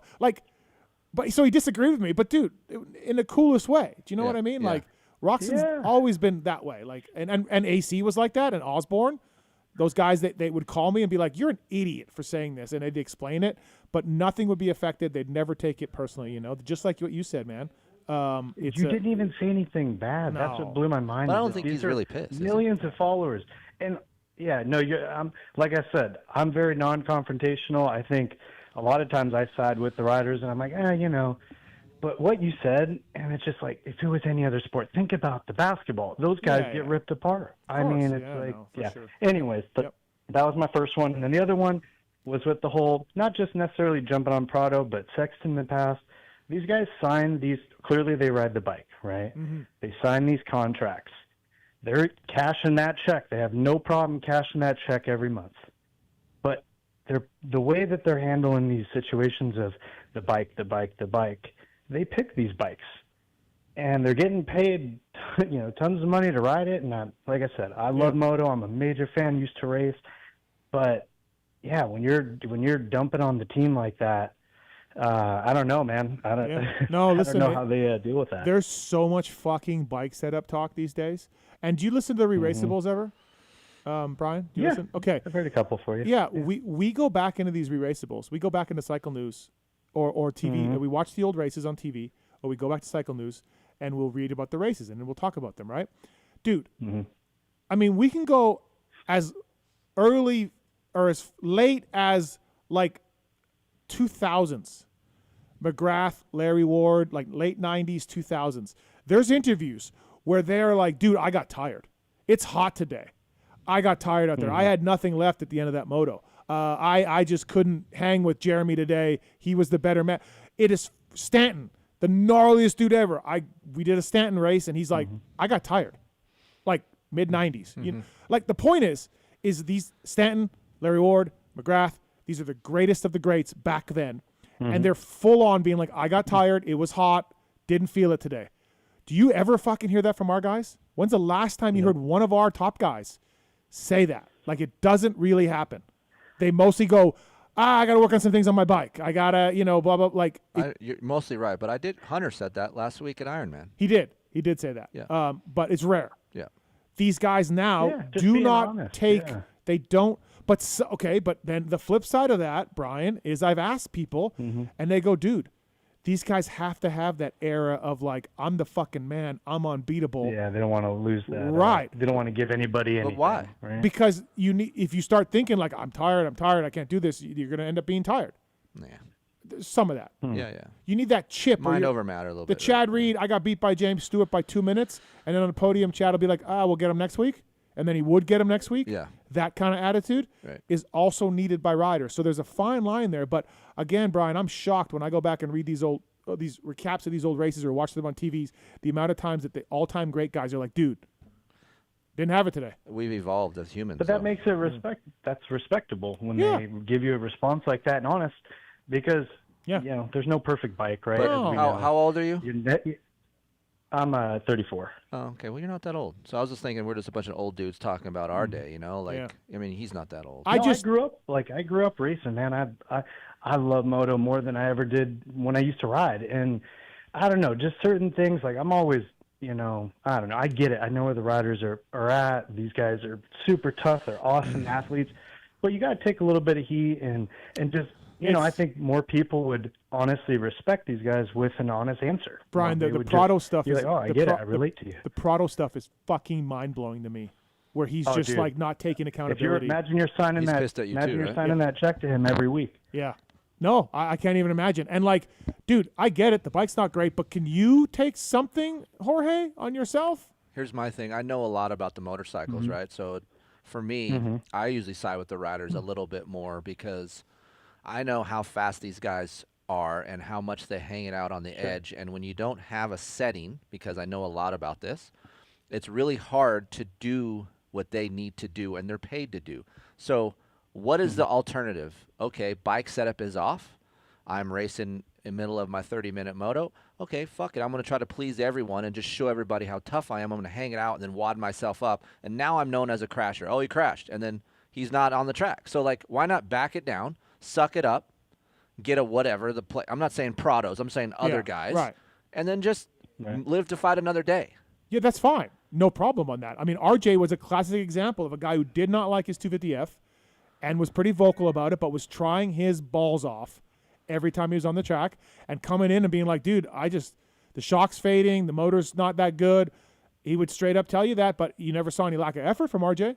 He just took what he could do. He's an anomaly. Thanks, Brian. Thanks for the call, though. Appreciate it. No worries, brother. All right, enjoy it. Appreciate it. We got Jason on, too. What's up, Jason? What's going on, guys? What up? What's up, Jason? I have been watching I watch Loretta's every year. And Steve, I'm obviously an avid listener of yours. Well, this year I'm watching it, and I'm a YouTube Premium subscriber, so like the Super Chat is immediately popping up. And there's a couple dudes in there. They're just trolling the chat, clearly. And I started to be like, dude, you guys aren't funny. Like some of the jokes you guys are saying, like when is the sandwich maker class? It's just like over and over and over and over again in the chat. Just wasn't funny anymore. Like it wasn't funny to begin with, but like they kept repeating it. And then I went in there and immediately, I defended it, and immediately was like Steve Matthes burner account. And I'm like, oh, wwhy am I being accused of being Steve Matthes? Well, hey, obviously love Steve Matthes, but like, why, like, what the fuck is going on here? Why are you guys? I don't understand. And it's Steve Mattress. I just keep seeing all of this shit, and it's always like, go Deegan, go Deegan, go Deegan, and it's like, fuck Jett. And I'm like, I'm starting to kind of see a little bit of a correlation here because it's constant. It is constant. They hate if you're a Steve Matthes fan, then fuck Jett, fuck you, fuck all this shit. And I'm like, what the fuck is going on? I don't know, man. Are you guys, yeah, listen, I don't know, man. Keefer, are you noticing this? Look, I'm going to tell you something. So I'm in the middle a lot because there's some people that I like that Steve doesn't like, and Steve's one of my best friends. So for me, I get a lot of shrapnel because I'm guilty by association at times. And look, me and Steve have a relationship where I feel like he tells me when I'm stupid. I tell him when he's stupid. And there's things I don't believe that Steve believes. But we move on. We're just adults. And it's sometimes when I'm walking around, they're like, can you be friends with Matthes? Like, what the fuck if you're not even like that? And I go, look, guys, you don't see what I see then, because if Steve was actually a genuine piece of shit, I would fucking know. Like, I'm not hanging out with pieces of shit. I've been around pieces of shit. I know. Like, and people say, oh yeah, just because you're working for Steve, you're sucking his dick. That's not the case. What Steve pays me, I don't fucking need to live. Like, I generally like what I do. Steve helps me out. He helped me create what I created, and I owe him a lot for that, but he's not a piece of shit person. So for me, I see a lot of that in the world, and you have to pick a side. And for me, I treat others how I am treated, and Steve always has treated me fair, no matter what. So these other people that have a problem with it because of his fucking politics and all the other shit that he believes in, I don't believe in some of his politics, but I don't really give a fuck. I move on. That's where I'm at too. I love fireworks. I think it's funny when Steve gets pissed about them. Like, it's funny. It is funny. But I'm starting to notice a trend. It's like and maybe it is a foreigner thing. I don't know, but everyone's like, go Deegan, go Deegan, go Deegan, fuck Matthes, go Deegan, fuck Matthes, and I'm like, what the fuck is happening? But dude, it's just a sign of like it's just a sign of the world we're living. Like, there's nobody with any brains anymore, right? You just side with the mob mentality. I'm gonna jump in there. I don't believe in what you believe in, so I hate you. And it's just so fucked. Like, we're fucked as a society.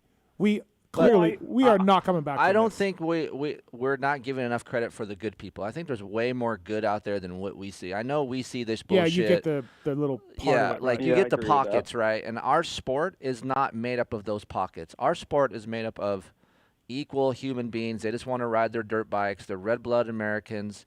You want to have a good time and a smile on your face, and you use the dirt bike to relax. Like, I've been in the media game for 15 years.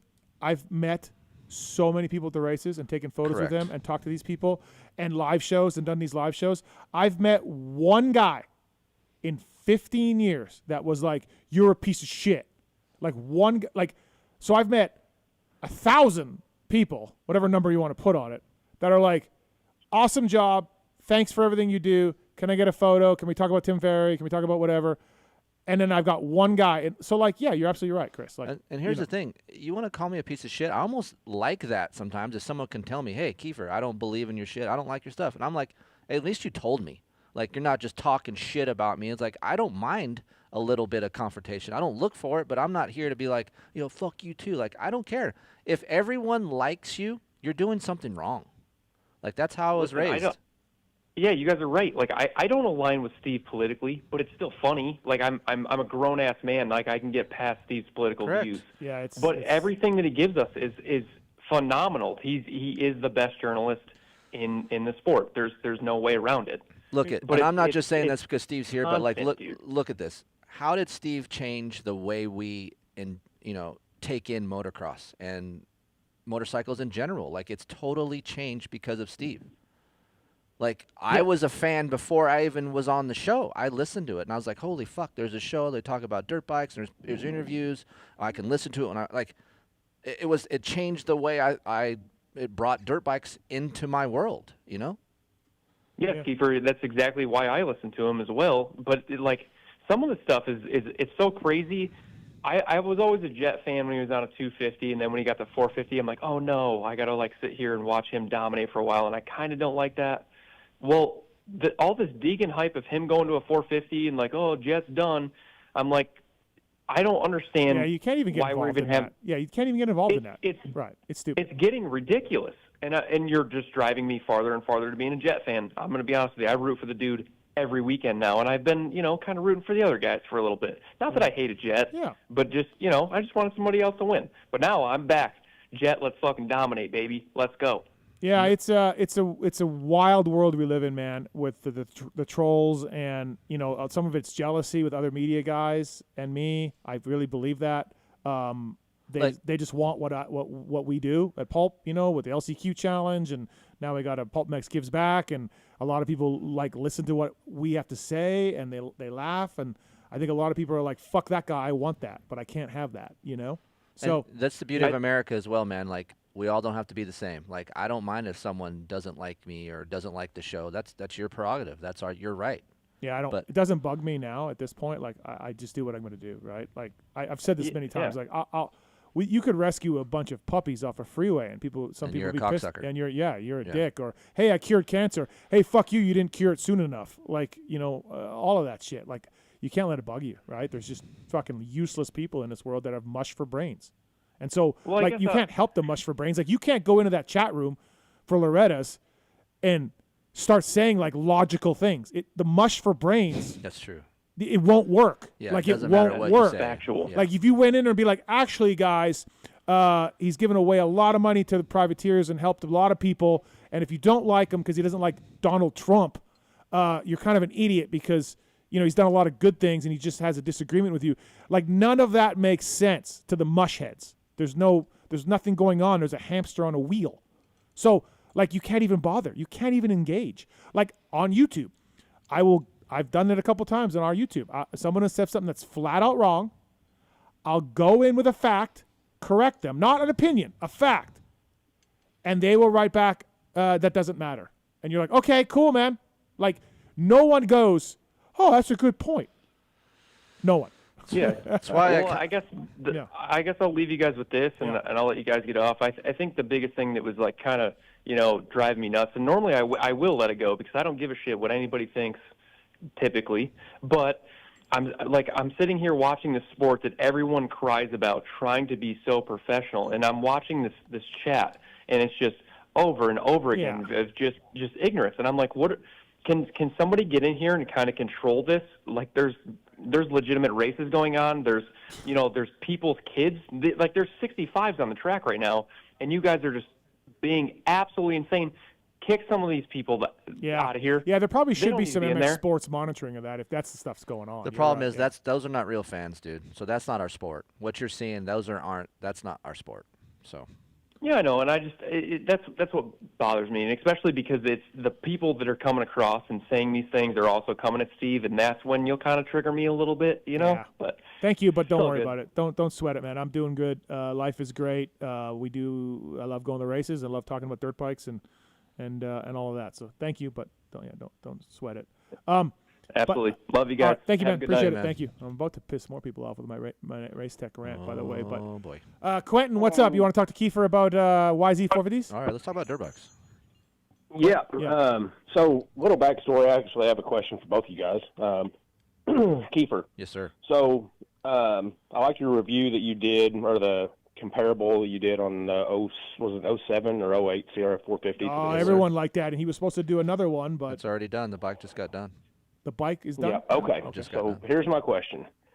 I'm currently still on an 04 CRF 450. Raced GNCCs, hair scrambles. Yep. Had several bikes since this one, and I keep going back to it. Got a complete spare engine. Oh. Swap them out at 250 hours after doing a top end in between. Anyways, I've had several new fuel-injected 450s, and they are just a freaking monster in the woods. Uh-huh. So my son, he's got a 2024 YZ250F. He's currently injured. So at our last local race, I raced his 250. I'm definitely not a 250 guy. Mm-hmm. It's actually, I think it has your one of your tunes in it. I think it's the Keefer Response that's in it. Yep. The bottom end for me is not there. I've been on a 450 since 06. Correct. I'm low RPM rider, and at 250, I just feel like I was wringing its neck the whole time. I can't, I don't feel like I could ever adapt to one. Right. So, been looking at new Yamahas, 450s. Yep. But what's the trick to taming those things down to give it the linear, smooth power like the old carbureted Honda 450s have?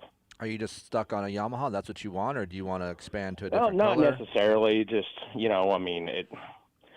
I'm looking at it from, the tunability from the app, which, probably it'd be a better route to do a Vortex ECU or. Right. So look, I get a lot of people that ask me, hey, can I get the Yamaha power tuner and make my 450 to 350? No, you can't. It doesn't have the parameters to do that. And then what people don't understand, you're dealing with a 450 crank, the crank mass, the inertia, and then when you start to slow it down too much, there is a point where the bike just becomes so unresponsive and heavy that it feels like a toad.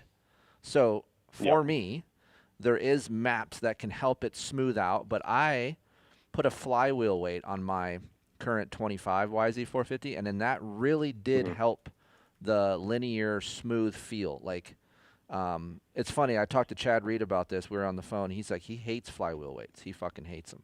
But I really like this flywheel weight that Bundy built had, and because no one was making these flywheel weights, and I was like, we need a flywheel weight, or I need a heavier crank or something in this Yamaha to kind of make it a little bit more luggability, just a little bit more chugging. I just want it to smooth out, and the flywheel weight helps.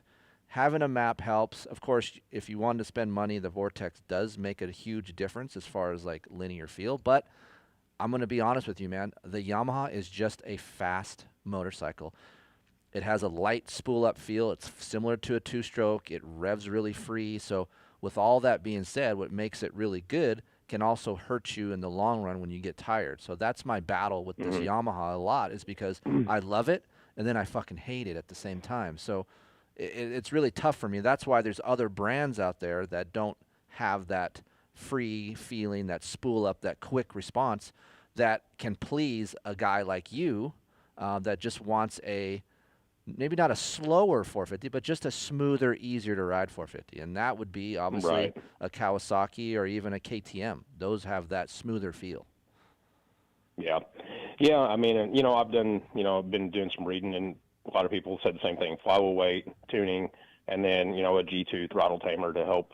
Yeah, the G2 throttle tamer does actually help. I just recently tried one back east, and I didn't know I didn't know a lot about them, but that does actually help. But it also, along with that tamer, it actually affects the way you deliver your throttle hand to the rear wheel. So it takes a little bit of getting used to. Yeah.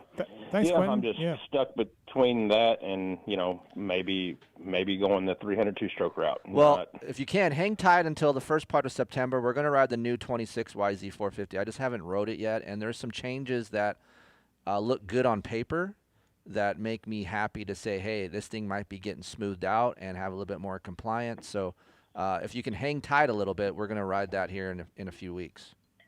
Okay. Well, we talking about the 26s. Have you heard about the $600 to $800 tariff that's going to be on all the bikes? Well, it's been $1,500 out here in California. So. Oh. Yeah.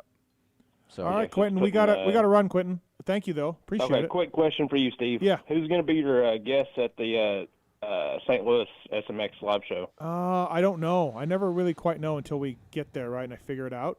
So I don't know for sure. Stay tuned, though. We'll have somebody cool. Yeah. All right, man. All right. Thank you guys for your time. Thanks for the call. Appreciate it. This is riveting. Cardo Systems, by the way. PulpMX code to save at cardosystems.com. Love these guys. Pack Talk Edge phones are waterproof and dirt-proof. JBL sound system on these things.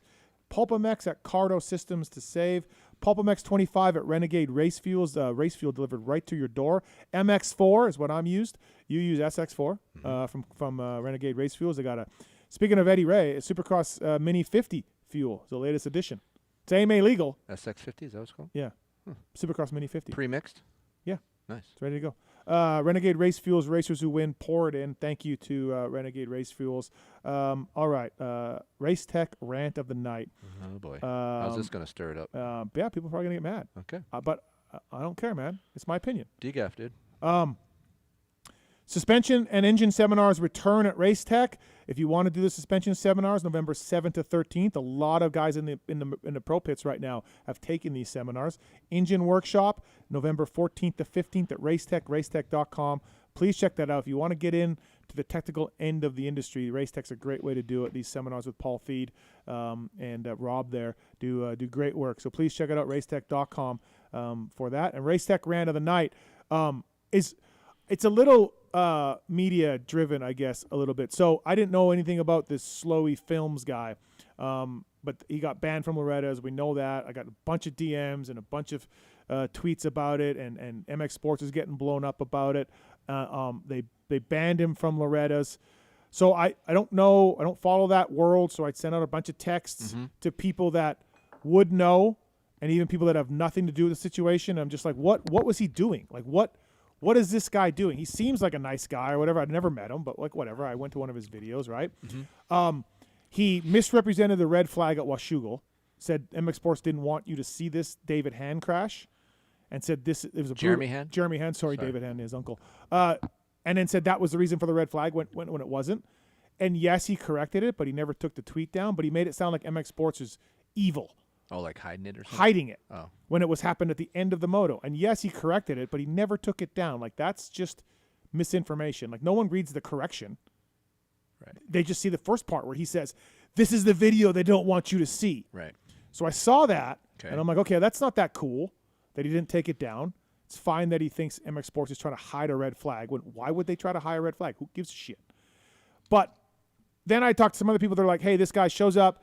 He films the crashes in the pits of Lot B at Redbud and parties and a campfire, person getting burned by a campfire and all of this stuff, which is the camping in a motocross, GNCC or motocross, and it happens. I've been part of some of those over the years, right, like at the races, and I get it.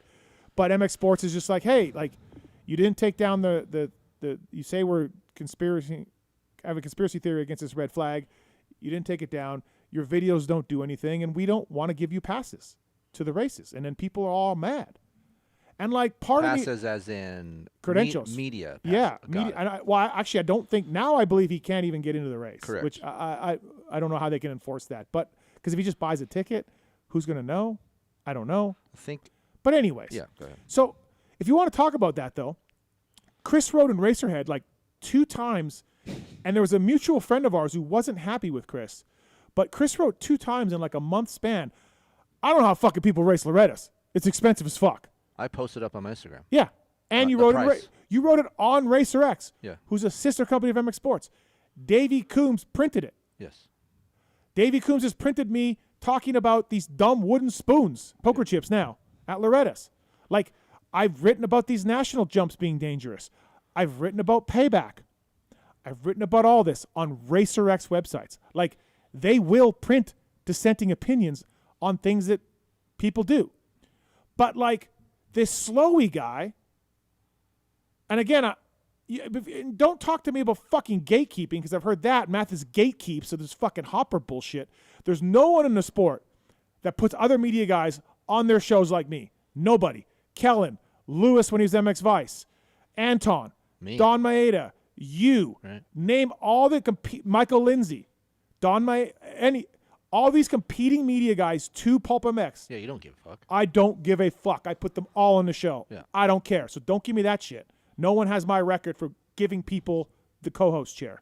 Okay, so don't talk about that. But, like, if you had a party at your house and a guy shows up and just wants to trash your house and then film it or talk bad about your house or your party or, all of that, meanwhile, never promoting the racers or anything else, why would you let him in your house? Yeah. From what I gather, talking to non-biased people, that's what this guy's thing is. And God bless him. He probably has more followers than I do. I'm sure he does. God bless him. Go do it. But if MX Sports wants to be like, hey, man, we kind of don't like that, can you really blame them? Not really. Right. You show up, you show that sort of edgy party side, but then you also don't do anything positive. Like, as far as I know, he doesn't do any interviews at the media days. He doesn't do post-race interviews. He doesn't be like, what a great race between Jett and Hunter today. Like, there's none of that. There's just like, look at the carnage of the drunk people. I only watched a couple of them. He doesn't. Okay. That's not all he does. Okay. Okay. All right. I was told that's kind of his thing. Okay. But yeah, he does that, but that's not all he does. Okay. What else does he do? I mean, the races will go on, or some guys, there's other stuff. Okay. Yeah. Fair. Didn't get that impression from other people. But again, like, why do fans think that anyone who wants a media pass should get one? Like, you can't roll up to an NFL game. I can't roll up to Allegiant Stadium here and be like, hey, man, I'm media. I got a video camera. I got a microphone. I got 100K followers. I got 100K followers, man. I'm media. Like, you can't do that. You can't do that in NASCAR. You can't do that in NFL. You can't do that in any major sport. Why do our fans not understand if someone doesn't want to invite you to their party for legitimate reasons? And it's fuck MX Sports and it's fuck Coombs. But again, I just said, Kris just complained about the cost of Loretta's twice in a month. And I've complained about numerous things, and I work for them, and Kris works for them. It's not they're trying to hide anything. They're just like, what do you bring, Mr. Video Camera Guy? And if you keep shitting on us, yeah, and we have the right, it's Yeah. our company. I wouldn't let someone in this house if they kept coming in and literally shitting on my tile floor. Right. Or, hey, you got a YouTube channel. I need a media pass. Well, why? Like, what are you doing? Are you promoting our series, our racers, our teams? Are you doing anything like that? And they look at the YouTube channel and they go, not really. Okay, you're not allowed to pass. The part where the fans get mad, just blows me away. Like, because, again, you can't do this in any sport. You just can't roll up and be like, I'm in the media. Because that's all these guys are doing. They're saying, I'm a media guy. Well, what's your credentials? Do you write anything? Have you written any stories in your life, video guy? Because, Kris, writing something is a skill. And it's lost. Yeah, There's not a lot of it anymore. But, like, listen, I feel like I'm unbiased, and I feel like I've said a lot of things about Feld and MX Sports. My track record's out there. I've talked about unions. I've talked about associations. I've talked about purse. We've had Davey on the show when he's been bummed out on you, and you guys discussed it out here Absolutely. on the show. Yeah. Absolutely. Like, so the Race Tech Rant is like, hey, man, if this Slowie guy or any of these guys is just trashing your series, your party, your event, why should you let him in? Right. Why should you? That's all. There's consequences. Absolutely. So that's all. I live by those, right? Yeah. You fucking do something. I should have said that at the beginning, actually, Kris. Good job. There's consequences to what you do. Yes. And so you can go around and say, fuck MX Sports and fuck Coombs and this and that. Why don't... Go for it. Go for it, yeah. It's free. You can do it. Yeah. But don't then expect to go into the house. Don't turn around and be like, I couldn't get a media pass. I'm banned. Well, yeah, man. Like, I don't, so I don't get this new part of media. Like, I've put in tons of work writing and crafting and talking to riders and talking to teams and doing all this. And, like, yeah, you get, I don't get that part. Even our media, when we do, like, I'm just picking something out, like a 26YZ 450. Everyone's so fucking gung-ho to get their shit up first. And that's why now these manufacturers are putting embargoes until 9 a.m. or whatever, so we all have the same time and even. Because before, someone would be like, oh, I'm going to get this up first because I'm going to get the views. Yeah. I don't think you might get initial views, but, like, I feel like the guys that are going to our websites are going to fucking all of them. They're going to go click on that video. They're going to see what that guy says. Like, I don't think that hey, I'm the first guy kind of bullshit works anymore. And I know it's be like, oh, I got the numbers. Man, I don't know. I don't feel like that's how it is. But everything is so media-driven. Look at I'm throwing it up there. Fuck it. I'm going to get the views. I'm going to get paid. That's where we're at now. Yeah, no. The paying of you, and look, I have a revenue channel on YouTube, so I'm getting money from YouTube too. So I'm in that group. But the paying for just, like, everyone loves the car crash drama. Yeah. So you're going to get the views from that. So if you just say fuck MX Sports and you do nothing to help the sport, you do nothing to promote it, you do nothing to actually benefit, all you are is a hate trash can, you're going to make money. Yeah. Yeah, So, go ahead, but don't So expect go it. ahead. Yeah. Yep, go ahead. Make your money by being a hate trash can and doing nothing. Yeah. But don't expect Feld and MX Sports and anybody else to be like, come on in, man. Like, and you're going to turn around and be like, what the fuck? Like, dude, it's crazy. So, again, nothing personally against this Slowie guy. Never met him. Don't know him. Again, probably has more followers than I do. I don't give a shit. I understand. I talked to 10 different people.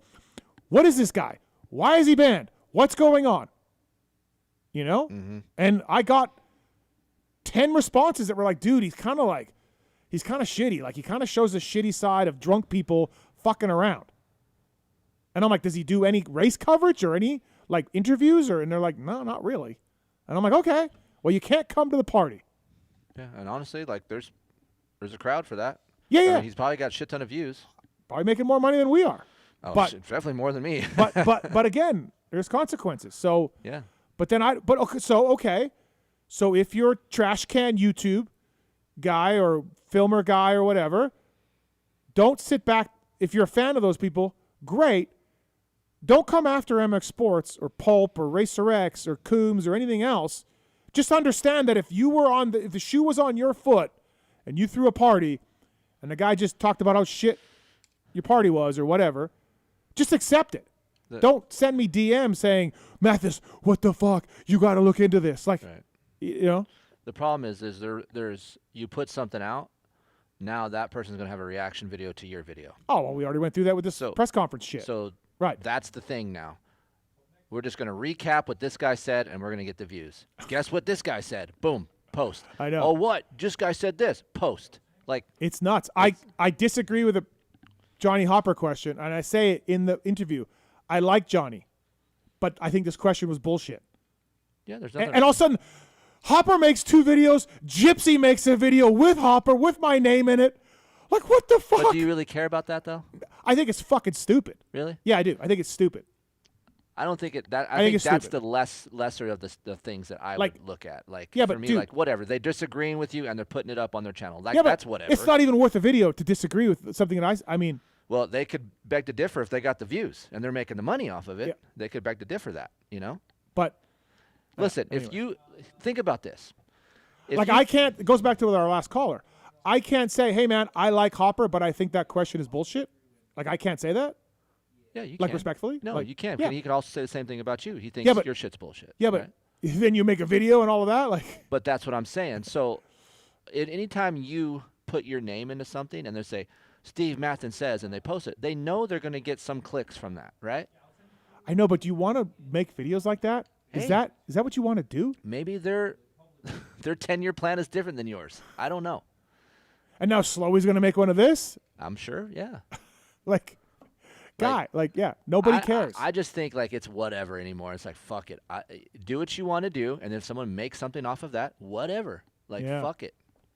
But, yeah, as far as, like, hey, man. We don't make videos. I don't make videos. I just don't do that. I don't. Yeah. I'm not in the business to do that, Yeah. right? So I'm not built that way. Yeah. That's just not who I am. But to each his own. That's what I feel like. Guess, yeah. 702-586-7857. Fox Factory Vehicles. Fox Factory Vehicles to find your next custom vehicle. That was Race Tech Rant, by the way. Backed by the OEM factor's warranty. Easily financed through your local dealership. Our vehicles eliminate the hassles of do-it-yourself customization. Partnering with top OEMs like Chevy, GMC, Ford, Jeep, Nissan, and more. Please check them out. Fox Factory Vehicles. Also, motorsport.com. Is he on the phone? No. Tweet at Tallon? Yeah, tweet at Tallon. The tweet at Tallon segment. It's the motorsport.com tweets at Tallon segment. All right, motorsport.com. Go through those guys' Ultimate Ride Sweepstakes going on now. YZ 450 grand prize going on over there. So thank you to motorsport.com. Go through the banner to help us out. Appreciate that. By the way, Works Connection, foot peg mounts, 250, 450 YZFs. Go email contest at PulpMX.com, but attach a photo of your Blue Crew so we can decide. How many of those do you get when you do these contests? 100. So you sit there and just go through each one? Yeah. Fuck me. I just like literally like put push the scroll button and just bang, bang, bang, bang, bang. So it pops up the down picture? button. Yeah. Oh. Yeah. It's not that hard. Is that your chill time? Yeah, in the morning. Motorsport.com. These are questions submitted at PulpMX Show. Tallon goes through the best ones. First one from Brock0719. Keefer, is Steve ever going to change from the purple-blue crew? I mean, the purple looked great 2 years ago for one weekend, but it's getting a little long in the tooth. Yeah, it is. It is. I'm out, dude. I'm out on the purple. I'm out on the white. What? I'm sorry. You're out on the white red? I'm out on the white. I'm not a big white bike guy. I love white gear, but bike looks like dog shit after a couple rides. I'm out. Okay, I don't ride that much to make them look like But dog why don't shit. you just want to just go blue? Just stay blue. You're blue crew. You talk blue crew. You're not saying white crew.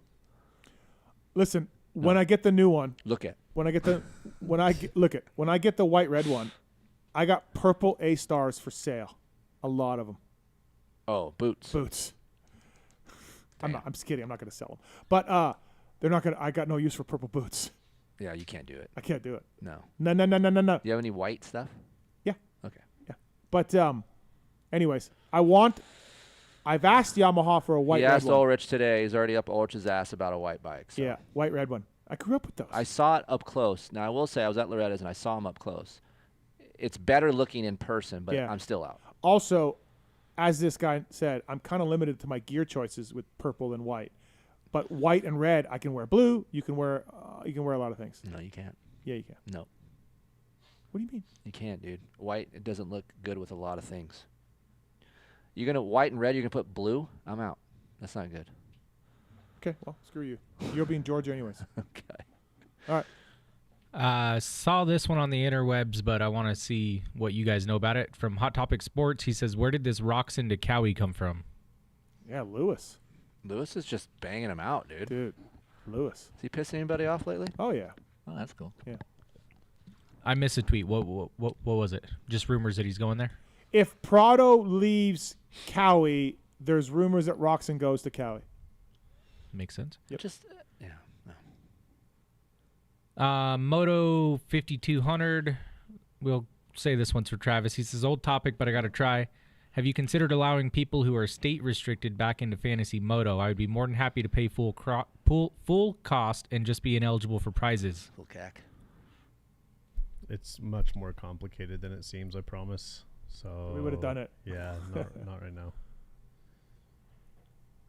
Sugar Shane, is the Pulp Ride Day 2025 cooked? No mention of it at all. Yeah, we're not doing it. I had a few tracks ask me about it. Dude, there's SMX, there's Nations, there's a week off. We did it last year and had all that. I know, and it was a lot. Wasn't that much, dude. Well, you didn't do all the things that I did. You just went to the ride day. You don't go to SMX. You don't go to Nations. That's true. You just do a ride day and don't go do anything. I guess. Yeah, I don't know. Why don't you do a ride down in Southern California? It'd be easier. Yeah. Let's Where? call Glen Helen. Oh, yeah? Call Lori? Yeah. Hey, bud. It's Steve. Lori would do it. I doubt it. No, she would. Okay. Lori likes you. Yes. Okay. Jimmy G, Chris, what percentage of your son's racing budget in the last 2 years has been covered by you versus sponsors or support? 100%? Oh, come on. You're getting some stuff. Okay. If you're counting motorcycles and parts, because thank God for Kawasaki and Team Green, I don't know what you want to quantify that, but yeah, he gets a couple bikes and he's got a parts allowance. So, I mean, he doesn't go through a lot of those things. So I'm still going to say 90%. It all comes out of my pocket. I mean, he gets free gear, but as far as travel, paying to go to the races, I mean, look at this whole getting the house in Georgia thing stemmed from this. So, like, When you send a motor to Chad at XBR or Twisted, I got to pay some money, yes. But you get, it's a percentage It's off. a deal, but Yeah, you're still but paying for it. I'm just looking at my bank account versus of what would it normally cost. So I would take, out of the whole pie, let's take 20% off. I say 80%. And you're getting really good discounts on the rest. Yes. Shambles 15. Thoughts on Deegan being the second coming of Emig and Jett being the second coming of McGrath? No. Emig never won a 125 Supercross why title. Emig? Yeah. No. Deegan will be I better. think maybe because Deegan will be better than Jeff, I think. Emig was a little better outdoors. Yeah. Anyway. Rogers MX, if Sexton is your Giselle, what or who is Jett? He says Sydney Sweeney, Elizabeth Hurley. I saw a photo of I wanna Elizabeth say- Hurley. Nah, I'm out. Dude, she's still banging. What's the blonde girl? I had her name. Starts with S. Sydney Sweeney. No, the older one, the blonde girl that was married to the Saturday Night Live guy. Scarlett Johansson? Scarlett Johansson. That's who he is. Scarlett. Jett is my Scarlett. Wow. Jacob Seacrest, he says, Steve, Tim Ferry is #1 all time for pro motocross starts. I never hear you bring this up when you're pumping up Ferry. Is this a sign you are losing your edge? No, I've skip brought red this button. up. I've brought this up a lot. I just Now brought I'm it talking up. shit on the great Tim Ferry. I brought it up. Yeah, 196 starts or something. Most ever outdoors. Yeah. Another one from Jimmy G. Do you see the legacy MX manufacturers backing off on R&D now or in the near future with 4-strokes? Well, this year we got one bike that's new, Chris, the 2026 Yamaha. I mean, updated, yeah. Updated. New bike, Ducati. Yeah. Is coming. When are we riding that? Ducati's coming. I should have it in a couple weeks. Oh, okay. 2-3 weeks. Out here or back east? Here. Oh, okay. It's going back east. Yeah, great. Do you want a bike? Got a bike? Got a bike. Question was, are they backing off R&D? Yeah, like do we see are 4-strokes getting to that point in evolution where we're not going to see as many updates? Yeah, people are thinking, oh, we're going to have air this and computers here. We're not going to see that. I mean, we've had meetings about this, and there's just no way to keep the cost down enough. Imagine people bitching about $1,500 tariffs, right? And that's max. Some are $750. Imagine having a $18,000 to $16,000 MSRP motorcycle on top of all the other fees. So there is no way our consumer base would I mean, sure, they would sell, but it wouldn't be that much. Well, dude, the new Levo from S-Works Levo is 16, I think, or 15K. That is fucking dumb. Yeah. Who pays $16,000 for a bicycle? I know. People do. That is insane. Yeah. It's Like, I nuts. can't even get over the $30,000 to $40,000 for these UTVs that are out there. Yeah. I don't know. I guess I just live in a I don't know, different man. world. But All right. Chrissy 1576, he says, I understand that a whole shot device is to keep your front end down when it's dry out. For an amateur without a grate in the mud, would you want the whole shot off so you'd get more traction? Oh, like in the mud? Yeah. No, I don't think so. Because it's important to get off of the grate, right? No, he's saying no grate. Oh, no grate? He's saying on the dirt, right? Yeah, if it was no grate, just like a wet dirt start. No. Keep your weight back on your butt.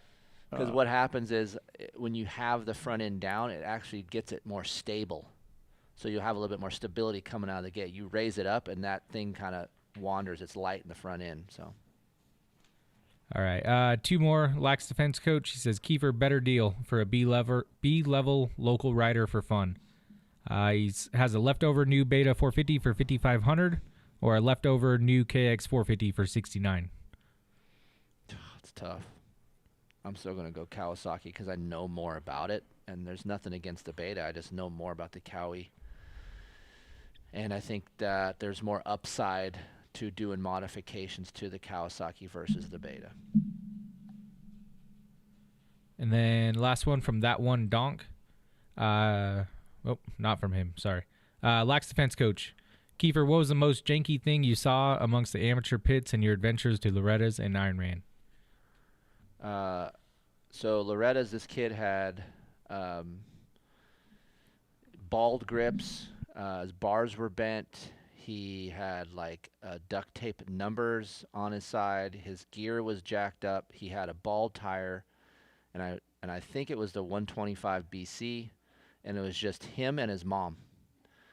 It was fucking awesome. And I sat there and talked to him for about 10 minutes, and that to me like helps me mentally when I have all these like issues like money and Loretta's, blah blah. And then I see families like this guy's just here.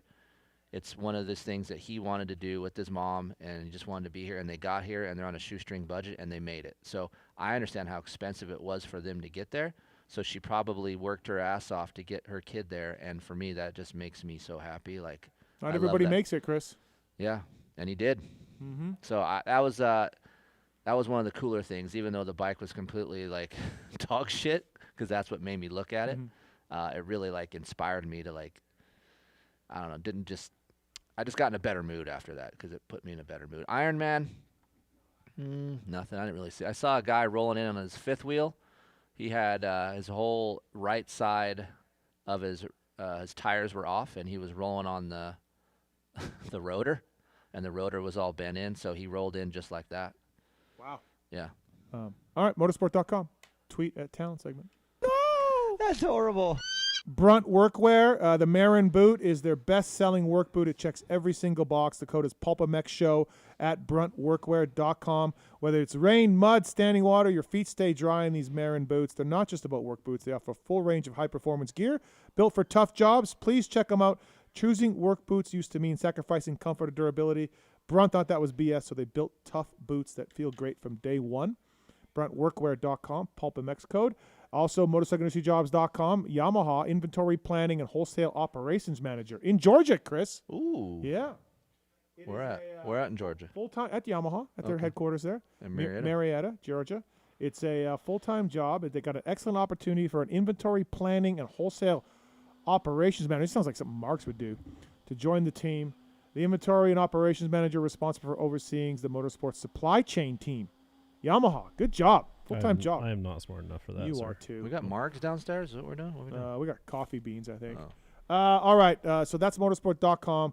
Tweet at Tallon segment. And please check out motorsport.com. You want to do a few Keefer After Darks? We'll do a few. We promised. We did promise. All right. So if you got little ones, put them to bed. Don't listen. Put it on mute. Or put your headphones on. Do we have the intro? Grab your wife. Go in the bedroom. Aiden, shut the radio off. DrillYourAssOff.com. All right. We got questions. I asked for a Keefer After Dark questions. We got normal questions for dirt bike stuff, but we're not doing that. We can skip that. Yeah. All right. Are these good questions too? Like, are we gonna have? Logan Bell. I'm getting married November 15th. What's some advice for a healthy marriage, sex life? Hold on. Me and Marks were looking at each other. Oh, sorry. I'm getting married November 15th. From Logan Bell. What's some advice for a healthy sex life? Healthy in my sex marriage? life. Yep. For me, and let me start by saying this. I'm going to say this. Look it. I'm no sex therapist. I don't know everything. I'm an ugly dude. These are just experiences that I've had. I'm not a professional. So people are like, how do you know what to say? I mean, I don't. I'm just giving you some answers. So for Heather and I, being honest with each other is for one. Know what your partner likes in bed and know what they don't. Also, women are complex, so maybe not just saying, hey, do you want to go bone or let's have sex. Maybe send her some flowers, lead up to it. That's something that us guys don't do enough. We don't do enough pre-gaming, and sometimes pre-gaming has nothing to do with sex. It's basically taking care of shit at the house or sending her flowers or leaving her a sticky note on the mirror or whatever. Girls love that shit, and in return, they get more horny. That's just facts. So that'll help you for your sex life. And be honest with each other. That's another thing. Communicate. That's the huge thing here, Steve. We always talk about that. Communication, Steven. I'm not the great at communicating all the time. All right. This guy, I don't know if I should say their names, their Instagram names. Wish these other two guys would chime in every once in a while. They don't say anything. Say nothing. Brood 257. Did UPS ever visit the Keefer household? Ever? Ever. Oh, yeah. It used to. It hasn't in about 8 years or so. 8 years. Yeah. Has it in 8 years? But who's counting? Yeah, 8 years, 14 weeks, and 34 Honestly, days. Has it been that long since you won a race? Yeah, exactly. Hey, look, it just grow out of it. Honestly, have you? No. You don't mind it? No, we never do it. I'm saying, have you done it ever? No. Never with a girl? Never. With a guy? Yeah. That was going to be my question. Yeah, with the guys all the time. Absolutely. From DJ12. Sounds gay. Thumb in or thumb out? On who? I don't know. Thumb in. God, I hate. You know what sucks is Aiden's older now. We haven't done this in a while, and all I picture is like Aiden's buddies listening to this shit. He's not listening. I know, but damn it. A little bit of pressure back there is not bad for Heather. I'm out. Don't fucking touch that. I'm out. Yeah, you like that? She does, yeah. I like dick cheese. I thought these were Parky254. When you start getting nasty, do any of you guys like to put a certain song on? No, but something really weird about myself, and I think I've told you this. As soon as I have an orgasm, I immediately think of a song. I don't know what it is about my chemical makeup, but I will. Any song or a certain song? I'll nut, and there'll be a song in my head. Like Closing Time by Semisonic? Maybe, but I'll immediately think of that song, or I want to hear music. So no, I've never had sex with the radio on or putting like the jams on before they come will in. put jams on. Really? I never will.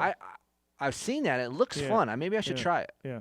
Yeah. I have some Yamaha things that play through speakers. You put the in vinyl house. on? No, the speakers to play through the house. I'm saying, do you put the vinyl on? No, though? we've never done the vinyl. That'd be sick.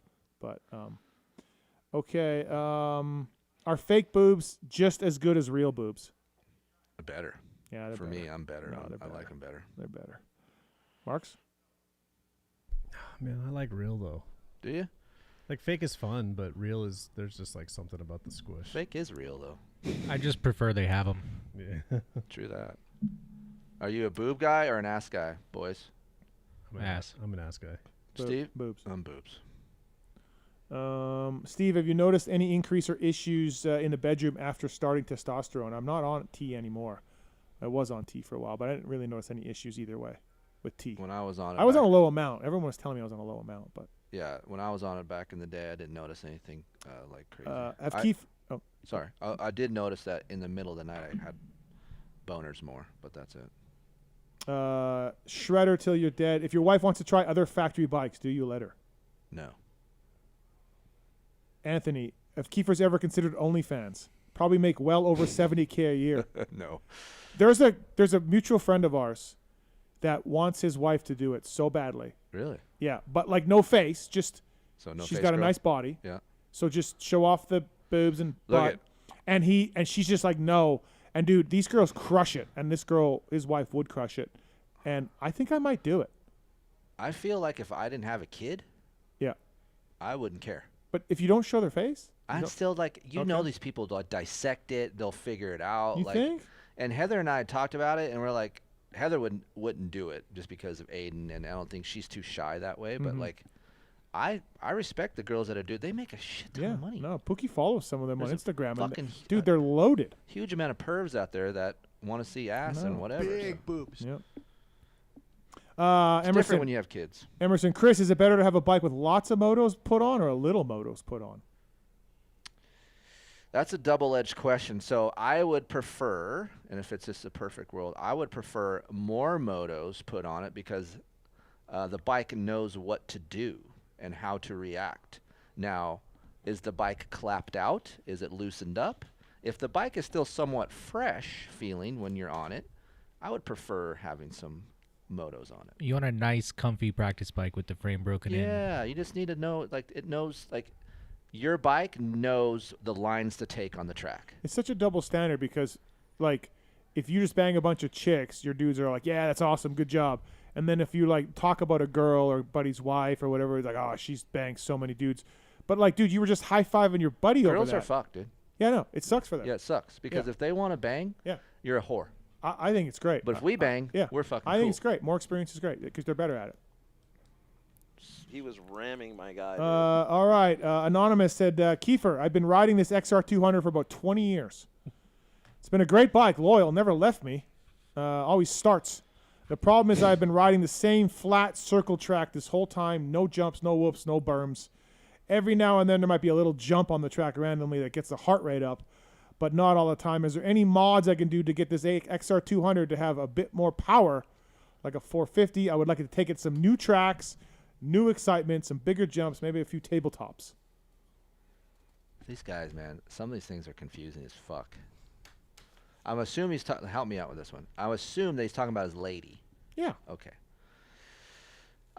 There's one thing to make it a little bit exciting if she is willing to do it. There's all these different kinds of sure, you can go to Adam and Eve and you can do mail order, but it is fun to actually go to a store with your wife and see what she would be flocked to or what she would go to, and maybe try something that is normally not in the bedroom, and maybe you can try it on her. Or maybe there's something that she would like on you that would help her. So, yeah. You ever tried a cock ring, Steve? No. Tried it a long time ago, and it's not bad. It's not bad. Not bad. What is it supposed to do? Just, dude, it thickens it up. Oh. Blood. There's blood flow. Did yours vibrate too? I had that one. I didn't like that one. I was out on that one because I felt a little bit too... weird? Yeah, I'm just like, but I would start there. See how she's open to that. Maybe Take her to that a brings store. some more... Take her to a store. Yeah, bring some more spice into the bedroom, and maybe she'll throw a couple obstacles in the bedroom for you. All right. Rod says, Keefer, you helped me through some rough times when I was going through a divorce. Hell yeah. I vividly remember filling out this very contact form during those times. I do need your wisdom once more.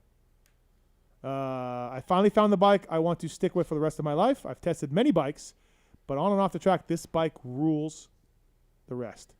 I have one major issue, odor. Oh. This is not a taste or sensation. After some riding, her private parts tend to not smell so good. I've been with a lot of bikes. It's not quite what I'm used to. The bike was in shop for maintenance. Oh boy. Went to a doctor. Okay. And everything was normal. So boys, can I get some collective advice on how to talk to her about this without making her feel bad? This is a very sensitive topic. Is this the girlfriend or is it the wife? This What is, he just said he found a girl that he wants to stick with for the rest of his life. I've never had this experience, so I don't have any great information. Like, if you go way back in these Keefer After Dark archives, you know the move that I do. You do the little flip, dip, and trip, and you round it around the neck, and you act like you're going to kiss him, and you get a whiff of your finger down there, and that's the way you go. Like, okay, I'm clear for takeoff or not. So I did the Jolly Rancher thing back in the day. Oh, yeah, you did tell that story, yeah. But never had the odor thing. So here's my advice. If you're serious about her and you plan on being with her for a long time. He said he is. Okay, and if the odor is there consecutively and not just once or twice, because look, those things are clammed up, dude, all day. And if you just take those things off and she's at the track and you're coming home to bone, what do you expect, dude? It's been trapped all day, musked up, right? So you got to cut her some slack. So if she's having that odor after she showers and she's ready to rock, then you need to have a conversation like, hey, babe, we need to do something about that. Like, no hate comms, peace and love, but I'm sure you don't want my ass stinking either, so maybe we need to go see something further. You got to tell her that you're going to be with her. What are you going to do, suck it up for the rest of your life? Fuck that. You ain't going to do that. You have to know your girl too, though, because I mean, but it doesn't you even might matter be able if to you know ask. her. You might be able to talk to Heather about that, but okay, most girls you have to dance very gingerly around that. Okay, that's fine. So dance, right? Do the dance. But what I'm saying is, if you plan on being with your chick for X amount of years, you're just going to live with it, or just say, I'm not going to say it because she's sensitive? No, you got to say something. You got to do it. And bring it up in the way of like, yeah, of course. You don't say, hey, you your don't pussy always stinks. like something. I don't know. Be like, what'd you eat, or I don't know. Like, it's not usually I like it, but now I don't know. There's something different, or I don't know how you'd even broach that. You got to just lay it out there, but say it in a nice way. All right. Ash Anonymous. A couple years ago, I sold my bike due to a constant misfire. It was a high amount of hours when I first test rode it, but I kept test riding it for a while to make sure. A few years, we had a bottom end failure and a new bike came out of it. A baby. A few years later, I sold my bike after 7 years of hard riding due to said misfires, loss of spark, all of that. Since then, I have test rode many, many new bikes, sub 2 hours, full factory machines, but it still doesn't match my old high hour 250 I was used to. Mm-hmm. The internals and the memories of the old bike are how well it rode before the misfire keeps pulling me back, and I do not want a new bike to ride. I just want my old bike back, but without the misfire. Could I have some advice? So misfire, I guess, just what is grouchy, angry, bad moods. Huh. Mm-hmm. What do you got? Why don't you dig into this one? No, all of mine comes down to just talking, man. Just do what you need to do. Like, go to therapy. What's crazy is there's, as men, not to say every man, a lot of men base their relationship of how good their sex is or how good the vagina is. A lot of relationships start out by, dude, our sex is so good. And that's how we start relationships. And then we slowly find out that, oh, she's a little crazy, or I don't like this about her. So you got to, like, write it all out, man. Pluses and minuses. If she's a little cray-cray or she has some problems, then you need to weigh it out. How much is that? I'm glad mine's not crazy. I know mine not either, right? Yeah. Yeah. Good for. Hey, where's our dyno chart? Oh, yeah. Dude. The dyno chart. All right, last one here from Alex. F you, dude. Me and my bike have been married for some years. I'm a younger guy. I'm only 24. When we first got together, she was very adamant about you should know if you're going to marry someone in 6 months. Otherwise, it's not worth it. Oh boy. So there was some pressure there. She proposed to me within the first 3 months. I'm out. And basically gave me to the end of the year to make up my mind to propose or she's out. Run. Me, in a time, 20-year-old kid, felt like I may never have this opportunity again, so I caved and went with it. She was an amazing partner for the first 2 years, and life was great. Of course. She's successful in her own profession, and I do well on my own. But flash forward 4 years, and things have taken a turn. Mm-hmm. We bicker more than we laugh. She hates going to the track now. She thinks that since I'm not making enough money for her to be a stay-at-home wife, that I'm not trying hard enough in life when I feel like I'm busting my ass working 16-hour days. Shocking that she's bossy. Just to be ridiculed. She even's gone as far to say I need to ditch my friends, all moto dudes that are living their best life, saying they're all losers, and I need to be around people who are more ahead in life. She just seems like she's now more in love with what I could be than who I am. I guess what I'm getting here, I'm beaten down. I don't know if this is salvageable. Me and her are constantly unhappy. Our home life is terrible. The house is just slowly decaying into a shithole, and I don't want to live a life no matter what I do isn't good enough. Do I just rip the Band-Aid off? Yes. Yeah. Yeah. Yeah. Look at you. You basically just typed it to yourself right there, brother. Yeah. Yeah. Read that back. Look at the first red flag. There's a lot of red flags in there. The first red flag, ultimatum of when we're getting married. Yeah. That's not how it works. No. So now you said, oh, it was good for 2 years, and then now 4 years in that she's trying to boss you around and tell you how to live your life. That's not shocking, dude. You had the fucking red flag at the beginning. Yeah. And again, maybe you're wrapped up in the pussy again, because that's how us men think. Oh, this is great. I'm never going to find something like this, or she's super hot, because we look at women, we're like, oh my gosh, she's so hot. I'm not going to get anything better than that. And then we deal with all the other shit, and then pretty soon, 4 years down the road, all the other shit is more important. That's what Mark's is, just like Mark's. Sounds exactly like Travis. Red flags are there for a reason, guys, especially when you first start your relationship, man. He was that 20 is a years huge old. thing. You were 20 years old, dude. Look at Aiden's dating. Oh. And we talk about all this stuff, like he comes home, hey, Dad, I met this girl, this is what's going on, and we'd have these conversations, and then we talk about red flags, and there's certain things that you just don't put up with early in a relationship. You don't deal with bossy bitches, because unless that's what you want, he doesn't want that. So Right. I go, listen, it's a 50-50 thing. You got to have input. She has to have input. You have a friend, mutual friend, more Yes. your friend. That's just a terrible dead-end marriage. Oh, dude, it's Like, so bad. It's so bad. And it's not even that. It's like It's so bad. I would say, you would think Heather and I's relationship is normal. That's not normal. Like, the sad part of relationships is normal. Like, I don't want to go with my wife. I want to hang out with you guys. Or, hey, I'm going to stay at the track because I don't want to go home. I'm like, yeah. I see a lot of guys that live that life, and I just don't live that life. I love coming home to Heather. I like hanging out with my family. Like, that's not the normal. At least what I've seen. Right. So you got to pay attention early. And if you think it's a problem, it's going to be worse later on. It doesn't get easier. You married, he's married.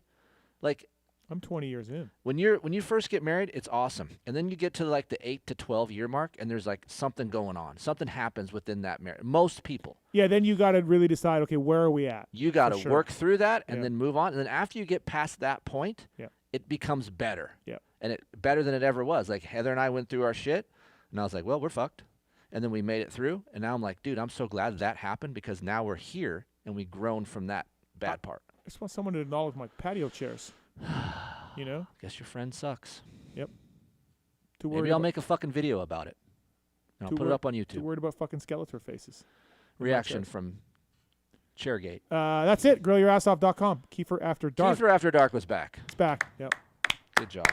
All right, thanks, Yeah. guys. Quiet down. Hopefully we didn't piss anybody off. Oh, I'm sure someone's pissed. Market declines, unemployment, pandemic. Today's headlines can be scary. Brian Stone can help. He'll help you to understand your impact of short-term events, help you work with your money, your 401k, your investments, all of that. If Brian Stone used to be a really good privateer back in the day, 816-761 4066 Edward Jones, member SIPC. Please check out Brian Stone if you want something. He's Edward Jones financial advisor. So doing big things for Brian Stone. Thank you. Is he helping Dark? No, I don't think he could. Something happened. I talked to Dark on the way here, and I don't know if I don't think he cares, but our friend Dark. Great story for Dark to end the show. Dark has left the industry. He is now. What is he's got a pod. He's got the pony pod. You're right. Yes, he hasn't left the industry. Right. His toe is in it still. Yeah.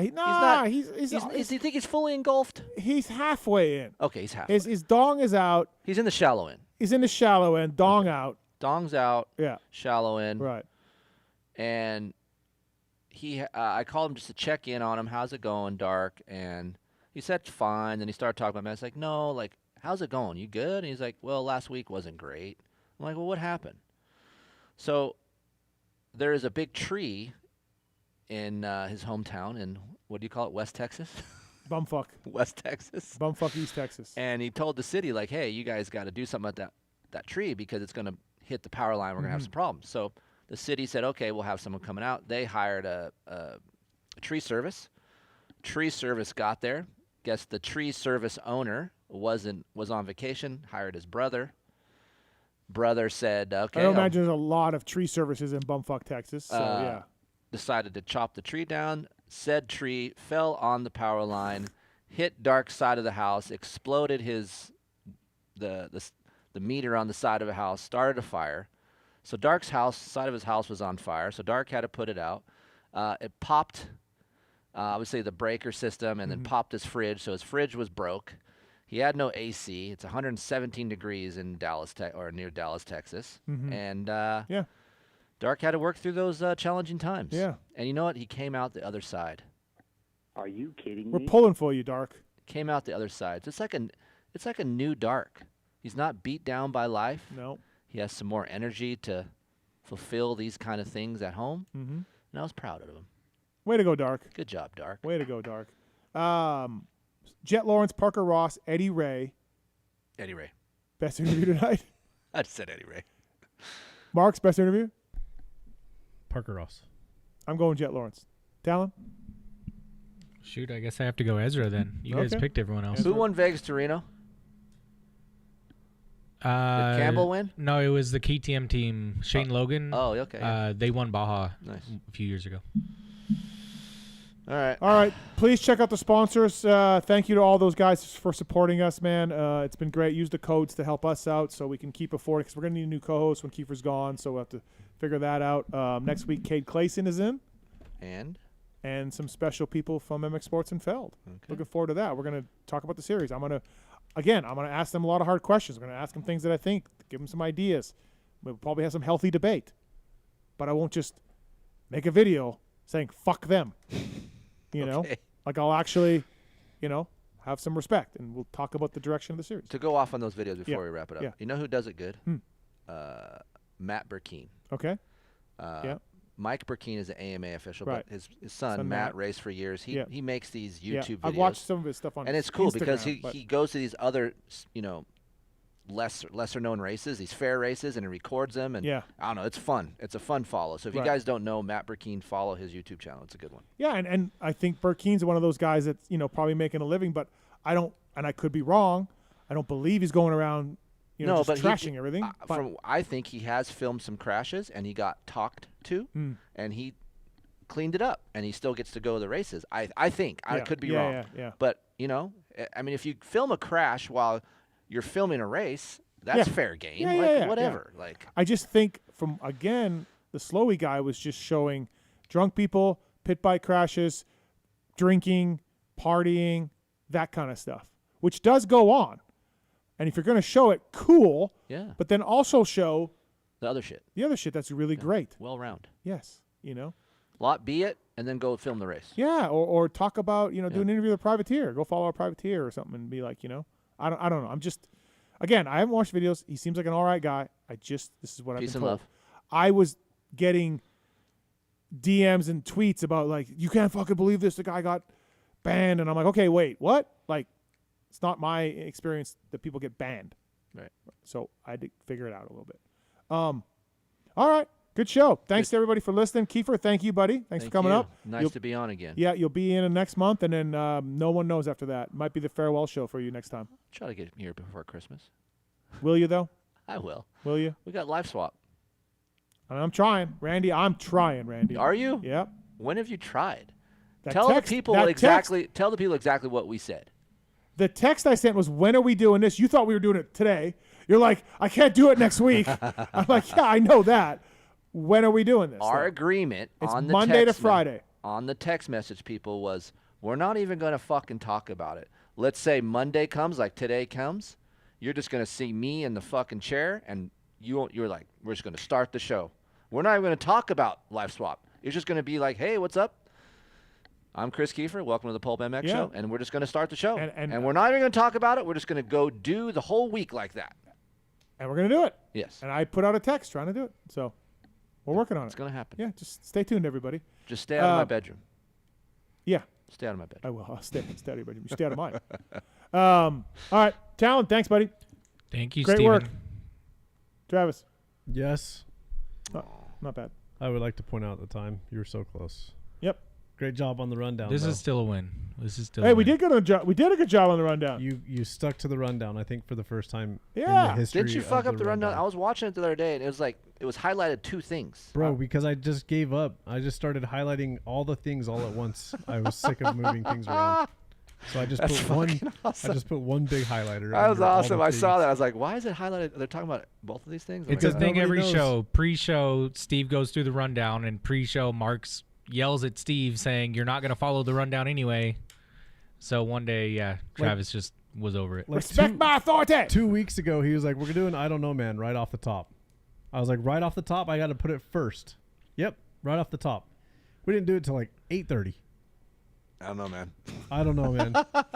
Hey, PulpMX live shows. Let's go. Stay Yeah. tuned. Vegas, St. Louis. We got a Charlotte one coming up. I'll be for Vegas. See, I'm here. We'll see. PulpMX gives back. Chiz party at Huddle Vegas SMX also. Is he going to race Canada next year? I don't know. Was it the Well, plan? that's what happens. You go. Oh, get yeah, a- yeah. Good point. Yeah, you'll be Canadian champion for more retirement parties. Again, thank you, everybody, for listening. Thanks to our guests tonight. Appreciate that. Kris Keefer as well. Brought back Keefer After Dark. That was thrilling. That was good. And let's go one more national, Budds Creek.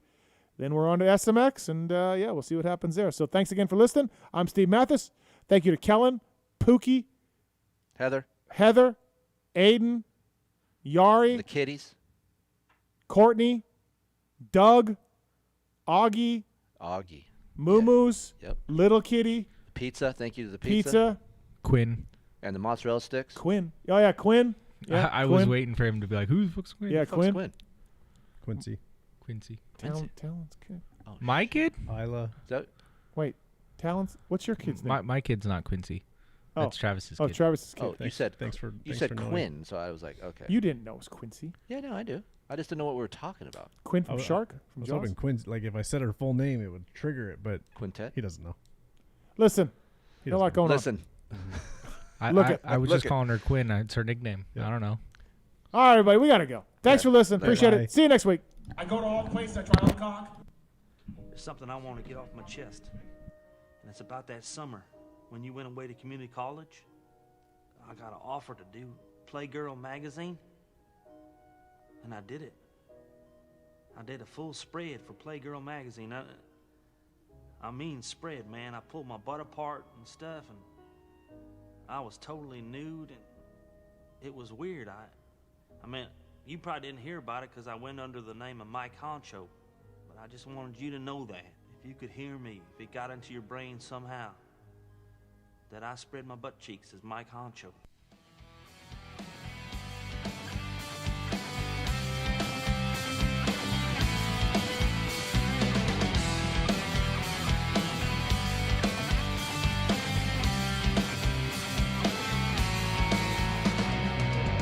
I am the sword inside your flame. I will burn.